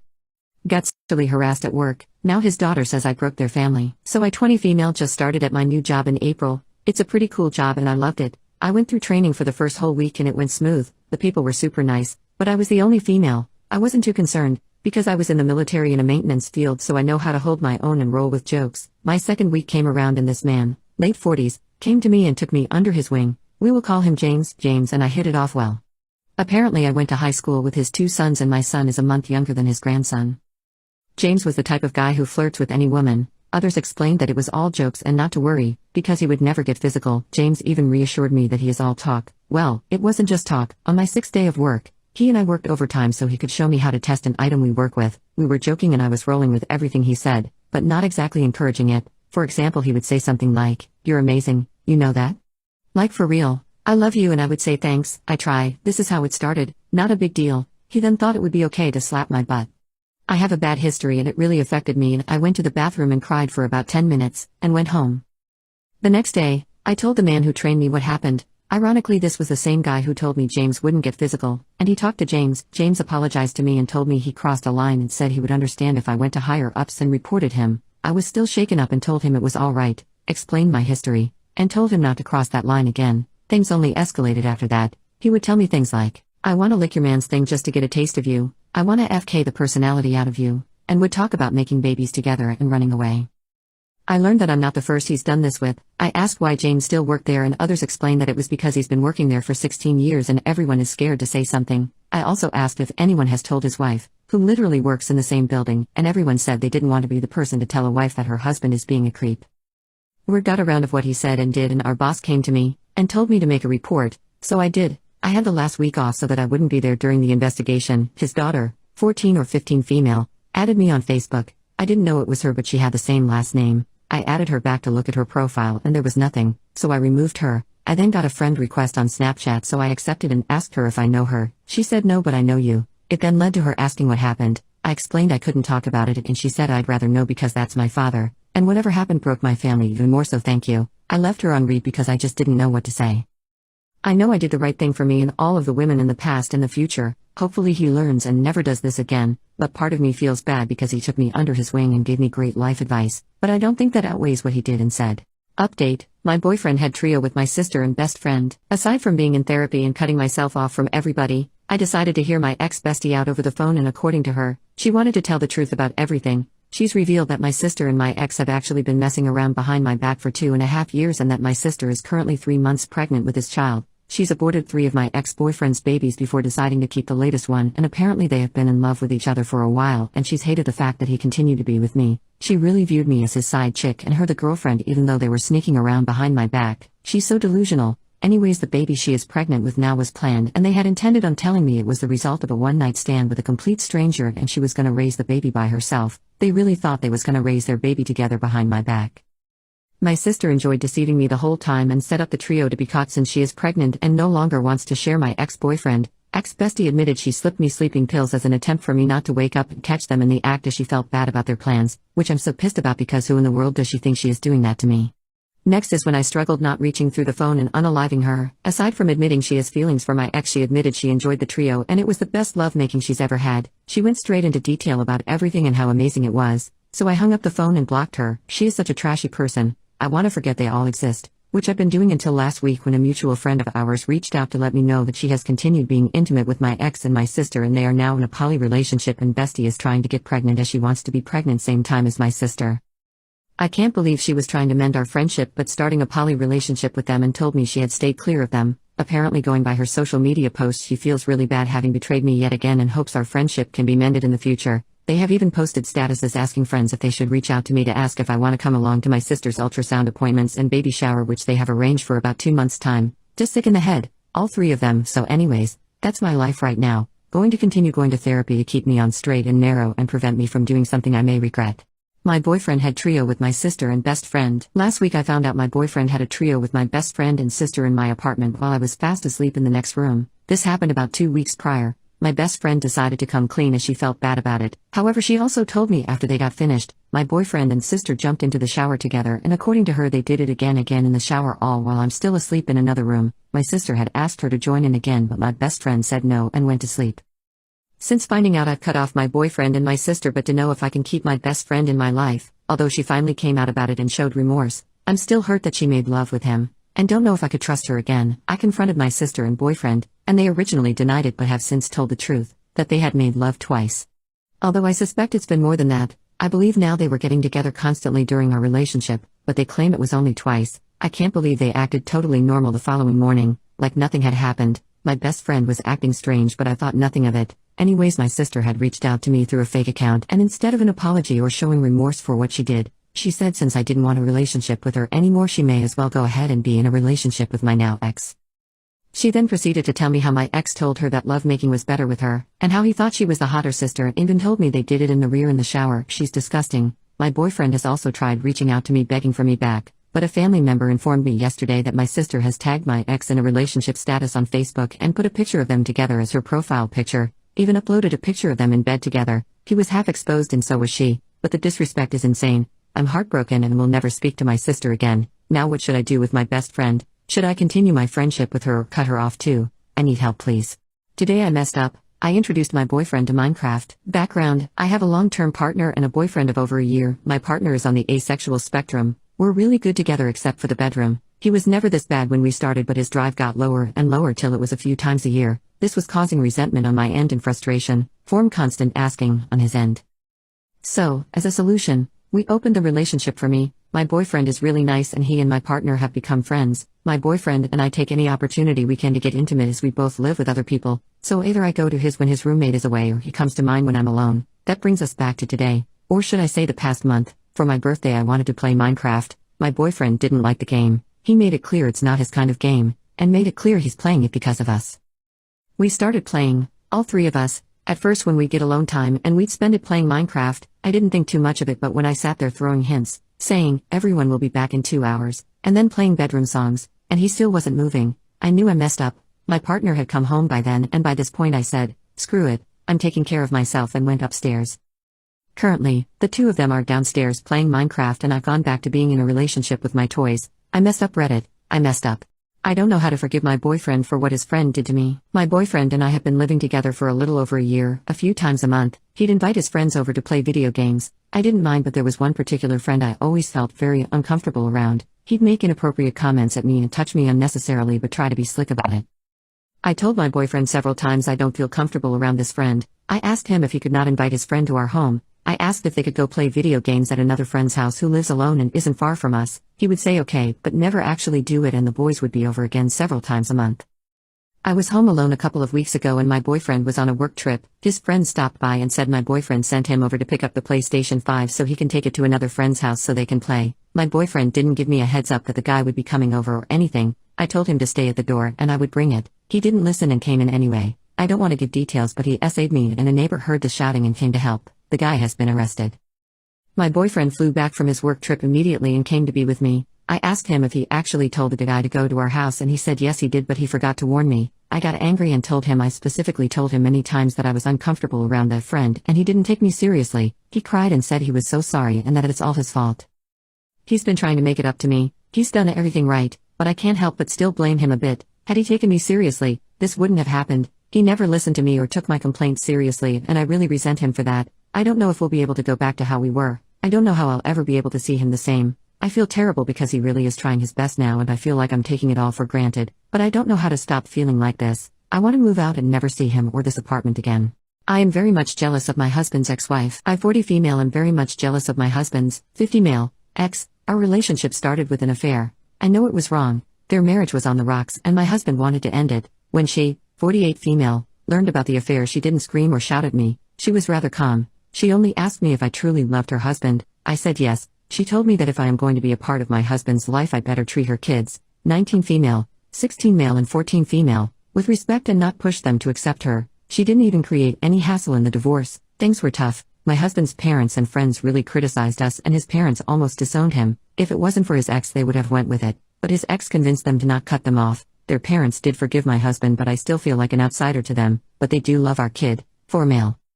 My husband's ex is very different. She never held a grudge against me, always pushed her kids to have a relationship with their dad. His oldest doesn't talk to him because of the divorce and it always hurts my husband that his daughter wants nothing to do with them. The rest of them are good. They do not love me but they are very civil. She never badmouthed me or called me a homewrecker. She did her best for the kids. She still tries her best so that her oldest daughter has a good relationship with her dad. I used to think she is a silly woman for not holding a grudge. She was always nice to me. When I was pregnant she first congratulated me and even though she wasn't invited to my baby shower, she sent me a diaper genie as a gift. I always felt guilty that I hurt such a pious woman. To make it more complicated, she is in a relationship with my cousin, 45 male. My parents love her, uncle and aunt love her, even my cousin's kids love her. She never discriminated between her kids and mine. She always sends some cookies or extra food for my son with her kids whenever it is their visitation time. She even met my son and treats him like her own. For the longest of time I wondered why she is like this. Is she trying to win her husband back? I even asked her why she doesn't hate me when I was her husband's mistress. She told me she doesn't see the point because whether or not she hates me her marriage was over anyways. I am jealous of her. She is not just beautiful but also graceful. I know I was very much younger than her when my husband started the affair, but I can say she is much more better looking than I am, even if I took her place in her husband's life, but I can never be her. My ex-husband left me for another woman but wanted to come back to me after she was diagnosed with cancer. I'm 25 turning 26 tomorrow actually. Happy birthday to me I guess. We were high school sweethearts and married at 21. He's currently 27. I'm not sure where it went wrong honestly. We had our ups and downs sure, but I thought since we had been through so much already that our marriage could prevail. Boy was I mistaken. He started coming home late. 3 hours after his shifts would end, he'd come home smelling like strawberries and beer. I'd ask him and of course he'd deny and deny. Nothing was confirmed until she messaged me on Facebook apologizing because she had a suspicion he was in a relationship but was too nervous to ask or pry. Everything blew up at that point. We filed for divorce and he left me to go start his new life with her. Why she stayed with him is beyond me, but it doesn't matter. I eventually came to terms with it. I didn't have any kids with him, so it's not like I had to keep thinking about him. I started a photography business and even started flirting with a cute guy at my work. Felt like life was great up until this point. This morning he called me 5 times at 1 a.m. from Snapchat. I honestly don't use it, so I forgot he even had me on there. I finally answer, ready to tear him new one, but he's just sobbing. I asked him what he wanted and he says that a while back his fiancée got a pretty serious diagnosis of cancer. He did not specify what kind. I apologized and said he had my condolences but that I was confused why he was calling me since we hadn't talked in forever. He says he just wanted to vent. I was super annoyed but I let him talk. For 20 minutes he goes on about their relationship problems, his alcohol abuse, etc. After that, he goes quiet for a minute and then says, I love you Sarah, my life is crap and I need you please. I hung up the phone. I was too tired to deal with that mess. But then he sends a long text basically saying that he wants to be there for Megan, but doesn't want to continue having a relationship with someone who is dying. I told him he was a piece of crap for even considering leaving her after her diagnosis, plus how would she feel if she knew he felt this way? He said I was twisting his words and that since she didn't know she'd never be hurt by it, he was just tired of pretending to be the loving and caring boyfriend everyone thought of him as for staying with her. She was driving him mental and had basically become a different person. He then proceeded to beg me over and over to get back together. I finally had enough of the drunk, screen recorded the entire convo, and blocked him. I've sent the screen recording to every account on Facebook that I could find that had her name and picture in hopes she will see it. She deleted the account she originally messaged me from. If you read this far, I'm sorry you did. This has been hurting my heart and head all day. I feel somewhat better getting this all out. I just feel like I'm getting caught up into something that I shouldn't but also should do more for her. Today I messed up by telling my entire college class what type of pee I watch. This didn't happen today, but actually a few months ago during my anthropology class. I was going to post the same day it happened but was still recovering from embarrassment. So, we get to the part of the semester where we're learning about human sexuality. At the beginning of the lecture the professor reminds us we're all adults and he doesn't want any immaturity or giggling during this lesson. For much of the lecture, the room is silent aside from students asking and answering questions. The professor talks about a lot of intimate stuff and it's met with complete maturity. At one point the professor explains how a lot of intimate desires are social taboos. For example, he pulls up recent statistics from a popular adult website, top 100 searches in the US. Transgender-related searches were at the top of the list. At the same time transphobic bills and hate crimes are at an all-time high in the US. Before moving on to the next slide, the professor takes a quick glance at the list and noticed joy somewhere in the middle. The professor says, "I just noticed this. What the heck is joy?" And me, I love to answer questions first when I know them. So I immediately raise my hand and say J off instructions. Without thinking about how this would make me look. The silence finally breaks and the class busts out laughing. Thankfully the professor giggled a bit too and no one got into any trouble. Plus he's chill, but safe to say, I was very embarrassed. My wife thinks she is no longer bi, only gay, and wants to divorce. My wife and I have been together for 12 years, married for 2. Over the last 3 weeks she has kept me at a distance. Before coming home last week and dropping the bombshell that she caught feelings for a mutual, 27 female, friend of ours, she thinks she is no longer bi, but only gay, and wants a divorce. She says that the feeling of attraction was so much stronger and intense, that she questions if she was ever attracted to me in the first place. Up until this point, we had a pretty solid home life and lovemaking life. We had a few issues caused by my ADHD, and sometimes I would do something her autism did not like, but otherwise we did not have any major fights, financially trusting and stable, and made love a few times a week on average. Over the past few years, we've even developed a bit of a dom-sub relationship, as she enjoyed being submissive in the bedroom. She loved when I touched her hair, gave massages, when I wore a suit, called her baby girl, or when I leaned against the doorway in a certain way that got a look in her eye that she wanted me then and there. I am at a complete loss. Up until a few weeks ago, we had always told each other it was us against the world forever, no matter what. We've been through family deaths and job losses together, and we even started our life together when we finished high school and went through college. I don't know how to even begin processing this. I had to beg for even 2 weeks to try and confirm feelings, go to couples counseling, and look into options together as a couple. That 2-week period will be over on June 2nd. I don't think it is nearly enough time to even begin digging into this together, and I don't know how to begin to process this or what our options are. I don't want to throw away a 12-year relationship as hasty as she seems to want to. I also do not want to be dismissive and misogynistic by asking her if she is sure or not, wanting to immediately accept this drastic change in identity and the claim that potentially none of her feelings for me were real, since up until now she was extremely confident that she was either bi or even pan, as she was attracted to not only men, but women, trans men, trans women, and non-binaries as well, heck, even monsters like vampires and werewolves. But at the same time, it feels impossible to accept that over the course of a few weeks, we could go from a fully committed relationship, to her questioning if she ever loved me at all. Could limerence and the excitement of being with a woman be enough to question her love for me? Is there a possibility of those feelings for me returning? How do I ask for more time for us to explore these things together? I would like to believe that even if her attraction to me is not as intense as it was for the woman, that it's still real and doesn't mean she doesn't love me at all, or that our established relationship just isn't as exciting as the prospect of this new one. Has anyone ever been through this before? Most of our friend group we've built together since we moved to this city together. Her family is my family. She is pretty much my entire world since we've built our life together for the last 12 years. Heck, when we got married, she didn't want to change her name to mine since we are more connected to hers. So I was going to change my name this year for our anniversary. Now everything is in question. My entire life is in question, and I don't think I can live without her. I only ever wanted her in the life we built and shared together. I've started therapy in addition to the couples counseling she reluctantly agreed to, but my insurance is through her work since I lost my job last year and my new job doesn't have as good of insurance as my old one, so if this does happen, I won't even be able to afford the therapy to climb out of the hole.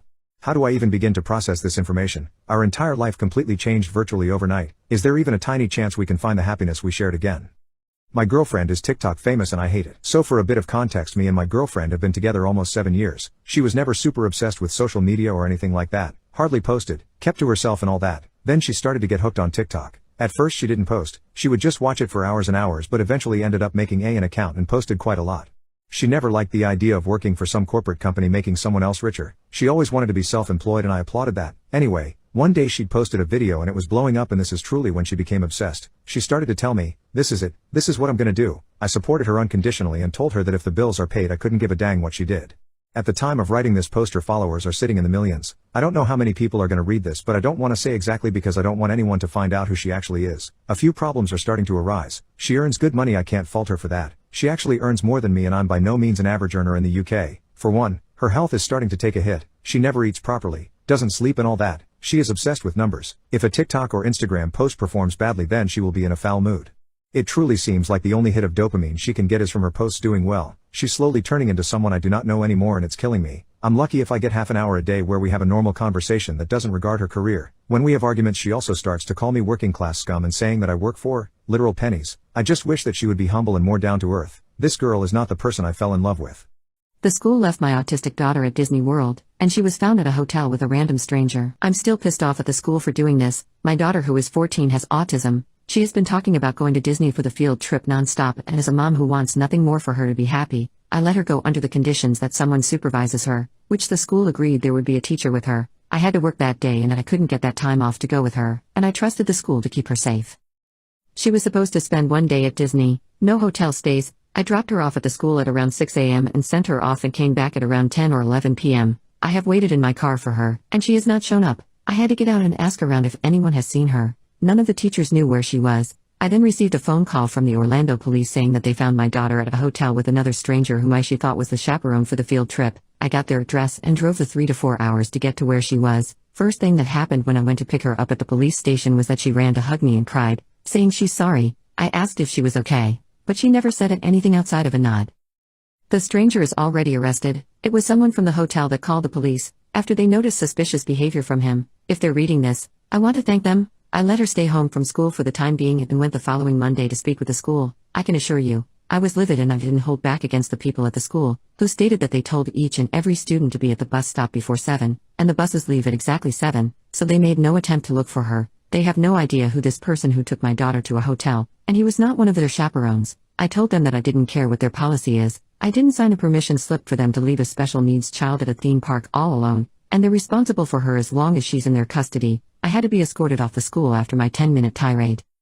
I can only speculate what the stranger did to her, since she did not come forward to tell me what happened. In fact, she hasn't spoken a word at all and she refuses to leave her room except to eat. She never got on her computer. I'm speaking with lawyers to see if a lawsuit is possible. I don't know what to do. I feel like I failed my daughter as a parent. I want to get her into therapy, but I'm concerned she won't be comfortable enough to speak to a therapist.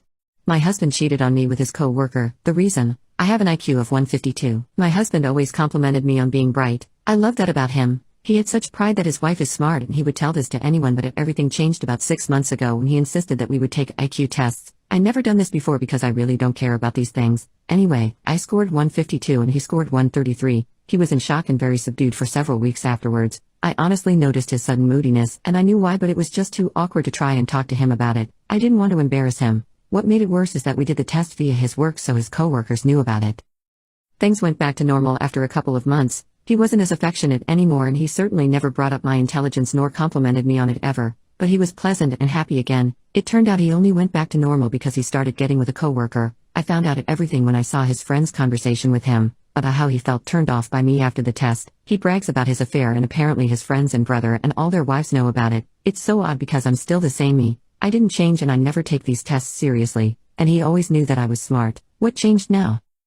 I haven't spoken to him yet about anything, not sure I will either. Clearly his affair made him feel good about this whole thing again because he's back to being pleasant to be around. I love my life and I don't want to change it, especially when our children are still too young and need us. I just needed to get this off my chest and get some perspective. Why this sudden turn off by me? Today I messed up by getting with a married woman and getting feelings for her. For some context, I am 30 years old and she is 27. We met through Bumble, the dating side of Bumble. We match and start chatting. As we start talking to each other, she lets me know that she is married and I ask, "Why are you on the dating side of Bumble?" And she responds with something along the lines of, "Well, I am not that happy in my marriage and I just want friends." So we continue to chat. Mess up number 1. Last Friday I ask her if she would like to hang out at my place and just watch a movie. She agrees and during the movie we snuggle. I'm like, okay, if she is actively snuggling with me then I guess it's fine. After the movie, we talk a bit more about her marriage because I was curious. She says her husband doesn't put any effort into the marriage, never communicates, never does anything for her. She feels like he would leave her to go back to his country. So she is at a loss for what to do. Just she knows she doesn't want to end the marriage right now, which is good, right?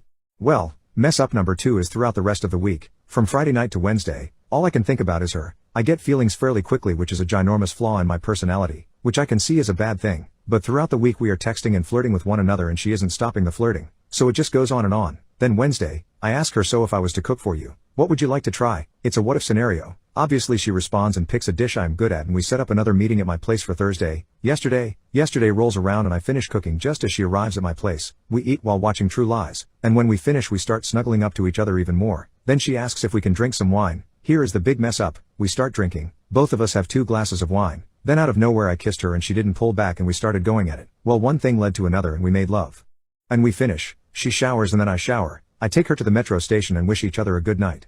Last night and throughout today, I've been thinking about her and I have deep feelings for her. Yes, I know it was a jerk move on my part to make love with her knowing she was married. Just know I am between a rock and a hard place because I have feelings for her, but she is married and it is a situation that you don't want to ruin the marriage, but it is sorta ruined. I messed up because I know sleeping with someone who is married is wrong. My parents taught me that was wrong when I was growing up, so I feel so guilty. But I never thought she would let it go that far. So Reddit, that is how I messed up. I understand I am the jerk here. No need to bash me for that. Just sharing.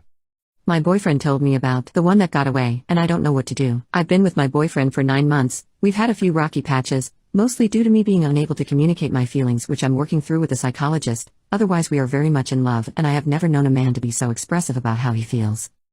Last night he had a few drinks with his friend while I was out for dinner. When I got home, he was a bit tipsy but not drunk. He gets very emotional when he drinks and tends to confess a lot of things during these moments. I have no idea why this even came up, but he decided to tell me about his one that got away, his girlfriend from a few years ago who moved overseas and who he lost touch with. He has never mentioned her before. I thought I knew about all his exes.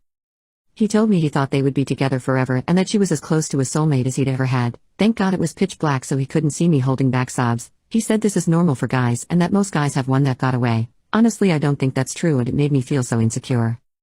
The worst part is apparently she has moved back to our city. He only knows this because he saw her while we were out on a date. This made me feel sick. Apparently she has a boyfriend, and the way he said it made it sound like that was the only thing stopping him from going after her. He quickly turned the conversation to something else before I could respond, and I didn't bring it up again. I have been extremely forgiving and understanding about major things in his past, but honestly this is something I don't know if I can get over. I know I can't change the past, but clearly it's not in the past if he's bringing her up completely out of the blue and she now lives in our city again. I love him so much and I know he loves me, but this has just completely shattered me. While I don't think it's worth breaking up over, I'm looking for advice about how I should handle it. Bring it up or forget about it? Today I messed up by going home without my mom knowing. So for context, I 16 male currently live with my mom and my younger brother. My mom has been single for a while, so she got into a relationship about 3 weeks ago. I've met her boyfriend like 2 to 3 times. I'm not home too much. I spend most of the time in a completely different city, not even close to my mom's home. And at first I was surprised that my mom has a boyfriend 12 years younger than her, but he was nice and funny, so I talked to him for a while, and after that I went to my room and slept until the next day. Here comes the story. Today after school I decided I'm going to stop by my mom's just to say hi and stuff, because I had less lessons in school and had like 4 hours of spare time. So I got on a bus, and when I came to the street my mom's house was on. I started to pull out my keys. Also, it's really important to say that I really often walk or do anything very silently for whatever reason. So I got to the door and tried to open the door silently, because why not, and saw my mom's boyfriend's shoes. I was happy because we could talk and it would kill my spare time. After I closed the door after myself, I opened the door to the living room to see my mom and her boyfriend making love with these weird flower necklaces and bracelets on their bodies. I stood there for a second and slowly closed the door, and silently got out of there. Now I'm sitting on a bench in a nearby park waiting like 30 minutes and then hopefully coming back to my dressed up mom without flowers on her arms, neck or thighs.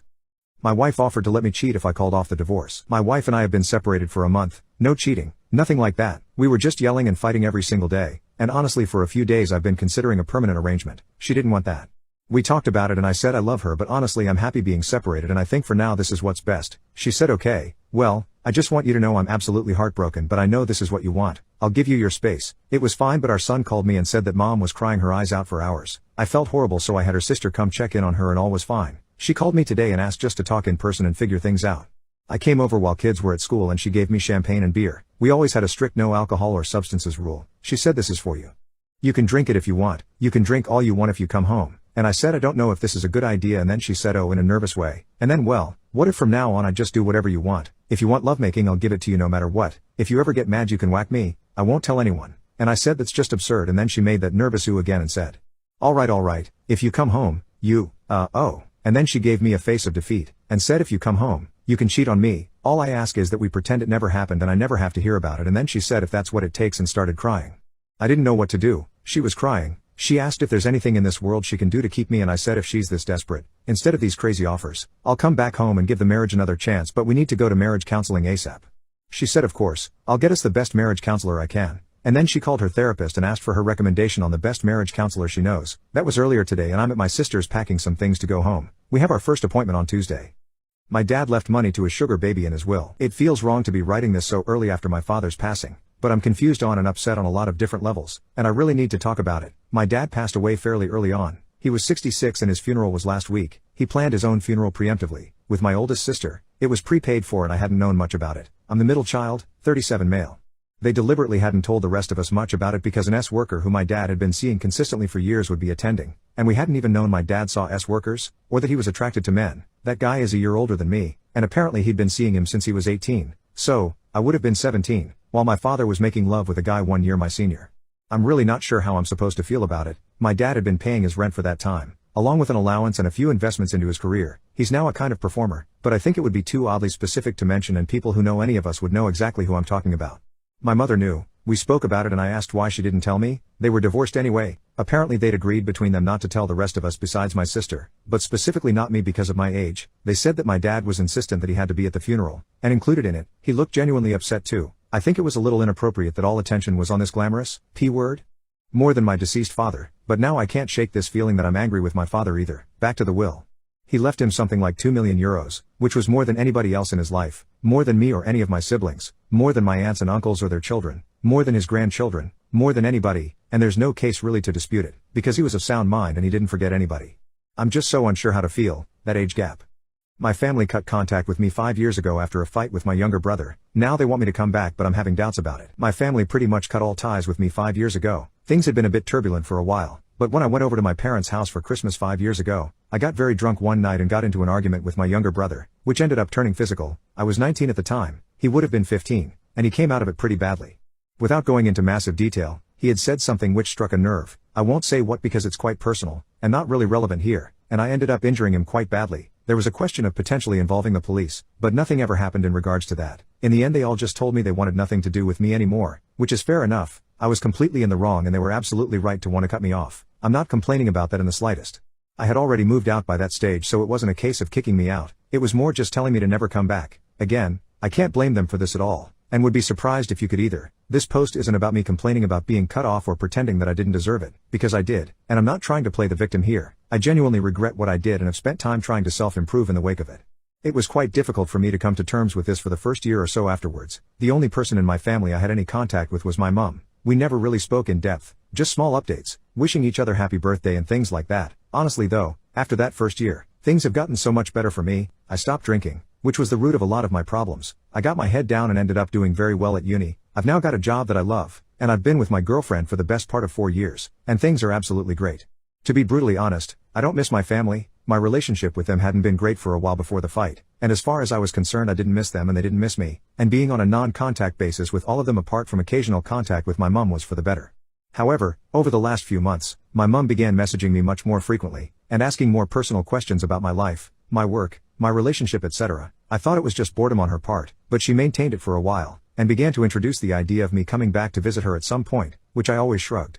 She started to persist with it, and then yesterday it all came to a head when she added me to a WhatsApp group chat with the rest of the family. I was then told how they had all come to a family decision that 5 years was enough, that my brother had found it in his heart to forgive me for what happened and that they wanted me to come over at some point to catch up on lost time. These are all quotes from what they sent me. I didn't say much, I just said I wanted time to think. I'm quite torn on this now. Part of me feels like I am obliged to go along with it. They cut contact with me because of my own actions, and if my brother's forgiven me and wants to re-establish contact with me then it's my duty to do so. On the other hand, I feel like since contact was cut my life improved a lot. My relationship with them had been on a downward slope for a fair bit of time beforehand, and I just haven't found myself missing any of it. That's why I'm asking for advice. Would you say that I'm obliged to go and re-establish contact because it was my fault that contact was cut, or do you think it would be acceptable for me not to do so? Today I messed up by wearing my wife's nightgown and getting CPS called on me. For context, my wife and I have 3 children, 17 female, 14 male, 6 female. When it comes to sleepwear my wife and I are complete opposites. I prefer nothing. She prefers her long flowing nightgowns. Nothing wrong with that, and she looks amazing in them, so win-win. The night a couple weeks ago was a different story however. I was feeling a bit chilly for some reason and my wife suggested half as a joke that I should wear one of her gowns. We're almost the same size. I'm a small man, so I said screw it, and threw one of them on.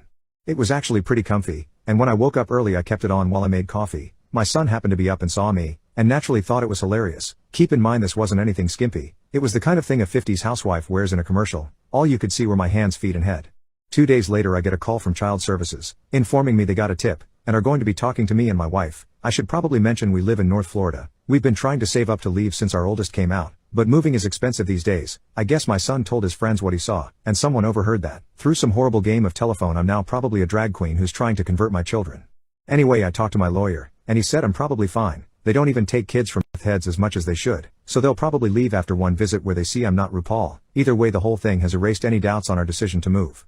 My parents will divorce if I don't break up with my girlfriend. I have a girlfriend at college and my parents don't approve of our relationship at all. Last few weeks they've been furious about it, and threatening to divorce. They told me not to date until I get my bachelor's, which is at least 1 semester from now, and to date only Asian, preferably Chinese American, girls. I'm Asian, and she's white. We didn't even do anything inappropriate. We're just close friends, often hang out together on campus, and we're in a swing dance club. I didn't even tell my parents about my relationship. How did they find out? My sister, 18 female, also goes to same college as me, and she always saw me walking around holding hands and eating in the cafeteria with the same girl. Instead of asking me about it, she told my parents. She took pictures of us from afar and used it as evidence against me. When I told my parents that both my girlfriend and I are legal adults, and that her parents approve of the relationship, they said, "You'll always be a child in our eyes, and her parents don't influence us." They're primarily mad because I kept my relationship a secret for so long, and secondary reason is that I'm breaking their expectations about dating.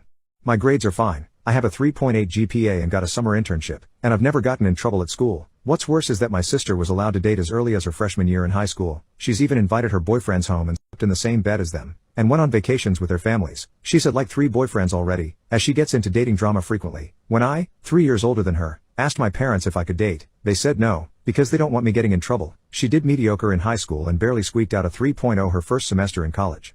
When I told my parents that I love my girlfriend and I'm not breaking up with her, they said that they will divorce each other if I don't break up with her ASAP. They were forcing me to pull out my phone and text her, saying that I want to break up. I refused, arguing that they let my irresponsible, academically struggling younger sister date, but not me. My parents said that I value white trash over family, and that they spent 21 years raising a failure. I'm not a failure, my sister is.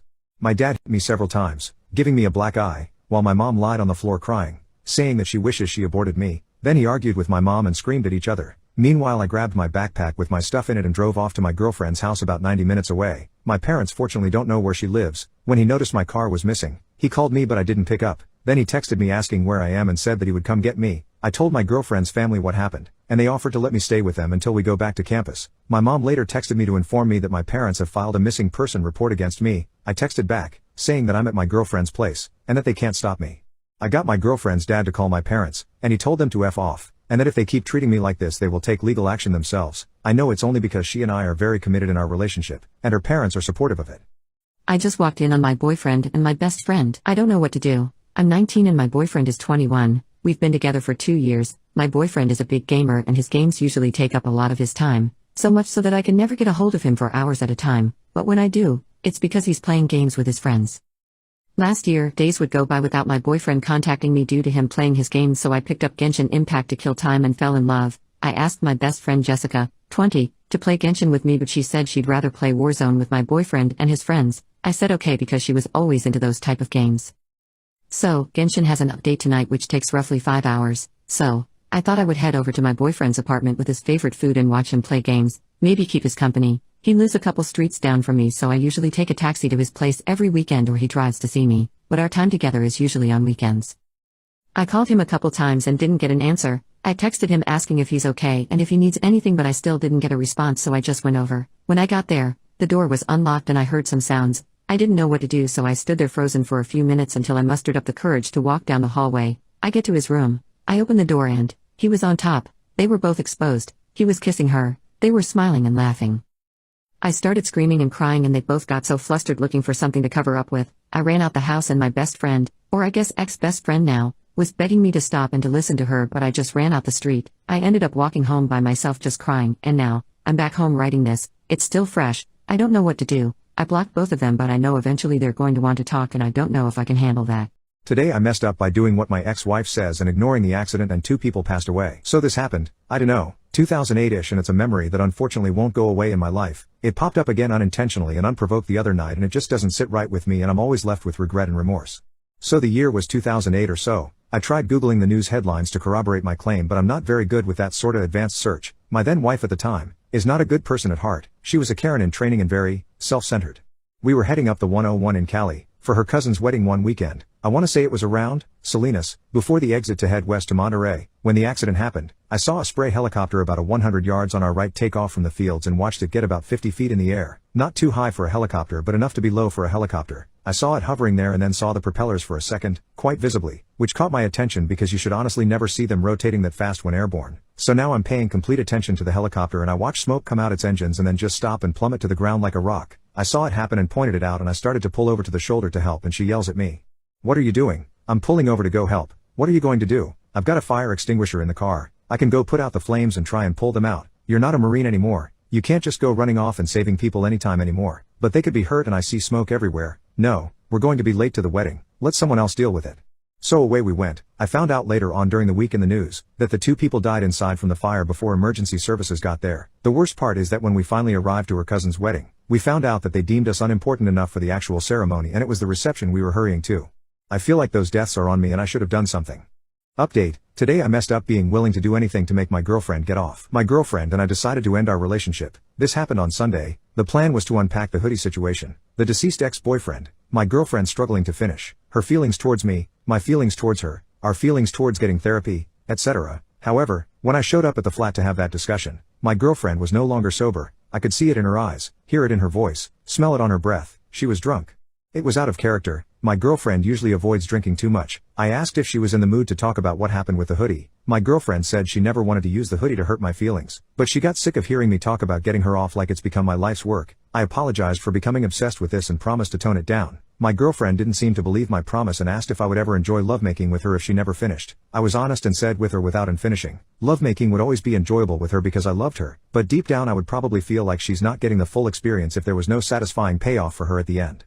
My girlfriend said if I wanted a satisfying payoff, all I had to do was wear the hoodie again and again and again. I asked if that was really her talking or the alcohol. My girlfriend shrugged. I asked if she thought it was normal to ask her boyfriend to wear something that belonged to her dead boyfriend, especially during lovemaking. My girlfriend struggled to stop the tears and said the hoodie actually belonged to the guy who was best friends with her dead boyfriend. She confessed to cheating on him before he passed away. I was speechless. My girlfriend clarified that the hoodie belonged to someone who was still alive. She taunted me to ask her why she had the hoodie of the guy who never loved her, why the hoodie made her go wild when I had it on, why she cheated on the guy she loved more than anyone, etc.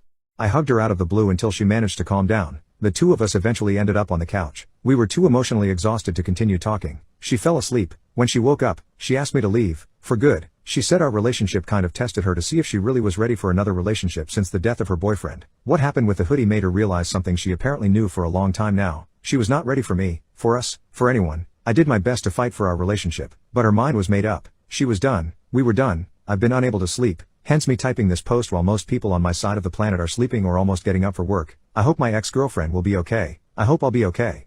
Today I messed up being willing to do anything to make my girlfriend get off. Last night my girlfriend asked me to stop trying to pleasure her because she was not gonna finish and it was getting late. I said I was willing to keep going, but she said we both knew she never got off with anyone and nothing was gonna change that. I asked if she wanted to use one of her toys. She said she was not in the mood for toys. I said there must be something I could do to get the job done. She said it is what it is and encouraged me to focus on the fact that she enjoyed getting me off. At that moment she got dressed and prepared for bed. I was still exposed and still struggling to accept the idea that my girlfriend was doomed to always depend on accessories. I have nothing against anyone using accessories, but I could tell that deep down my girlfriend would really like it if she could get off through human contact. My girlfriend eventually got tired of hearing me go on and on about trying new things and figuring out ways to get her off that she finally interrupted me and said there was something we could do that might work. She said I was not gonna like it though. I said I was willing to do anything if it meant getting her across the finish line. My girlfriend said okay and opened her closet. She pulled out a hoodie and said her first boyfriend had that on when he took her card. I asked why did she still have it. She shrugged and said she didn't know. I asked what did she want us to do with her ex's hoodie. She said I should put it on and let her have top. As soon as I put it on, my girlfriend became really dominant. The animal inside of her came out, an animal I didn't even know existed. My girlfriend didn't get off, but she milked every minute I had that hoodie on. My girlfriend put the hoodie back in the closet when we were done and said she was willing to let me wear it again if I was still feeling passionate about trying anything to get her off. Not gonna lie, it was not the biggest confidence boost to realize that my girlfriend was not only attached to her ex in some way, but also needed his personal belongings to bring out her wild side and potentially get her to cross the finish line, which I've been unable to do since the beginning of our relationship. All I wanted to do was make my girlfriend feel good and now it seems like I'm competing with her ex to do that. I hate hoodies now. Edit, the ex-boyfriend is dead. I should have included that information in my post, sorry. My girlfriend and I took graduation pictures but I found out she cheated on me. My girlfriend 22 female and I 21 male took graduation pictures last Wednesday and they arrived on Saturday. We were excited to see them and she posted them on Instagram and made another post of the photos we took. I was going to post them in 2 weeks after our graduation ceremony, but she made a post for us. She posted them on Instagram at 6 p.m. yesterday, and an hour later I received a DM from a random account that said my girlfriend was cheating on me. They sent 5 pictures of her kissing a guy at a party we went to back in January. I looked closer and the woman was my girlfriend. She had a pink streak of hair at the time and the woman had the same hair streak as her. I was confused, so I went to her apartment and showed her the pictures, and she confessed that the girl was her. She said they were grouped together for a final for one of her classes back in December and they made out one day after the other group members left. She then told me she slept with the guy every Wednesday while I was at work from December until March, when she broke it off because the guilt was too much for her to handle. She said the pictures were when I was in another room talking to a couple of friends and she ran into the guy and they went to the patio to make out. I didn't say anything other than we were finished and I was breaking up with her. I went to her room to collect my things and she started crying and begging me to forgive her. She kept apologizing and pleaded with me to give her a second chance, but I couldn't hear anything at that point. She grabbed my arm when I walked out the door and told me to stay, but I pulled my arm out and left. She was blowing up my phone when I got back to my room, but I blocked her an hour later. I feel completely numb. I haven't left my desk since last night and I don't feel like moving. We were together since our first semester of college and now it's over like that. She was my best friend for the past 4 years. We went everywhere and did everything together. I know everything about her and she knows everything about me. She was with me when I found out my mother passed away. I supported her through her eating disorder recovery. I did my best to be a good partner for her. I'm never going to see her father or her little brother again. We were going to graduate and get an apartment together and we're planning to go to Germany and Italy next year, and now those plans are all gone. How am I going to tell my sister about this? She loves my ex-girlfriend and now I have to tell her she cheated on me. She still has the post of our graduation pictures on her profile and all the comments saying y'all are the cutest. I have a folder of our pictures on my nightstand and it feels like the folder is mocking me. I hate this feeling. I hate everything so much right now. Why would she do this to me? All I want to do is cry, but I can't do it. How could I not pick up the signs? She never responded to my messages on Wednesday and I never thought anything of it. Why am I so oblivious to things? I hate myself so much right now. Update: she sent me a text through her best friend's phone saying she also got together with one of her friends from high school when our college sent us home to quarantine in spring 2020 and felt like I needed to know. I knew it. I am so mad. My dad kept his no questions asked, just call me for help promise. My 13 female dad is a good dude. He's not perfect. He'll get pissed over smaller things sometimes that I think aren't worth the trouble. He gets a bit too drunk with his coworkers occasionally and gets banished from my parents' bedroom. All in all though, good dad. One thing that I've been told again and again since I was in elementary school is that if I'm ever in real trouble, he will always be there to help. I've never had to take him up on his promise until I was invited to a party a few weeks ago. Told my parents I was sleeping over at a friend's place. There were some older guys at the party and hard liquor. My friends and I will sneak the occasional beer, but it was our first time trying things like vodka and whiskey. We got really drunk and the high schoolers were being creepy. My friends really didn't want to call their parents, kinda understandable because we were wasted at a party with boys we didn't know that well. I ended up calling my dad at like 3 a.m. He just asked for the address and immediately drove over, dropped off my 2 friends, and then we drove home. Honestly, I thought I was in for the shout session of a lifetime. Low-key I knew I deserved it. All he did, though, was hold my hand and tell me that the world can be a dangerous place and to please make safe, smart decisions. Next morning, he acts as if nothing has happened. Apparently my dad just told my mom that I was feeling a bit sick and came home during the night, which was true because my hangover was horrible. My dad, this guy. I've been reverse pickpocketing my parents for years, and I think I'm addicted to it. When I was younger, I noticed how excited my mother would get over finding money on the ground or in the wash, even if it was only $1. Once I was a bit older and had a job, I realized that I had money I could spend however I wanted. My parents didn't really like receiving random gifts when it wasn't a holiday or birthday, so I started sneaking 1s and 5s into their wallets, bags, and even coat pockets. It made me so happy to see how excited my mom would get even though it wasn't much money, and sometimes my dad would bring home candy with the surprise, extra money. I'm an adult now and still live with my parents. They let me live with them super cheap even though money has been a little tight the last few years. They don't like it when I just give them money to help, even if they pay me back. I've started reverse pickpocketing 10s and 20s. My mom gets especially excited and tells me all about the money she found. My dad doesn't vocalize that he found it. He just brings home ice cream or fast food for the family. The problem is, I can't stop. It's not putting me at a detriment because they don't charge much for rent, but I'm worried I'll get caught soon. I'll probably stop once our financial situation is a bit better in a year or so. I just absolutely love the smile it brings to my mother's face, and the smile my dad has when he surprises us with a special treat. It's worth the $20 to $30 every paycheck. I don't do it too often, but it's been going on for so long I think I'm addicted to it. Today I messed up by wearing noise-canceling headphones while self-pleasuring. I 19 male am staying at my college dorms for the coming summer as I signed up for some summer classes. My college opened up my building for summer students so I got lucky and got to stay in mine. All semester long I had a roommate, but now that he was gone for the summer I could use the place to myself. I had also just got some noise-canceling headphones so I was excited to fire up some Shakira videos and have a nice long wank session. I got 3 monitors so I can really get into the zone. No, before the dorms are given to the students for the summer there was supposed to be a room inspection. This was supposed to take place yesterday. They have been reminding us about it for about a month, but I forgot. As I was self-pleasuring yesterday, I was sat in my computer chair, headphones on with the door towards the back side on my left. Towards me getting really into it, I felt a gust of wind and a slight change in light in my room for a couple of seconds, but I didn't pay much attention to it. This morning I woke up and met up with some friends who are also staying for the summer. They asked about my room inspection, and I said no one came to my room. They found that strange and said theirs happened at 3 p.m., which was right around the time I was doing my thing. Reddit, do you think I didn't have the inspection, or do you think someone opened my door and saw me doing the deed? The inspection is run by my RA, this cute blonde, and I am honestly desperately hoping she did not open my door. She didn't come right, just need some peace of mind. Final update, my girlfriend dated me because of a dare. Man, sorry it took so long. I got busy with graduation and was waiting for things to be finished up. Now that I think it is, this may be the final update to conclude this mess. My ex got grounded, of course. All technology has been stripped away and she was forced to delete all her socials in front of her dad, besides Facebook cause of family connections. She isn't allowed out of the house and he's hoping to get her a job over the summer. All that money will be directly funded to her college savings and none for spending, so laughing my butt off. Her dad also messaged me that she ended up ratting out her friends' addresses and he went to each house to talk to the parents. I don't know what happened to them, but some were furious at graduation. I know they had a huge fight with my ex and everyone dropped her as a friend. They dropped each other as well. The whole friend group basically crumbled except like 2 of them. I'm pretty sure my ex probably has 1 or 2 friends left, if any at all. She was well popular then dropped to the bottom of the food chain. It's hilarious.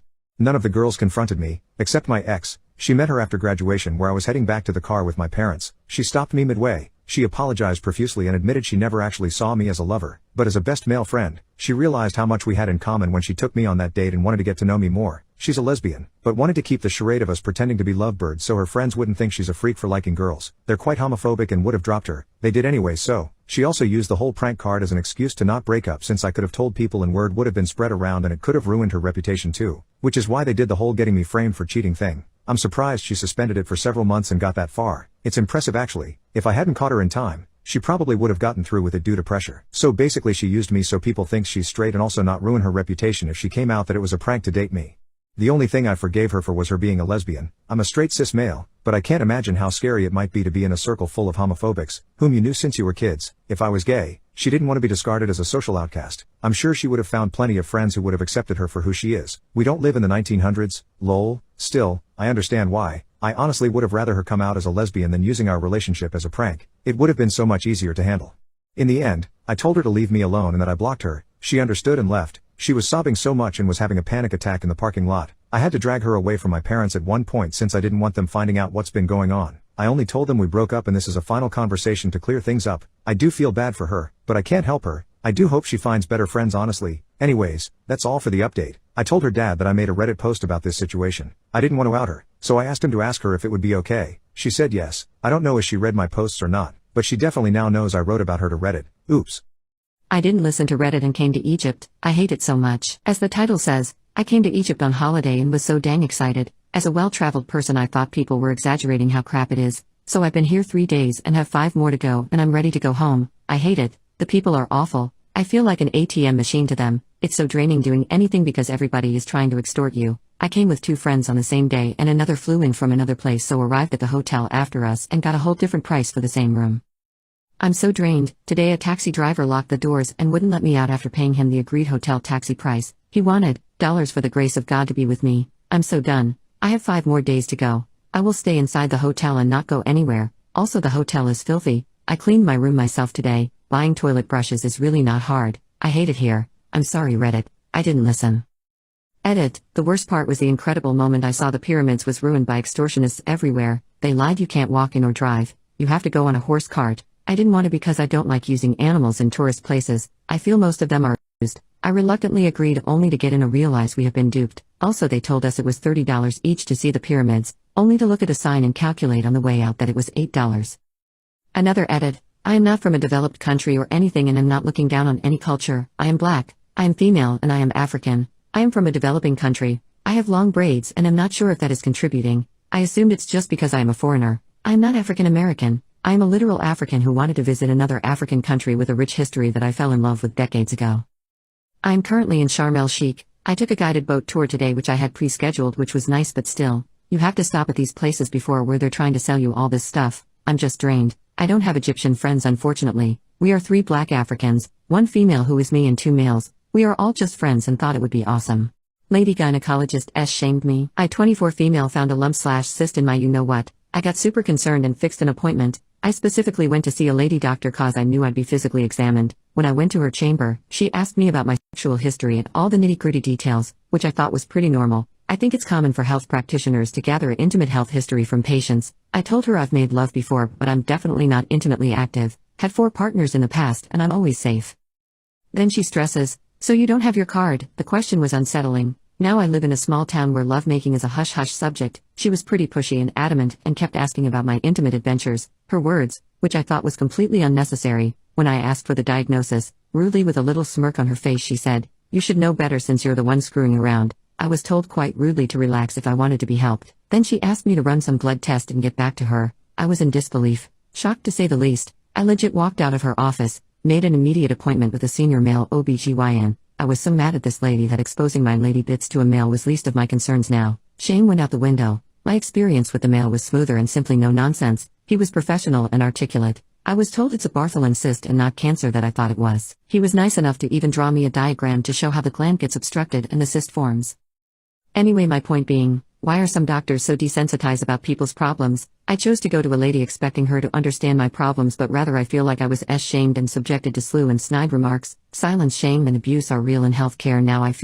I worry about people, especially underage girls who will be subjected to treatment like this. I wonder how common are practices like these. I can only imagine how hard it must be for women who go for abortions. Please, if you have a girlfriend, sister or any women in your family, make sure that they feel safe and comfortable with their doctor. From a health perspective, what I went through is dangerous for patients who are vulnerable. You want to be as clear with your clinicians as you possibly can. Doctors should provide competent medical care with compassion and respect for human dignity and rights. They shouldn't be making assumptions and judgments. Today's experience shook me to the core. Stay safe, you all. My boyfriend took his shirt off in front of me for the first time. My boyfriend and I have been together for 8 months and he has been hesitant to take his shirt off around me. He was essayed by one of his uncles from the age of 9 until he was 13 years old, and the trauma he has is still there. He never took his shirt off as a kid and gets really uncomfortable when people touch him. He didn't let me hug him or hold his hand the first month we were together, and the first time he asked for a hug I nearly cried. He is the most handsome man in the world and has the biggest heart imaginable. I'm happy to be his girlfriend.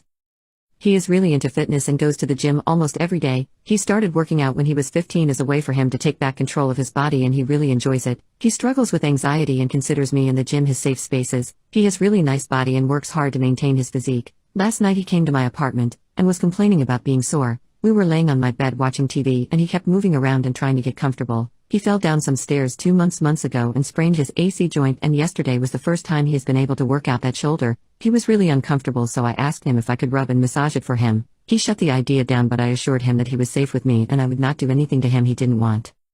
He was still unsure but said he wanted to take this step with me. I offered to take my shirt off with him, and after a minute of reassurance he agreed. We took off our shirts and he looked so beautiful. He moved up in front of me and I began rubbing his shoulders. He flinched at first but relaxed and said it was helping. He asked me not to touch his lower back, so I stayed around his shoulders and neck. I massaged his shoulders for about a half hour and told him all the things I love about him, and he was so calm and relaxed. He spent the night, and when I woke up this morning he was in between my arms. We didn't go to sleep like that, so he must have moved next to me in the middle of the night. I started rubbing his back and he woke up and moved closer. It was our first time sharing a moment of intimacy and it was so beautiful. He left an hour later and sent me a text thanking me for treating him with love and respect. I did it. He trusts me with his body. I will love and respect him for as long as I live. Anyone have stories of confronting your bullies years later? I was 15 and moved to Philly from Texas. I had a pretty strong accent and had never been out of the state before, so I didn't know what to expect socially. On my first day of school I had the bad judgment to wear a Dallas Cowboys jersey thinking people will just laugh. Throughout the day, I got a few dirty looks and a few "you've got balls" comments. Last period goes by and I'm waiting for my bus out front when this huge Guido comes up and starts talking crap. I tell him to piss up a rope and next thing I know, I'm on the ground. He gets suspended and I'm told not to antagonize things. Time goes by and he's a constant pain in my life, bullying me around on a weekly basis. He outweighed me by about 75 pounds thanks to his use and had a temper to match. I got my butt handed to me many times thanks to him and his manipulations. We graduate and I don't see him for a few years. I had always been into cooking and decided that's what I wanted to do with my life, so I went to culinary school and started working in the industry. I worked my way up the ladder quickly thanks to focus, a willingness to sacrifice a social life and hard work. A few years later I was the executive chef of a small bistro and we had a policy of taking a prisoner on work release from the county jail as part of a rehabilitation program. The owner was a great guy who grew up without guidance and made some bad decisions early in life that got him thrown in jail for a few years. He got out, got a job as a dishwasher where the owner of that place saw some promise and took him under his wing, giving him the life lessons he never got from his family and so on. This was his way of paying forward what he got. We had gone through a few guys that seemed to do well and so far the program was working out well. One day we were slated to get a new guy and guess who walks in the door? He doesn't notice me at first but then is introduced to me as his direct boss. The owner starts to introduce me but I interrupt saying that we already know each other quite well and need no introductions. I told the owner about our history not leaving any details out and he asks me what I want to do. I tell him give me a few minutes in the walk-in. Large walk-in refrigerator that is soundproof. With him and it's all good. I take him in there and ask him why he was in jail and where he was in his head. I also told him how I would treat him was up to him and that this could go well or he could turn right around and go right back to jail. He ended up breaking down and spilling his heart out to me, between substances, an awful household and having no real friends in school due to a total lack of social skills. He had no idea how to have a real relationship. He told me that the days he would be awful to me were the days after his old man would lay his hands on him when he got wasted. His life just went downhill after school and he ended up getting busted for dealing. I told him to clean himself up and I'd do my best to show him how to get himself together. He ended up being one of the hardest workers I have ever seen. 5 years later he ended up being my sous chef. He has his own restaurant now and we guest chef at each other's place all the time. I wouldn't trade his friendship for the world. I delivered my friend's fetus. My friend took a pill to terminate her pregnancy that she thought was 3 months along. She started getting sick and having contractions that we didn't know were actually contractions. After hours of her being sick in and out of excruciating pain, she wobbles to the toilet and screams, "My baby, my baby." We rush into the room and there it is, a small fetus attached to her.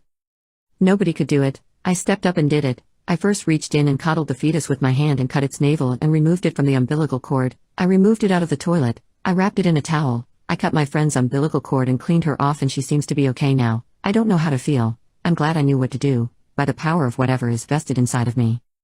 They all looked at me asking me how I did it and how I was able to be so calm. I just did it. She gave birth to a miscarried fetus, but her body contracted it and she had stimulated contractions due to the medication, but the fetus had distinguished private area, arms, legs, a head, small bones, a rib cage, eyes, fingers, it was all there. It fit in my hand. It was like a small doll. The fetus was male. This was the mother's last option. We live in Louisiana. How can I help my friend? How do we all move forward? Please guide me. Update. My wife is not the woman I used to know. She let the fame get to her. Well, after that business party my wife didn't come back home. I tried contacting her since I was very worried but she didn't pick up the phone not even once. She came back home in the morning exactly when I was about to leave for her workplace to ask about her. I asked her what happened, and she said she stayed at this female coworker's house since she drank a lot and she was in no condition to drive. Fair enough. I told her that she could have sent a text to warn me, and that I would have gone to get her. Her response was, "With what, the Clio?" I stood there in silence, and she later said that she forgot about warning me. I asked how she was feeling, only to be answered in monosyllables. We minded our own business for a while, then she comes to me and she says she has something to discuss about. I tell her that I have something to discuss with her too, and well, would you look at that, she asked for divorce. I wasn't expecting that at all. I asked her why, and her reply was that after talking to her friends she understood that I wasn't fit to be her husband, that we have different values and different lifestyles, and that she deserves a man of a similar worth compared to her. She was just waiting for the right time to brought it up, and after the party she made up her mind. I'm going to be completely honest, that was a low blow, but I just smiled at her. I tried talking to her, proposing to separate for a while to see how things go. I even proposed couple therapy like someone suggested, but she was dead set on it, so I calmly told her everything I needed to say. From the fact that I was thinking about divorce to the fact that I felt like she changed, concluding saying that I'm sure she will find an awesome man since I know her worth, having been her husband for more than 9 years, but that I know what I'm worth too. We decided to separate for the moment, and we will arrange the divorce later on, since she has no time now, but we have a verbal agreement on some things. I decided to go back to my hometown to relax and to decide what's next for me. I should be able to regain my previous position in the hospital, but it's all to see. Also, one of my friends there offered to host me until I found an housing. I'm really grateful to him. But well, I understood that my wife couldn't care less about me when the lengthiest discussion we had concerned who was taking the dog. For context, we got him a month after moving since she always wanted one and to keep me some company. But in 2 years, she probably spent the equivalent of 2 hours with him. I always took care of him and well, he's been a more than loyal companion in those 2 years. So, she literally made a fuss about the fact that I couldn't take the dog with me, for maybe half an hour or so. I told her that I didn't care at all. I was taking him with me since she doesn't have time to care for him. And it was very strange for her to say those things when she didn't care not even a bit about him for 2 years. So I packed the necessities and before leaving, I asked her if she was cheating on me and she denied, and I will trust her on that. I read a lot of people in the previous post talking about hiring a private investigator, but I'm not going to do that. I trust what she said, and even if it wasn't the truth, I honestly don't want to hear anything about it. It would only make me feel worse. I feel calm, but inside I feel like I've lost an important piece of myself. The things she said didn't hurt me initially, however the more I think about them, the more heartbroken I feel, but I'm trying to focus on nicer thoughts, like meeting one of my old friends which I haven't seen in a long time. I'm still trying to process everything. It all happened so fast, though I must say that seeing my dog so happy inside the Clio brightened up my mood a lot. He loves car rides. Even if things went down this road, I still wish her all the best. I could never forget what she did back then for me and in general in those 16 years spent together as a couple. I may do another update in the future about how things went, but for now, goodbye. I will take some time to focus on myself and on the upcoming divorce. Again, thanks to everyone, take care. What's that story you've never been able to tell? When I was 17, I worked at a grocery store with a guy named Brian, normal guy, mid-20s, lil chub, didn't really think much of him. One day he tells me about how he lives in an apartment by himself and that his neighbors are absolutely crazy, like they would yell at him to be quiet, pound against the wall to get him to shut up, even though he wouldn't be doing anything. He would sneeze, and his neighbors would scream at the top of their lungs from next door. It was that bad. To be honest, I didn't really care much when he was telling me this. I just wanted to go home and not work anymore. Couple days go by and I noticed that Brian wasn't showing up anymore. Whatever, didn't think much of that either. A month or two goes by and he finally shows back up to work. So, being the nice friend I am, I asked him where he's been. He tells me he was actually fired because he was in the hospital. I didn't think that was a valid reason to fire someone. But what do I know? I didn't comment on that. I asked him why he was in the hospital and he told me it was for personal reasons. I tell him it was good having him back, and carried on with my day. Fast forward a couple days to me talking to another coworker who was good friends with Brian. He says, "Did you hear what happened to Brian? Yeah, he was in the hospital and was fired or something." Do you know why though? No, he said it was personal. So this is what happened a couple months ago before Brian disappeared. He was at home by himself, when his neighbors, surprise, start yelling at him through the walls for being too loud. Brian, telling himself I've had enough, decides to call the police and have them deal with it. The police arrived and started talking to the neighbors for quite some time. Hours go by with the police and neighbors, so he calls the police again to ask what's taking so long. The police respond with, "We left like an hour and a half ago." Turns out that the neighbors were never yelling at him. In fact, they were never there. Brian was schizophrenic and was hearing voices in his head. He had to go to a mental hospital for a month. My wife just told me she made an OF about 3 months ago and I don't know how to react. My wife and I have been together for a little over 9 years, married for 7, no kids yet. We are in good jobs, both making over 100K a year, active social and intimate life, not at the same time. Yesterday she told me the dreaded 11 words no one in a relationship wants to hear. OP, I need to be honest about something. Please don't be mad. Naturally, that put me on edge and I started thinking the worst. She then explained how one of her friends from college reached out and invited her to lunch. This I knew about, and she explained how she was doing well but recently got into OF and explained how much she was making off of it. She was thinking of making it her full-time job. Then she suggested that my wife should think about it. My wife is beautiful and is in good shape, more on the curvy side, tattooed, goth type, and just overall a beautiful person. She then said she looked into it more and was amazed at how many people had OF and were making good money off of it. She wanted to see if it was something she would be successful with. Just as a way to make more money, she made an account and posted 9 photos over the 3 months, or about every other week. 3 of the pics were of her in dresses she had tried on for an event we went to. Nice for the event, but not one you would bring to church or to grandma's house. 3 were of her when we went on a trip, of her in a bikini. 3 were of just her feet when she got her nails done. I don't get the whole foot thing. All of the pics I had seen or had taken myself, all also posted on her private Snapchat, so nothing too provocative or inappropriate in my eyes. She disclosed how much she made, her thoughts behind it, but then she showed me some messages. People want more, requesting content, and just some nasty comments. She asked my thoughts. I told her I didn't care about the photos, but what hurts the most is the fact she hid this for 3 months. That I asked her 2 months ago why she was acting weird, like she wanted to tell me something, then gaslit me for weeks. She said she was afraid of how I would react. I said then, hiding it for an additional 2 months while still actively posting on it was any better. I don't know what to say anymore. I needed time to think. That is where I am now. Like I said, I don't care about the pics. She did say she wanted to post more content that is more on the adult side, which I'm conflicted about, but I cared more about the fact she did this, hid it from me, continued doing it while gaslighting me to the point I thought I was doing something wrong in our relationship, and was being paranoid. I don't know what to think. I need all the opinions I can get, but please be respectful. I left, ghosted, my fiancé because I found out I was just an option early on in our relationship. We did distance early in our relationship for reference. I was away a decent amount for work but eventually got to be home more. I never even considered breaking my commitment to her. We got engaged a little over a month ago, dated for about a year prior. About 2 weeks ago I was borrowing her MacBook for some studying. She's working on her master's and was in class at the time. I saw a text pop up from her best friend whom I don't really like. She's a bad influence in my opinion. Enough said. Regardless, my nosy self goes through their messages backdating to when we first started dating.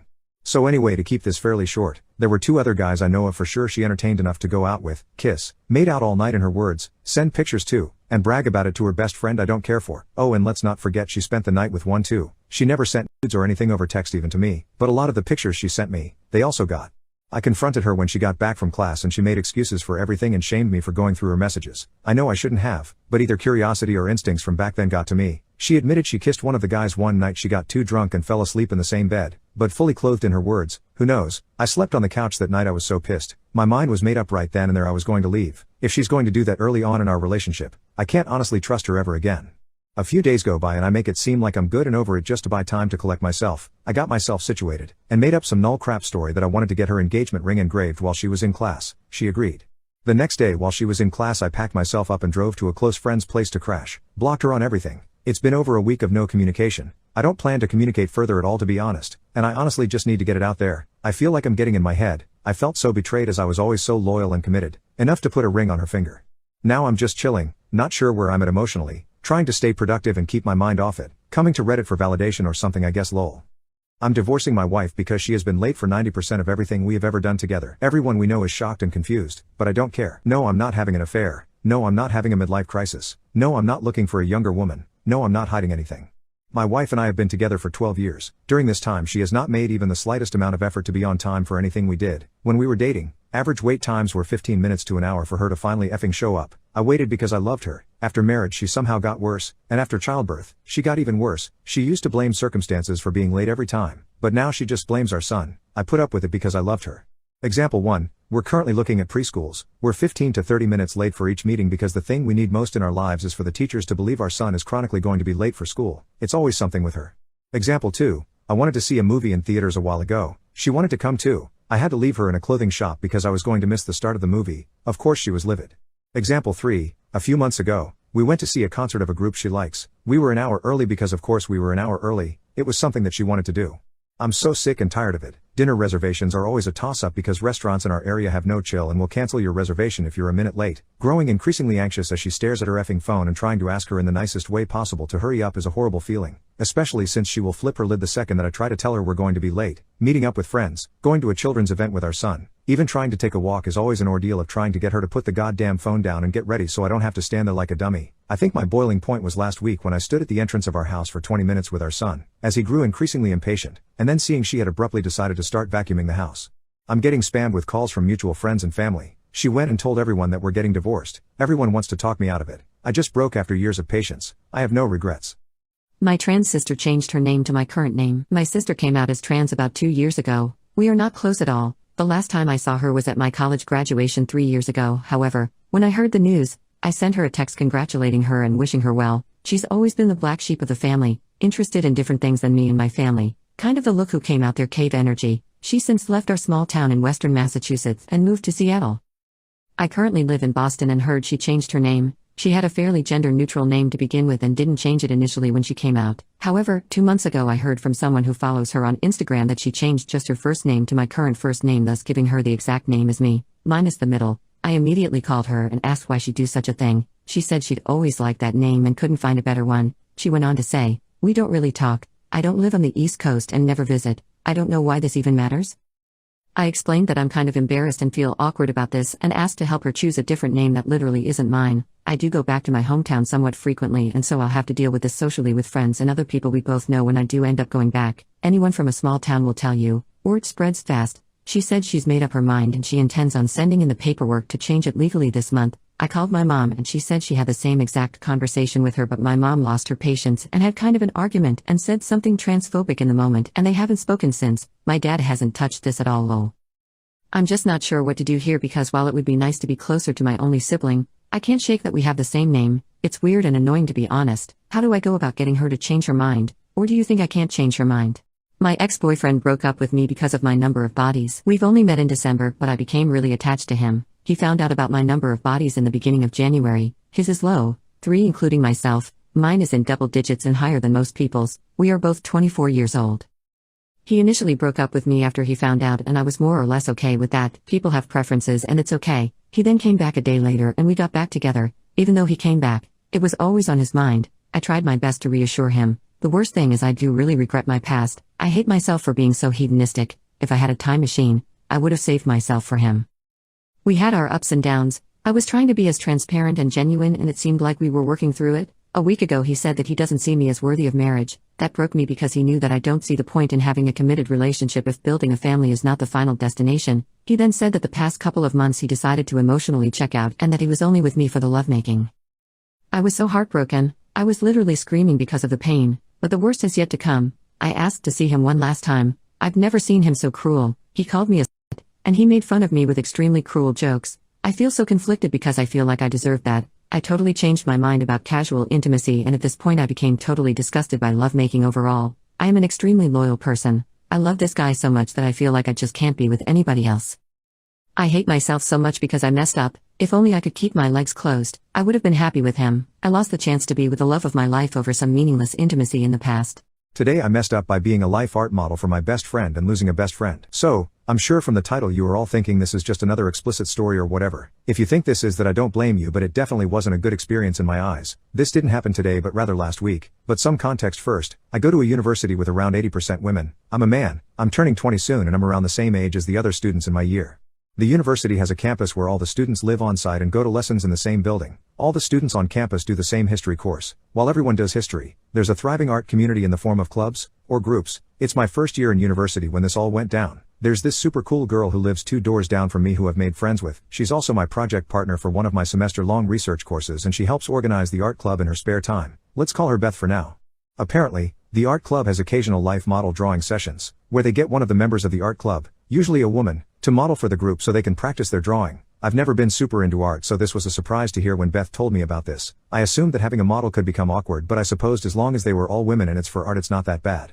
So, the day of the mess up, I'm working on my part of the project with Beth in the library when she gets a text. Apparently the student who was gonna model got some sort of a virus and was too sick to join. Beth gets really upset. These sessions happen once a month and she doesn't want to miss it. She asks me if I want to model. After all, the girl who was gonna model was also a student, so how bad can it be? When Beth asked me this, it was as if she expected me to say no. I should have. Unfortunately, I panicked under my need to please and the unexpected request, and I said yes. After all, why shouldn't I do something different? There's 3 things I messed up here on out. Firstly, for some reason, I don't know why, I assumed the students drawing me would be random students I had never met before. I didn't consider Beth would be among them. Secondly, as I came out of the dressing room, I realized that I knew many of these students since we all live on campus. These were girls, and they were all girls, believe it or not, which isn't super unusual for the art club I knew and walked with to class every day. My main mess up was this: as I removed my dressing gown, trembling with fear like a wet puppy, I got incredibly self-conscious. I was holding a standing pose with my hands on my hips, and I'm aware I don't exactly have washboard abs. I don't know why, but being so in my head about this all made my body react in a weird way and things began to stir below deck. I never got fully stiff, thank God. Unfortunately, for the rest of the hour session, I kept alternating between soft and half-mast due to being caught up in my head. This was incredibly awkward as I had to keep perfectly still, the only thing moving being my meat sausage. Long story short, I've had a few more classes with Beth, but she's refused to meet my eye even once. Her, and a few of the other drawers, treat me nicely enough, but there's this heavy awkward tension every time we interact. It's hard to just find new friends since Beth lives so close to me, so I see her daily. I don't know what to do now and I'm worried I've lost a friend. Story 1. I made a huge mistake during my bachelor party trip. My fiancée moved on, and I just want her back. Part 1. 5 years ago I, Walt 28M, made a choice that royally F'd up my life. I had a lot going for me. At the time I was the new guy at my firm. I was an architect, mostly subdivisions, and really enjoying it. I had a long-term girlfriend of 3 years, Emily 29F now, 24 then, that I had recently become engaged to. I really thought nothing could derail me. After Emily said yes, we began to plan the wedding. We were not up for the big wedding thing. We agreed we would have an elopement to a coastal city. San Diego became the plan. Parents/siblings were welcome to come if they wanted, but basically we were just booking a honeymoon and getting married while we were there. Since this whole trip was going to be, relatively speaking, inexpensive, we decided to splurge on pre-wedding activities. Now, neither of us wanted traditional bachelor/bachelorette parties. We agreed we would scratch off bucket list items. Emily wanted to swim with sharks and booked herself one of those cage dive excursions. Her and her best friend Maggie went to Florida for a long weekend and did just that. Mine was quite a bit more. I had always wanted to visit Thailand. It was one of those dumb things I got fascinated with as a 10-year-old and swore I was going to go. Emily actually encouraged me, pointing out that I literally brought up Thailand on our first date. We were 6 months into our engagement when the time came for me and my best friend, Jorge, to leave on the trip. For the first 3 days everything was great. We were enjoying beaches, visiting temples, and a lot of drinking. On that third night though, Jorge got absolutely smashed drunk. I was a little pissed about this and tried to slow him down. The next day we were supposed to go on a jungle excursion. It was one of the things I was most looking forward to, so I had been pacing myself so I could enjoy the trek. The next morning Jorge has a world-class hangover, refused to get up at all, and says we can book an excursion tomorrow. My thought was, F that, I'm going today. I had seen ads for a few places that did these. I went out to get some breakfast and spotted a guy on the side of road offering the jungle excursion cheap. He had a Jeep and when he noticed me looking at his sign, moved in with the hard sell. Honestly, it did look a little shady, but the guy spoke English so well it gave me a false sense of security. I decided to go with this guy. I get in and for a while it's actually pretty fun. He pulls off the main road on these off-road paths. I have no idea where we are going. We end up deep down these roads. I'm enjoying it for the most part though. Then everything went sideways. We stopped in this small clearing, and I was checking some things out, when out of nowhere local law enforcement pulls up. I don't know what's being said, I can only pick out a word here and a word there. They start going through the guy's Jeep and find a rather large quantity of methamphetamine. I am pooping a brick at this point. These cops take us both into their small, middle-of-nowhere station. This is when I come to realization that this mother fare has taken me into Cambodia. I don't have my ID or passport on me, they are back in the room. These cops are not listening to anything and I have no idea what my guide is telling them. I was freaking out but also thought, it'll be okay, Jorge will realize I'm gone, look into where I am. I'm not going to go into what the next 4.5 years were like, but hell is an easy comparison. I'll just leave it at a Cambodian jail isn't the most hospitable environment. It took 5 months of sitting in that cell before I even saw a judge. The judicial system there is so backlogged, and the few public defenders that exist are basically in the large cities only. During this whole time I was never allowed to contact anyone on the outside. My first time in front the judge they didn't have an interpreter and it got postponed another 5 months. I finally had that pretrial hearing, entered a plea, then it was another 14 months before my actual hearing. When I finally had me hearing, the judge was very fair and dismissed my charges on time served, only for the prosecutor to appeal the dismissal. This put me back into custody for another 28 months. This was the most devastating moment of my life, to think I was out and end up still in for that long. During this time, after no one came for me, I realized they all thought I was dead. I had gotten missing. Jorge had no idea where I was. I had called back home the morning I was arrested and left messages, but they only knew I was going on a jungle excursion. My parents, my fiancé, I missed them so much.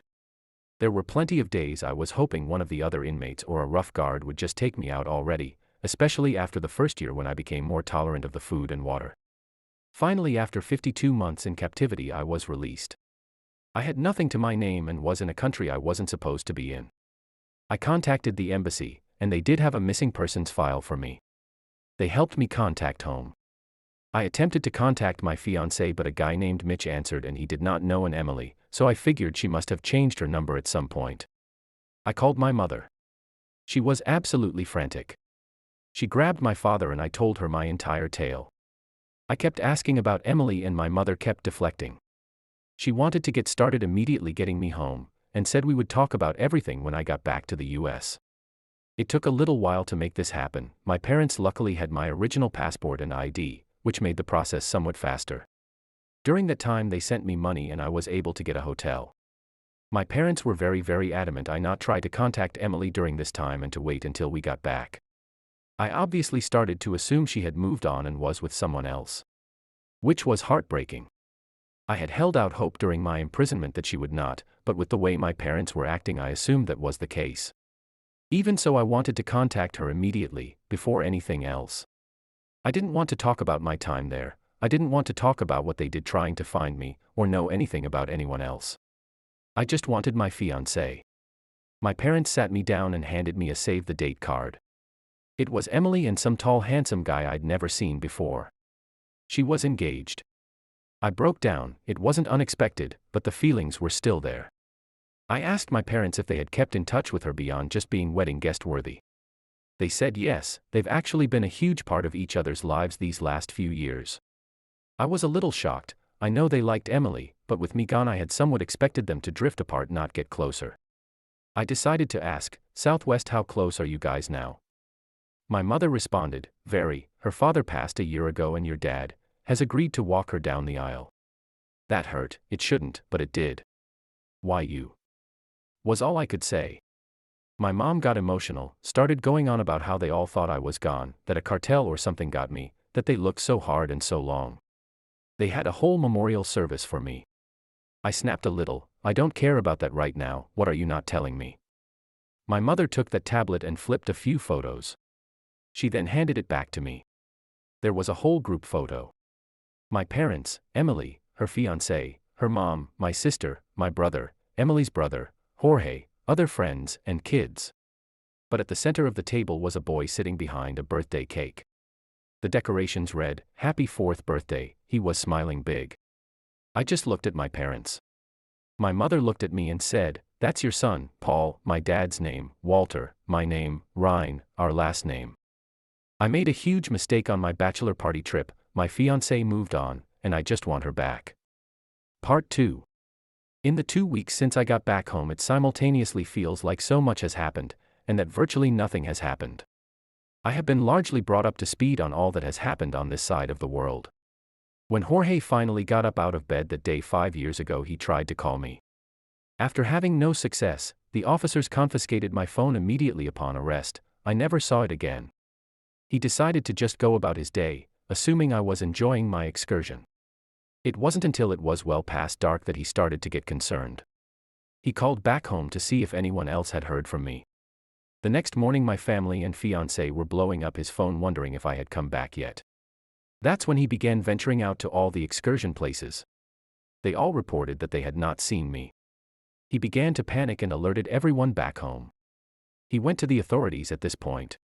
My parents, brother, and fiancé all made the trip to join him. They spent a month canvassing the area before they had to go back. My parents made another trip to Thailand to try and find me, but again turned up nothing.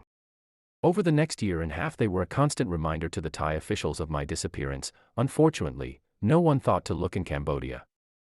Meanwhile, my fiancée Emily came to the realization she was pregnant. On the day I left for Thailand, she was unknowingly around 10 weeks. I can only imagine how hard it was on her. "I'm missing, she's pregnant with my child. I wish I had never gone." My parents told me Emily really leaned on them, and they were happy to help. Over the years they've just grown closer and closer. Her parents were there, and supportive, but they are much older than mine and not in as good of health. My mom ended up taking Emily to a lot of her OB appointments. She was there in the delivery room along with Emily's mom. It was apparently very stressful as Paul was born at just 34 weeks. Luckily he showed no signs of health problems and they just kept him under heightened observation initially. My parents tell me they needed this. The anguish of not knowing what happened to me was very hard, and the birth of their grandson provided a much-needed respite from the grief. They keep telling me how sorry they are, but they didn't do anything wrong. I guess it's just guilt now that they know I was out there, and they failed to find me. Jorge has been by to see me. He has apologized far too many times. He's gotten married since the trip, and has 2 kids now. He seems nervous around me, and I guess that's fair. I do hold some resentment towards him. It's not his fault, but the feeling is there anyway. My brother and sister have marched on with life. My brother has kids now, and my sister is married. I missed all of this. I could probably get over all of that, but losing my fiancé and missing out on 4 years with my son, it's been too much. My parents have set me up with a therapist. I went to the first session but have no idea what to talk about. I was wrongfully incarcerated for 5 years, beaten at times, starved at times. Plenty of PTSD. My whole family thought I was dead, so much so they had a memorial service for me 3 years to the day of my disappearance. I was supposed to marry the love of my life, and she is now engaged to someone else. Then to top it all off, I have a 4-year-old son, who has been raised by my replacement since he was 18 months old. Paul only knows this guy as Dad, he calls him Dad, and now here I am, back from the dead to F up everyone else's perfect little lives. I'm ranting though. It's just too much to unpack. I still haven't directly spoken to Emily. My father went to her house the day after my return. He sat her and her fiancé, Kevin 34M, down, told them I had been found. She began to tear up. She thought he was saying my body had been recovered. When he corrected her, she had a complete breakdown. Her fiancé comforted her. My dad said she was just silent afterwards. I tried texting her. I got no response for a whole day, then just a, "I'm so sorry, I just can't right now." I haven't asked anyone about her fiancé, other than I know she's been engaged for about 2 months, and the wedding is supposed to be in 6. No one has just volunteered any information at this point. We were supposed to all meet at the park this past weekend. My resurgence has thrown the harmony out of whack and I can tell everyone is a little off. My mother typically watches Paul while Emily and Kevin are at work. A lot of time it's at her house, but since I showed up it's been exclusively over at Emily's. I hear they are prepping him to meet me. He is aware I'm his father. My pictures are all over at my parents' house.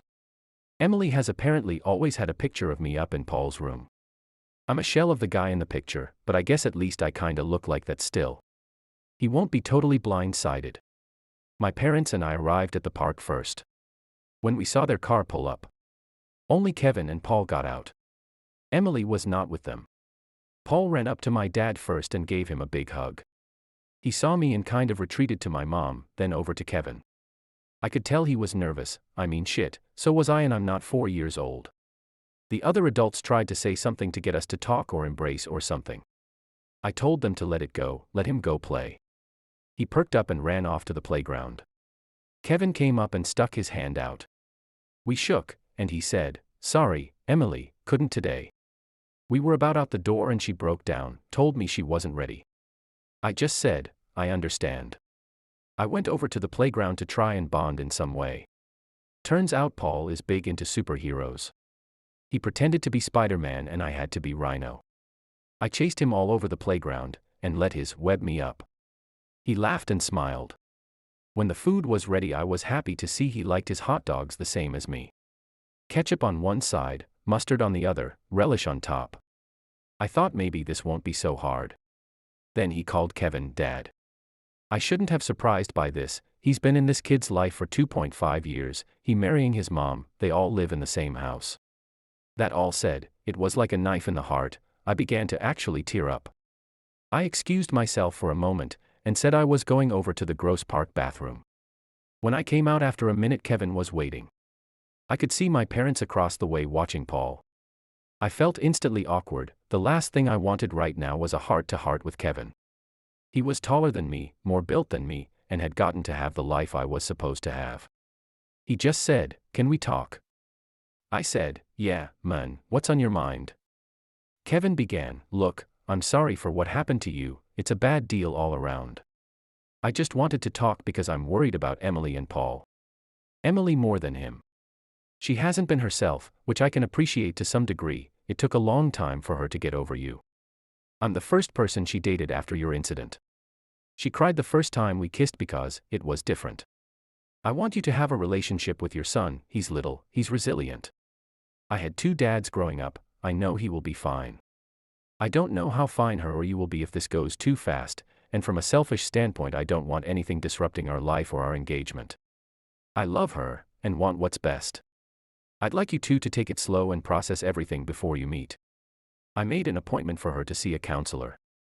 I'd appreciate it if you could respect that and not push her or reach out to her. Let her figure things out on her own first.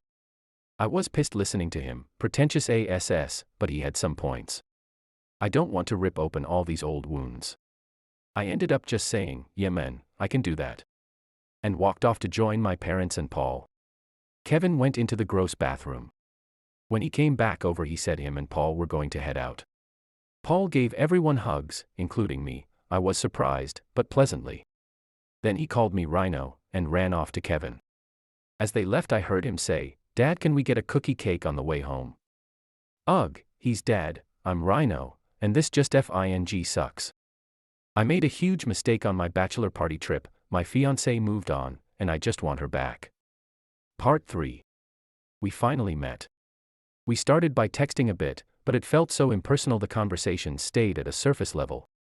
The deepest we really got was talking about Paul and me briefly divulging what Cambodian prison was like. Over the 3 weeks between our first text exchange and our meetup we only texted maybe 5 times, and each time it started to get into heavy subjects one of us would end the conversation. During that time though I did spend more time with Paul. My mother began watching him at her house again and that gave us time to bond. I even had some one-on-one time with him when we went to get ice cream together one day. It's amazing how resilient kids are, he just goes with the flow of everything. He still calls me Rhino, but maybe I'll get the Dad title soon. One day this past week, when Kevin came by to pick up Paul, he asked to talk again. This time he had a job offer for me, which had me getting pissed. Then he elaborated that it wasn't really an offer but more of a lead. His brother owns a construction company and is looking for an estimator.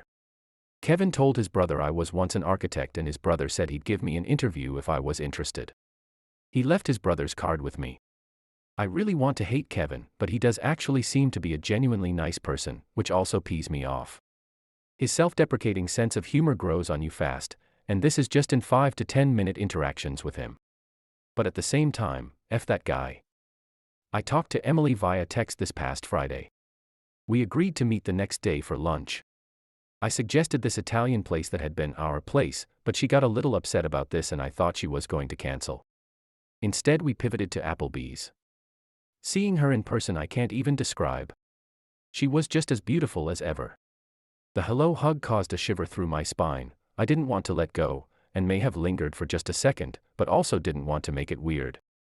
We exchanged pleasantries and small talk through the ordering, and at that point the conversation took the first serious turn since my return, and it stayed that way for the next hour as we talked. She told me how hard it was to deal with my death. She was pregnant and grieving, and a lot of days didn't want to carry on. It hurt so bad to listen to what she was going through. She told me she felt so alone anytime she was in our apartment that she spent most nights staying at her parents' or mine. She kept hoping that every time the phone rang it would be someone with news about me, and then began to hope it wasn't, because as time went on it became more likely that it would be a call that they found my body. She told me about how great my parents, and to a lesser degree my siblings had been to her. My SIL and her even had slightly overlapping pregnancies, so it was fun to have someone to talk to about it. It was after Paul's first birthday that my parents of all people talked to her about getting back out there. She admitted she was really only spending time with her parents, or my SIL and by extension my brother. She said she even fell off hanging out with her best friend. Emily told me it was fear. She never wanted to be away from Paul. If I could disappear in an instant, then that means anyone could. She wouldn't be able to live without him. After this intervention, she realized she was living like a widow and not a 25-year-old woman. She began hanging out with her friends again, let others watch Paul occasionally so she could go out. It was 2 months into her attempts at living life that she ran into Kevin. They were in a Starbucks. She was fumbling trying to get her phone out while holding Paul. When suddenly this tall handsome effer, my words, comes up and scans his phone, buying her coffee and muffin. They strike up a conversation while waiting. When her order gets called, he grabs it and hands it to her along with a business card with his cell number on it. Kevin owns a screen printing shop. Tells her, no pressure, but I'd like to get to know you better. Then they part ways. She called him the next day. 4 months later she introduced Paul to him. A year later they moved in with him and a few months ago they got engaged. This is where I said my piece.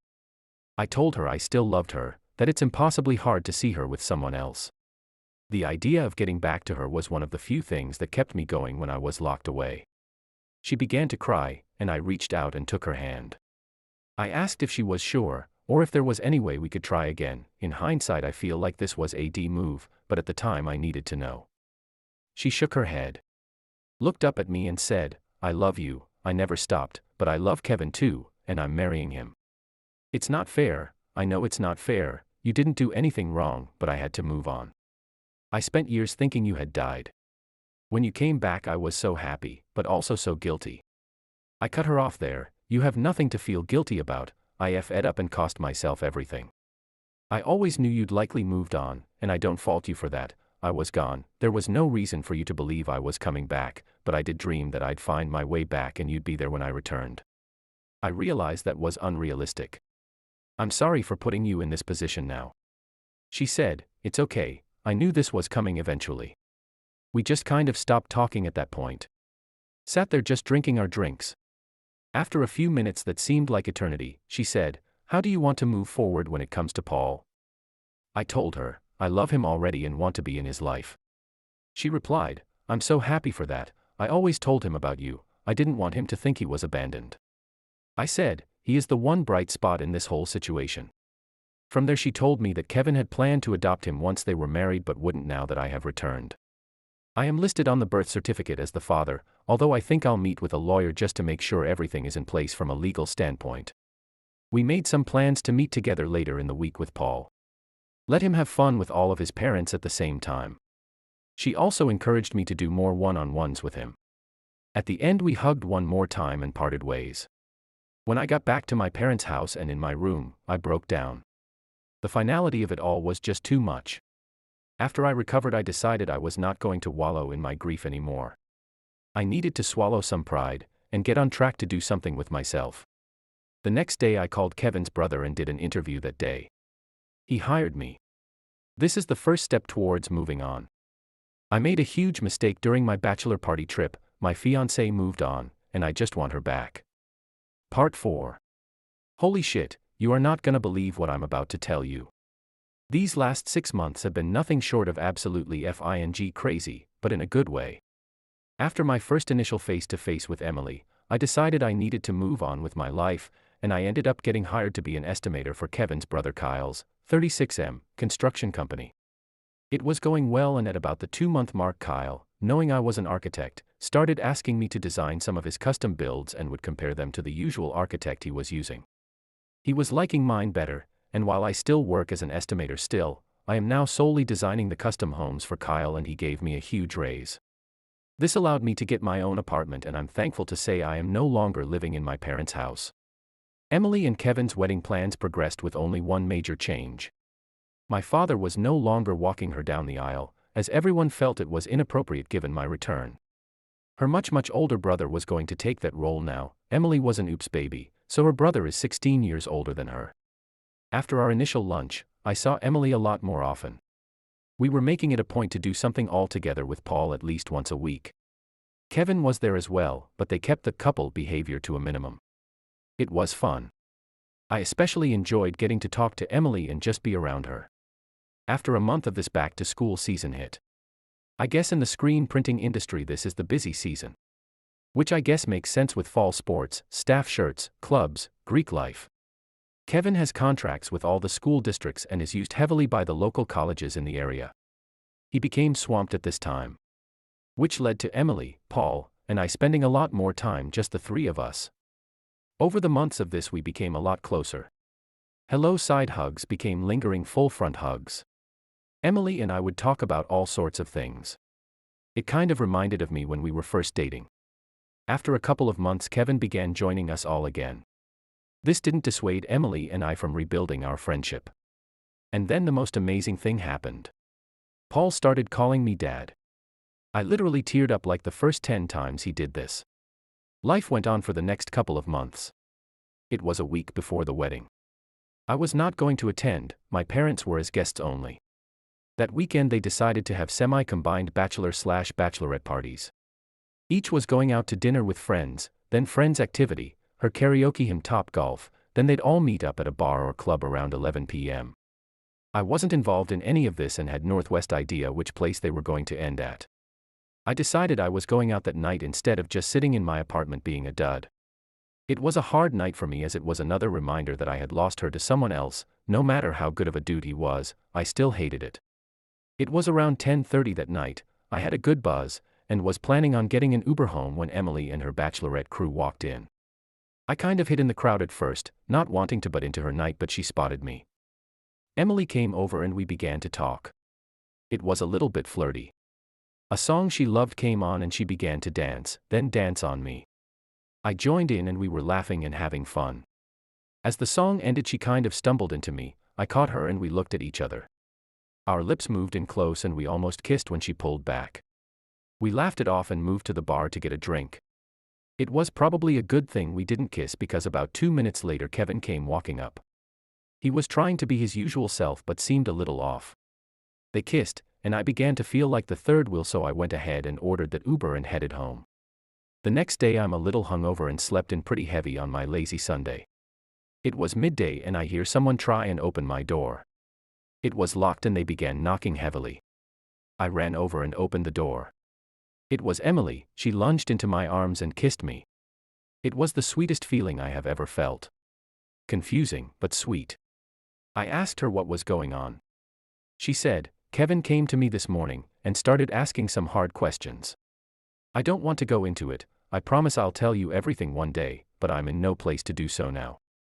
We decided to end things. I admitted my feelings were still strong for you. He said he understood, that it hurt but that he knew. He said we both deserve to be happy, and he is going to step away. I called your parents. They are good keeping Paul a bit longer. I love you and want to be with you, and I'm suspecting you feel the same way. I told her that was all I ever wanted. It's been a whirlwind. She had 2 bags packed for her and Paul, and they moved in with me that same day. The next day my father went to visit Kevin. He told me Kevin looked a little hungover and had taken the day off. They had a talk and my dad tried to be as empathetic as he could. He just wanted to check on him as Kevin had been a large part of their lives over the past few years. He asked Kevin what he was going to do. He said beyond trying to get some deposits back he had no idea. My father offered to refund him his money and take over the reservations. He didn't ask why. My father thinks he knew. While this was going on I had to go into work and face Kyle. He called me into his office upon my arrival. Kyle had me sit and began, "Just let me say my business. I'm angry, my brother tells me to let it go and I will. I want to take that anger out on you but I'm not going to. My brother and I learned the hard lesson back in high school when it comes to revenge and swore we'd always be the bigger men going forward, but that's not a tale for now. I think it's best we part ways. My family needs time to heal. I won't leave you high and dry though. You get 1 week paid off here. In that time I want you to speak to an acquaintance of mine, Lee. Lee runs a construction company as well, and he says he will take you on at your current salary. It's commercial instead of residential but you'll do fine." I stood up and started to thank him but he cut me off. "This isn't for you, it's for Kev. Now go get your things and get up out of here." I contacted Lee the same day. He told me I could start in 2 weeks. Once my father came back and said he now had control of the wedding accommodations, Emily and I just looked at each other and knew we each wanted this. It wasn't the wedding we always wanted. We planned on getting married on a beach. It was Kevin that wanted the traditional wedding. In the end he was right though. We had an amazing time. Jorge was my best man. She looked stunning in her dress. Getting me a tux rental on short notice was probably the biggest headache but that worked out too. Neither of us had huge friend or family groups but it was nice to enjoy celebrating with those that had supported us through all these dark times. It's been a month now since our wedding. I still can't believe it. Paul had a little trouble adjusting. He does miss Kevin, but he has seemed happier the last week. To be where I once was and be where I am now, I consider myself beyond lucky. Story 2. My son will inherit. His affair baby will receive nothing. I have a 5-year-old son. My ex-husband cheated on me with his coworker, Bethany. I was 2 months pregnant with our second child when I found out. Bethany was going to have his child. I miscarried. My ex left the house to be with her. It's been 2 years since it was born. My mother-in-law has been supportive of me and has had nothing to do with my ex or his mistress and their child. Up until a few months ago. I adore my in-laws and we're extremely close. My MIL and parents are the best of friends. She loves me and her grandson more than anything. This infuriates my ex-husband's affair partner. My in-laws cut contact with them straight away. Bethany was jealous that her child would never know the love of grandparents. At least her son has a father.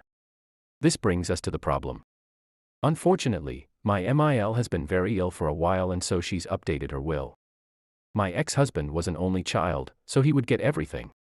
But now, my son will inherit her house, villa, and money. I will receive a large portion of her money and all of her belongings. Until my son turns 18, it will be in my trust. If I pass before that, my parents will take care of it. They do not know this. The thing is, once they caught wind of her being ill, my ex-husband begged for forgiveness. The mistress started being nice towards her. She started fights and called her horrible names before, and forced her to be around his baby. My mother-in-law is bed-bound, but she says she wants to leave with a bang so she'll endure this. I haven't encouraged her to do anything and this is her choice alone.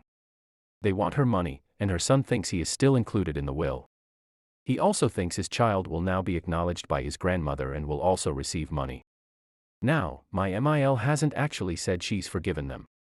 She despises her son and his mistress for tearing apart our family. She wants to reward those who deserve it, and get revenge in one go. The mistress keeps on hinting on how her child will grow up and attend a great college, etc., money-involved things, whenever she's around my MIL. Actually, MIL's niece, my cousin by marriage, has overheard her on the phone discussing what wallpaper she wants in the dining room when she moves in and how my MIL has no taste whatsoever. She also mentioned how she'll finally be able to take down pictures of my son when my ex owns the house. Too bad for her, it will belong to my son. No changes will be made until my son becomes 18. It's his grandmother's home and he should be allowed to cherish it in the way she's decorated it. I'm not really allowed to tell anyone, and though this revenge will be satisfying, I'll have to lose my mother-in-law. It's kind of a win-lose situation and I dread the day when she'll take her last breath. She means a lot to me, I love her. Story 3. Serious, what dark family secret were you let in on once you were old enough? Why the neighbors moved, trigger warning for violent crime. I was pretty young when this happened so the details won't be perfect, but the story is otherwise true. I grew up in a coastal town and we had some neighbors whom I really liked. My parents were friends with them, their kids were roughly my age. Wonderful. We played together all the time. One day they very suddenly moved. I was a bit confused as there had been no clue that they were going. I remember some police cars and the moving vans weeks later, but that was it. My mother told me that the kid's grandmother had become very ill, the cops came to tell the family, and they left emergently to care for her and never came back. I was only about 5. Seemed legit. Many years later, as an adult, and long since moved away from that area, my parents and I were reminiscing over our old home. I mentioned that I wondered whatever happened to them. That's when my mom told me the truth. The parents had gone out that night on a date and left the kids with a 14-year-old babysitter. When they returned home they found the sitter murdered. Someone had broken into the home and essayed then killed the sitter. My mom stated the cops think the sitter pretended to be the only one home to protect the kids. When the parents got home they checked the kids were safe and set them back to sleep. The police obviously immediately came. Once the kids were hard asleep the parents picked them up, put blankets over their heads, asked the cops to be silent as they walked them out, and took them out of the house. They gave the kids the same story my parents told me. Grandma was sick and they were going to live with her. Grandma dutifully played along with the ruse for several weeks until the parents could find a new home to live in. The kids were kept unaware of what had happened just mere feet from them as they didn't want the kids to be forever terrified of it happening again. Not sure if the kids ever eventually figured out the truth of that one. Story 4. My mom divorced my dad, took $500,000 from him and stole $40,000 plus dollars from me. I don't know how or when it all started. A few years ago my family was a happy all-American household. I at the time, 17M, had 3 sisters and my 2 parents. My parents had been sleeping separately for some time and claimed it was due to my father's snoring habits. After a year and a half of that all of a sudden during dinner one night my mother stood up and announced she had something to say. She went on to tell all of us that she felt she wasn't part of our family. My siblings and I were always out of the house for various reasons and the intimacy between my father and her had turned into a passionless contract marriage. My mother since marrying my father was a stay-at-home mom. She then went on to announce that my parents were going to divorce in the next few months and that we needed to decide which parent we wanted to live with. After a month went by my oldest sister, 19, moved out and in with her fiancé. At the same time my 2 younger sisters, 14, 12, decided they were taking my mother's side and staying with her. Originally I said I wanted to stay in my childhood home and finish out my senior year of high school in my hometown. All of a sudden my father took me aside one night and told me my mother had stated she did not want me in the house and cannot take care of me and my siblings at the same time. This struck me hard as I had never even noticed my mother wanted nothing to do with me. He asked me where I wanted to move and assured me he will make the effort to support my decision. I chose to move a few towns over, approximately 45 minutes away to a new town. After the move a few months went by without me ever talking to my mother and school was about to start. This was in 2014 when Bitcoin started rocketing in value. When I was a sophomore in high school a friend of mine discovered we could purchase various items online using Bitcoin. You can use your imagination as to what they were, and he had passed suddenly and unexpectedly leaving a few $1,000s of cheap useless Bitcoin in a joint wallet. Once I saw all the Bitcoin news I figured out how to access the wallet and realized there was roughly $300,000 worth in the wallet. I quickly figured out how to liquidate it. All my life I only ever had one bank account that I would cash my measly part-time bagger/cashier checks into and pay my phone bill through.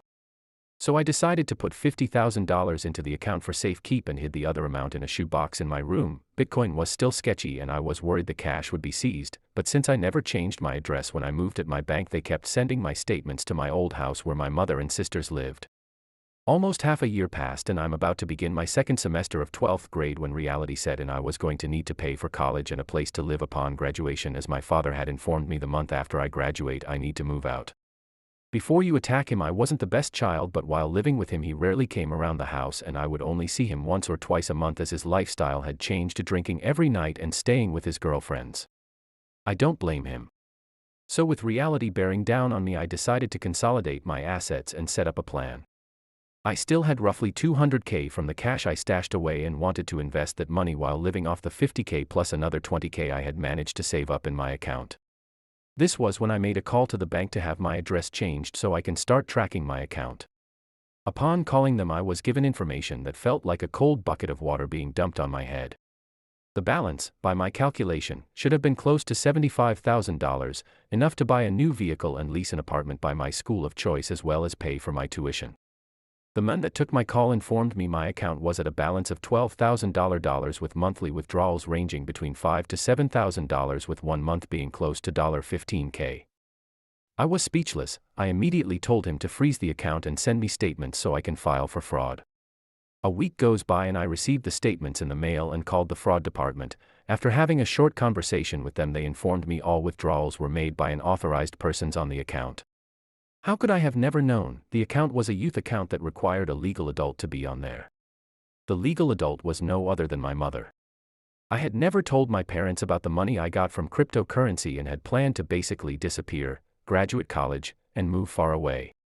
I didn't know what to do. If I went to my father, I was afraid he was going to get mad at me and report the cash to the police. He was deathly afraid of any illegal activities, or kick me out on the spot as I had turned 18 recently. So I decided to show up to my mother's house unannounced. Upon arriving at my mother's house, the door was locked, but her and her boyfriend's vehicles were there. I beat on the door until she yelled back she doesn't want me there and that if I didn't leave she would call the police. I immediately realized she knew exactly what she had done and I went into a fit of rage. As I stood there beating down the door in a teary fit, she was actively screaming at me to leave and that she never wanted anything to do with me. I finally snapped and yelled back that I would get her back for what she did. I then got back in my car and left. On my way home, I was called by the local police department from my hometown and asked to go there immediately for questioning. I complied in hopes I could bring the theft of my money into light and have it returned to me. When I arrived, there was a police officer outside taking pictures of one of my mother's wheels, and I knew she had done something to make the police get involved. An officer, also a family friend, came out and escorted me inside to a room where my mother was sitting on the other side of a glass wall. He told me my mother was requesting a restraining order against me for herself and my 2 younger sisters. He then stated that according to my mother, before I got to my childhood home her vehicle was all in order, and after I left some of the lug nuts on her driver's side will have been loosened. What the F***ck? And I told him I had nothing to do with it. He then showed photos of small dents on my mother's front door from me beating on it in anger, to which I admitted was myself, and that she had stolen thousands of dollars out of my account. My mother, in an angry panic, immediately interjected and said that she had put that money in there and she had been using that to pay the mortgage and tent for my siblings as she was searching for a job at the time. She claimed she was the account holder and that it was money from the divorce settlement. The police took a look at the statements I had in the car and disagreed that the money was in fact deposited by me, but because it was a youth account and she was an account holder, that she legally had the right to use it as she pleased. I was so defeated I didn't know what else to say, so I sat silently. I was given documents to sign and told I had a court date in 2 weeks for the restraining orders to be finalized. Until then, I had a no-contact order between my mother and younger sisters. After leaving, I withdrew the remaining balance of $7,989.30. She had gone and unfroze the account as well as made another $5,000 withdrawal. Defeated, I simply waited for my court date. 2 weeks goes by and I arrive to court. After the opening information is presented, the judge begins to go over the why for the order. He says my mother claims I had threatened her life and her assets as well as threatened my younger sisters via text and phone calls, all not true, but thankfully after reading this he asked for her evidence, which she could not provide, and dismissed that information. Upon dismissing this information, he stated that he can issue a restraining order for my mother but cannot issue one for my younger sisters unless they request it. So my younger sisters are called upon to stand up while my mother is whispering things into their ears, likely attempting to manipulate them. My whole life I was very close with my middle sibling, 15 now, and she burst out crying in pain that my mother was a liar and that she was stealing from me and that she missed me dearly. She said she doesn't want a restraining order and wished things would just go back to normal.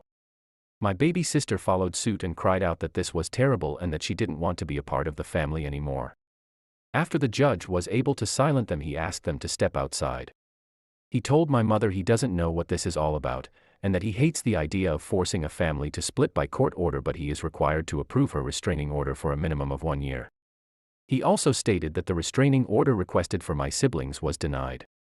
As we're leaving the courtroom, the last thing my mother said to me for the next 3 years was, "This is all your fault. I needed that money to care for your sisters and keep the house. When you grow up one day you'll understand I did what was best for all of you." I simply told her back, "You did what was best for you, not what's best for me. You're not my mother, and from this day on you'll never see me again." I'll post the last half of this in the next post. Story 5. I think my teacher is a child pred. To begin this, I will not be disclosing any other information about myself except that I am in high school. I have picked up on some weird behavior from my teacher. He picks on the male students that interact with the female students. He always brings up one student's boyfriend and chastises him about his football skills. Recently, I've noticed that he's very protective over one specific student in particular. We'll call her J. I, for one, think that J is very beautiful. And I think that everyone else in the school can say the same. She's very quiet, soft-spoken whenever she speaks.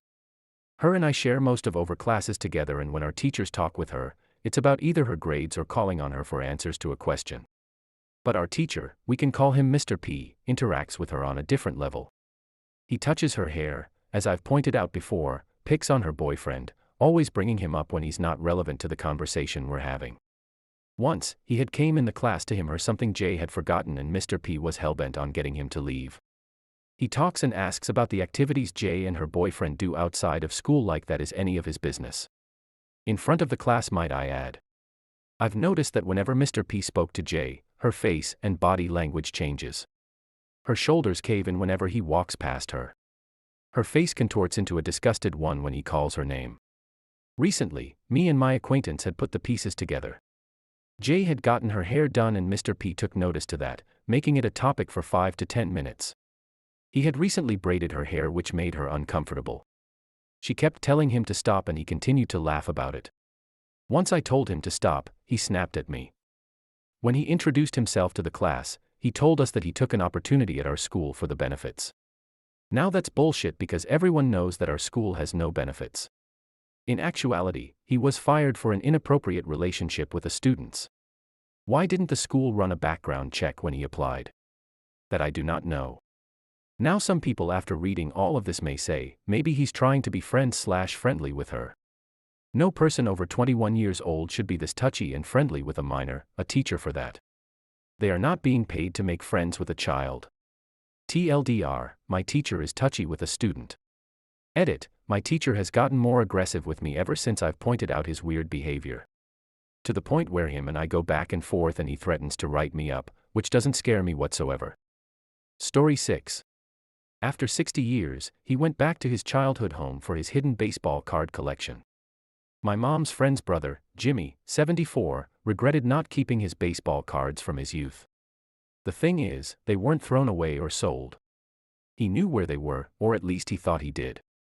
Jimmy always loved baseball, and when he was young, he was an avid baseball card collector. Sitting in his bedroom above the garage, he'd often admire his cards. He even had a secret hiding spot for them. A place his nosy siblings would never find. In the back of his closet, there was a loose floorboard that, if manipulated just right, could be pulled up. This was where he kept his prized collection. Years later, while he was away at college, his parents sold their home. Jimmy never retrieved his collection, though. He'd long since given up collecting. In fact, he'd forgotten about his cards altogether. After college, he moved out of state. Decades passed without him thinking about his old collection. A few years ago, however, he read about how valuable certain old baseball cards had become. Cards he thought he might have had. He doubted they could still be in his hiding place. Some research revealed his childhood home had been purchased and sold several times since he lived there. Certainly one of these families had discovered them, he thought. Recently, Jimmy was back in his hometown, visiting a friend. While catching up, he mentioned wondering about his hidden card collection. It just so happened that Jimmy's friend was familiar with the family that currently owned the home. He encouraged Jimmy to pay them a visit and explain the situation, so that's what he did. Jimmy knocked on the door of his childhood home, and the couple that greeted him were friendly and intrigued by his story. Reassured that they had a mutual acquaintance, they invited Jimmy in to look for his cards. They took Jimmy to his old room and watched as he went into the closet, manipulated the floorboard, and pulled it up. The cards were still there. He pulled out the box of cards, and the three of them sat in his old room, looking through them.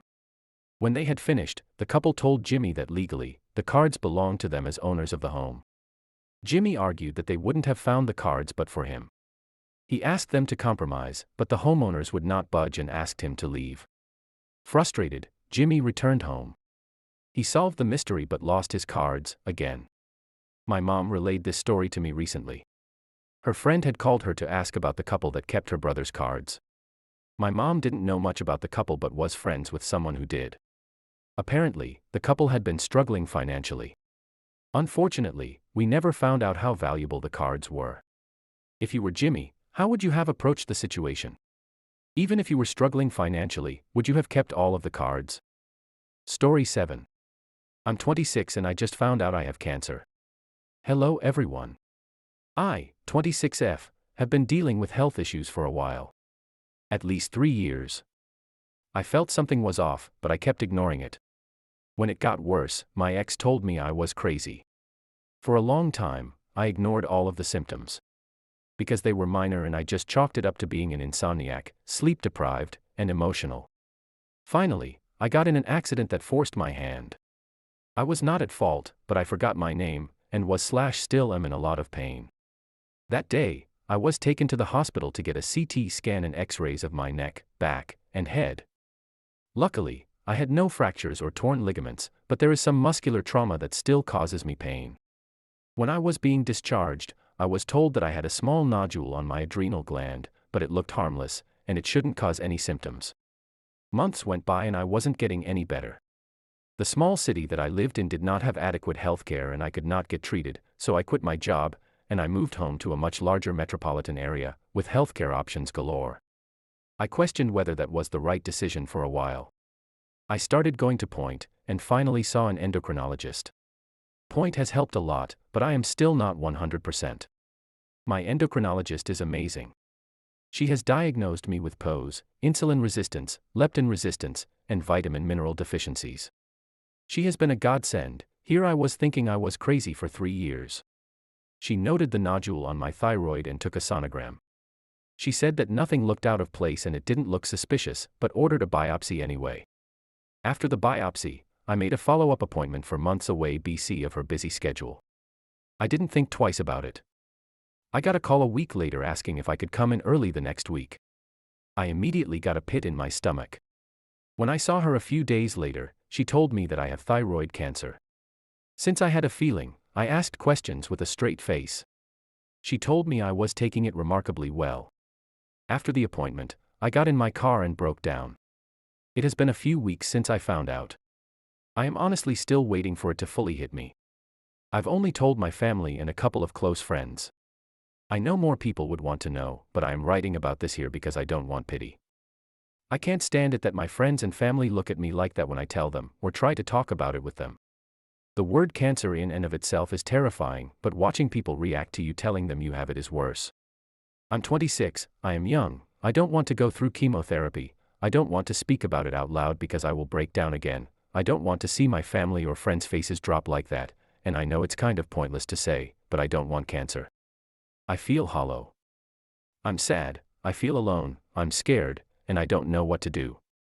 Update: I want to thank everyone for the reassurance and kindness. I was just trying to vent and did not expect this post to get so much attention. I would like to clear up a few things. I am not sure what type of cancer it is. I have consultations set up with a few different surgeons because I will need a partial thyroidectomy. I do not know anyone who has had thyroid cancer, so I feel like I am flying blind. Thank you so much for those of you who commented your encouraging words. I will try to update in the future throughout this process. I likely will have questions for those who have been through this before. Story 8. I found out how my parents died and regret it. My parents passed away when I was young and I wish I never asked how they died. I was always told growing up that my parents died peacefully when I was young, but it was always very vague and the subject was quickly changed. I started wondering more about my parents the older I got, but decided to ask my aunt, essentially my second mother, on my 18th birthday. I tried to ask a few times before but was shot down, and it just doesn't seem right. My aunt's face immediately changed when I brought it up. I pushed back this time, demanding she tell me what happened since I was 18 and am an adult enough to hear it. She hesitated but eventually told me the truth. One fall when I was about 4 months old, there had been more tornadoes that year than usual. It had all been in the outer parts of town and away from most people's homes until one night in October. A level 5 tornado swept through the center of the town at 2 a.m. that night that caused so much damage that it was covered on multiple news stations across the area. My aunt explained how she tried very hard to keep me from knowing about the storm because my parents and I were the main story. When the tornado touched down, it ended up blowing through our house. My father was found in a tree the next morning with multiple branches piercing through his body. It was a horrifying sight because of how he hung high in the tree without a way to cover him until hours later when the fire department were able to assist getting him down. My mother and I were missing for 2 days before police told my family they think they should stop looking because we were most likely dead because of the extent of the damage done to our home and my father's state. My aunt wasn't happy with that answer, and her and the rest of the family continued to try and pick through the wreckage searching for us. It wasn't until almost 2 days later my uncle discovered something. My uncle was searching through the deepest section of our house wreckage. He swore he heard cries for help. After getting help from others in my family, they are able to move a large section of a wall and discovered my mother's lifeless body. Their ears sank until they heard my cried for help. They pulled more of the wreckage aside until they found me, breastfeeding onto my mother's lifeless body. Story 9. I regret raising my siblings. My mom went to federal prison when I was 17. She had been in and out of county jail for my entire childhood. Never drugs or prostitution. It was always retail theft, bad checks, etc. She had 6 children to 5 different men. 3 boys, then 2 girls, and then 1 boy. I'm the oldest child, and she had me when she was almost 19. My youngest brother is 15 years younger than me. She committed mortgage bank fraud and did almost 8 years in the feds. My grandma helped us but died when I was 20 years old, and she was also convicted of conspiracy for not cooperating against my mother and did 9 months in a federal prison. She died 9 months later after her release. No other family to speak of that would help. I was able to gain full guardianship of my 2 brothers closest to me in age and one of my sisters. I maintained that guardianship for each of them until they were 18. My sister, however, was able to live with my mother for most of her teens because my mother was released by that time. My brothers, however, were over 18 or almost over 18 when she came home. For anonymity's sake, we'll call my brothers A and B and my sister C. My brother A is alive and well. He is employed, married to a nurse, owns a home and has 2 children. Brother A sounds great, but there's a reason for my regret. Brother B is deceased. He was killed when he was 19 in 2016 by gunfire in a setup. He was killed by someone he called a friend who'd lured him there to sell him some weed. He had a girlfriend who was 5 months pregnant. She had the baby, my nephew. Brother A got Brother B's baby's mom pregnant a year and a half later, which gave me another nephew. Obviously, this did not go over well. Brother A was never in a relationship with her, nor did he intend to date her. Brother A didn't play a part in his child's life for the first year because of his wife, then girlfriend, and her disdain for the baby. Brother A was on drugs bad and very much lost in life. I was able to get him into rehab, and since he's gotten out of rehab, he's slowly cut off his family because his wife forces him to. Brother A even tried to have our nephew from our deceased brother and his son separated unless 2 adults were present. Brother A's wife and my wife do not get along. Mainly because his wife is from a privileged background and we are not. There's a culture clash and a judgmental feeling in the air during every interaction. This is not just with my wife. Brother A's wife has this issue with our entire family. Our family still tried to love and accept her. However, she isn't interested. Brother A and his wife have a daughter. My family isn't allowed to know her. He can't stop us knowing his son because his son's mother, remember she has a kid to our deceased brother too, is like a sister to my family. Which only makes the situation worse. Brother A was well aware of all of this and acted as if she was a sister to him as well, but clearly he wanted more. Brother A has made up disgusting things about our deceased brother's 6-year-old son and had his lawyer put it in writing in an attempt to separate his son and nephew. Sister C is 18. She has a speech problem and is on the spectrum. However, she refuses to admit this as an adult. She does not work. She got her diploma online during COVID and cheated. She had brother A's wife do all of the work for her. She got pregnant at 17. We did not find out about the father until well into her pregnancy. Sister C continually lied about her child's father's age. She gave multiple ages and names. Finally, we found out he is the same age as me. 14 years older than my sister, in his 30s. She had the baby and within a month had a new boyfriend. She moved in with him. We had a major falling out over her lifestyle, her taking a newborn to a man's house she barely knows, etc. Sister C was involved in an incident between my other sister, herself and my mother-in-law in which the police were called. This incident resulted in Sister C messaging me demanding I pay for her phone to be fixed. She had already gotten the front paid for and fixed by someone else. She was demanding I fix the back of her phone. When I refused, she tried to guilt me by saying I didn't care about my niece. She would miss doctor appointments, etc. because of this. Meanwhile, it was the back of her phone and she was literally communicating with me on her phone. Sister C told me she knows more about being a parent because she has a baby and I don't have children of my own. Something you created, in her words. So my two current stepsons who I've raised for the past 6 years, they don't count because they're not my blood. My siblings, including her, who I struggled to provide for and raise don't count because they're not my biological children. So I raised 3 kids. One is dead. The other 2, I don't even speak to. Honestly, the disappointment they fill me with has me hurt beyond belief. I find myself crying when my wife isn't around or when she's asleep. I'm not ashamed for her to see me cry. I just don't even have anything to say about it anymore. Why was my brother taken? Why is my other brother acting this way toward me and his family? Why is my sister living like this? I raised all of them to be so much better people. I really tried. I was a kid, but I was at every doctor appointment, school meeting, IEP meeting. I worked 7 days a week at 2 jobs. I gave up on going to college so I could work and provide for them. It cost me so much time and effort. I regret not putting that time and effort into myself. I'm not where I want to be in life. I never imagined having a bad relationship with any of my siblings, especially the ones I raised. I feel like such a failure. Story 10, lost my job because I clogged the toilet during interview. I found an excellent job opportunity at this really nice office. Everything was going very smoothly. I had pretty much gotten the job at a previous interview and I was just in to fill out onboarding paperwork. I was so stoked because the onboarding questions were about accommodations I'd like at this job. Like, what kind of snacks should we keep on hand for you? What kind of caffeinated beverages do you like? All was going well, but I was offered coffee earlier and of course accepted it because I love free stuff.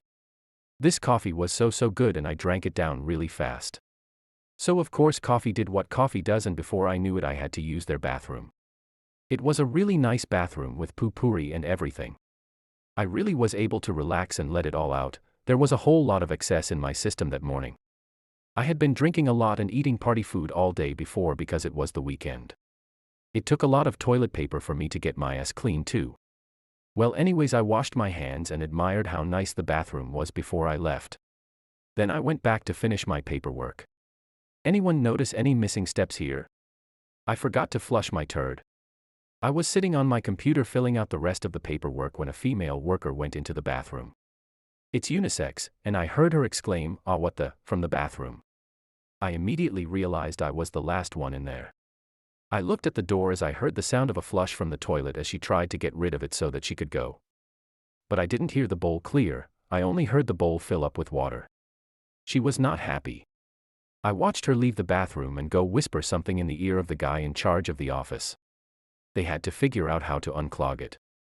There wasn't a plunger in there, so they went looking for one. When he went to take a look at the bathroom, the water was at the brim of the bowl, a yellowish-brown soup, cold and filled with globs of brown streaked TP. I was the only new person in the building, so of course everyone knew it was me. I tried to just pretend like I was on my computer the whole time and they didn't yell me or anything, they just dealt with it. A lot of the toilet water got on the bathroom floor and they didn't have a janitor in until that evening. I finished my paperwork, but they were really upset about the toilet, and the boss was not as friendly afterwards. I finished my paperwork, but I never heard back from them even after I tried to follow up. Thank you so much for watching. I am still a small creator and looking to grow, so any recommendations or feedback you have would be highly appreciated. Please only subscribe if you enjoyed.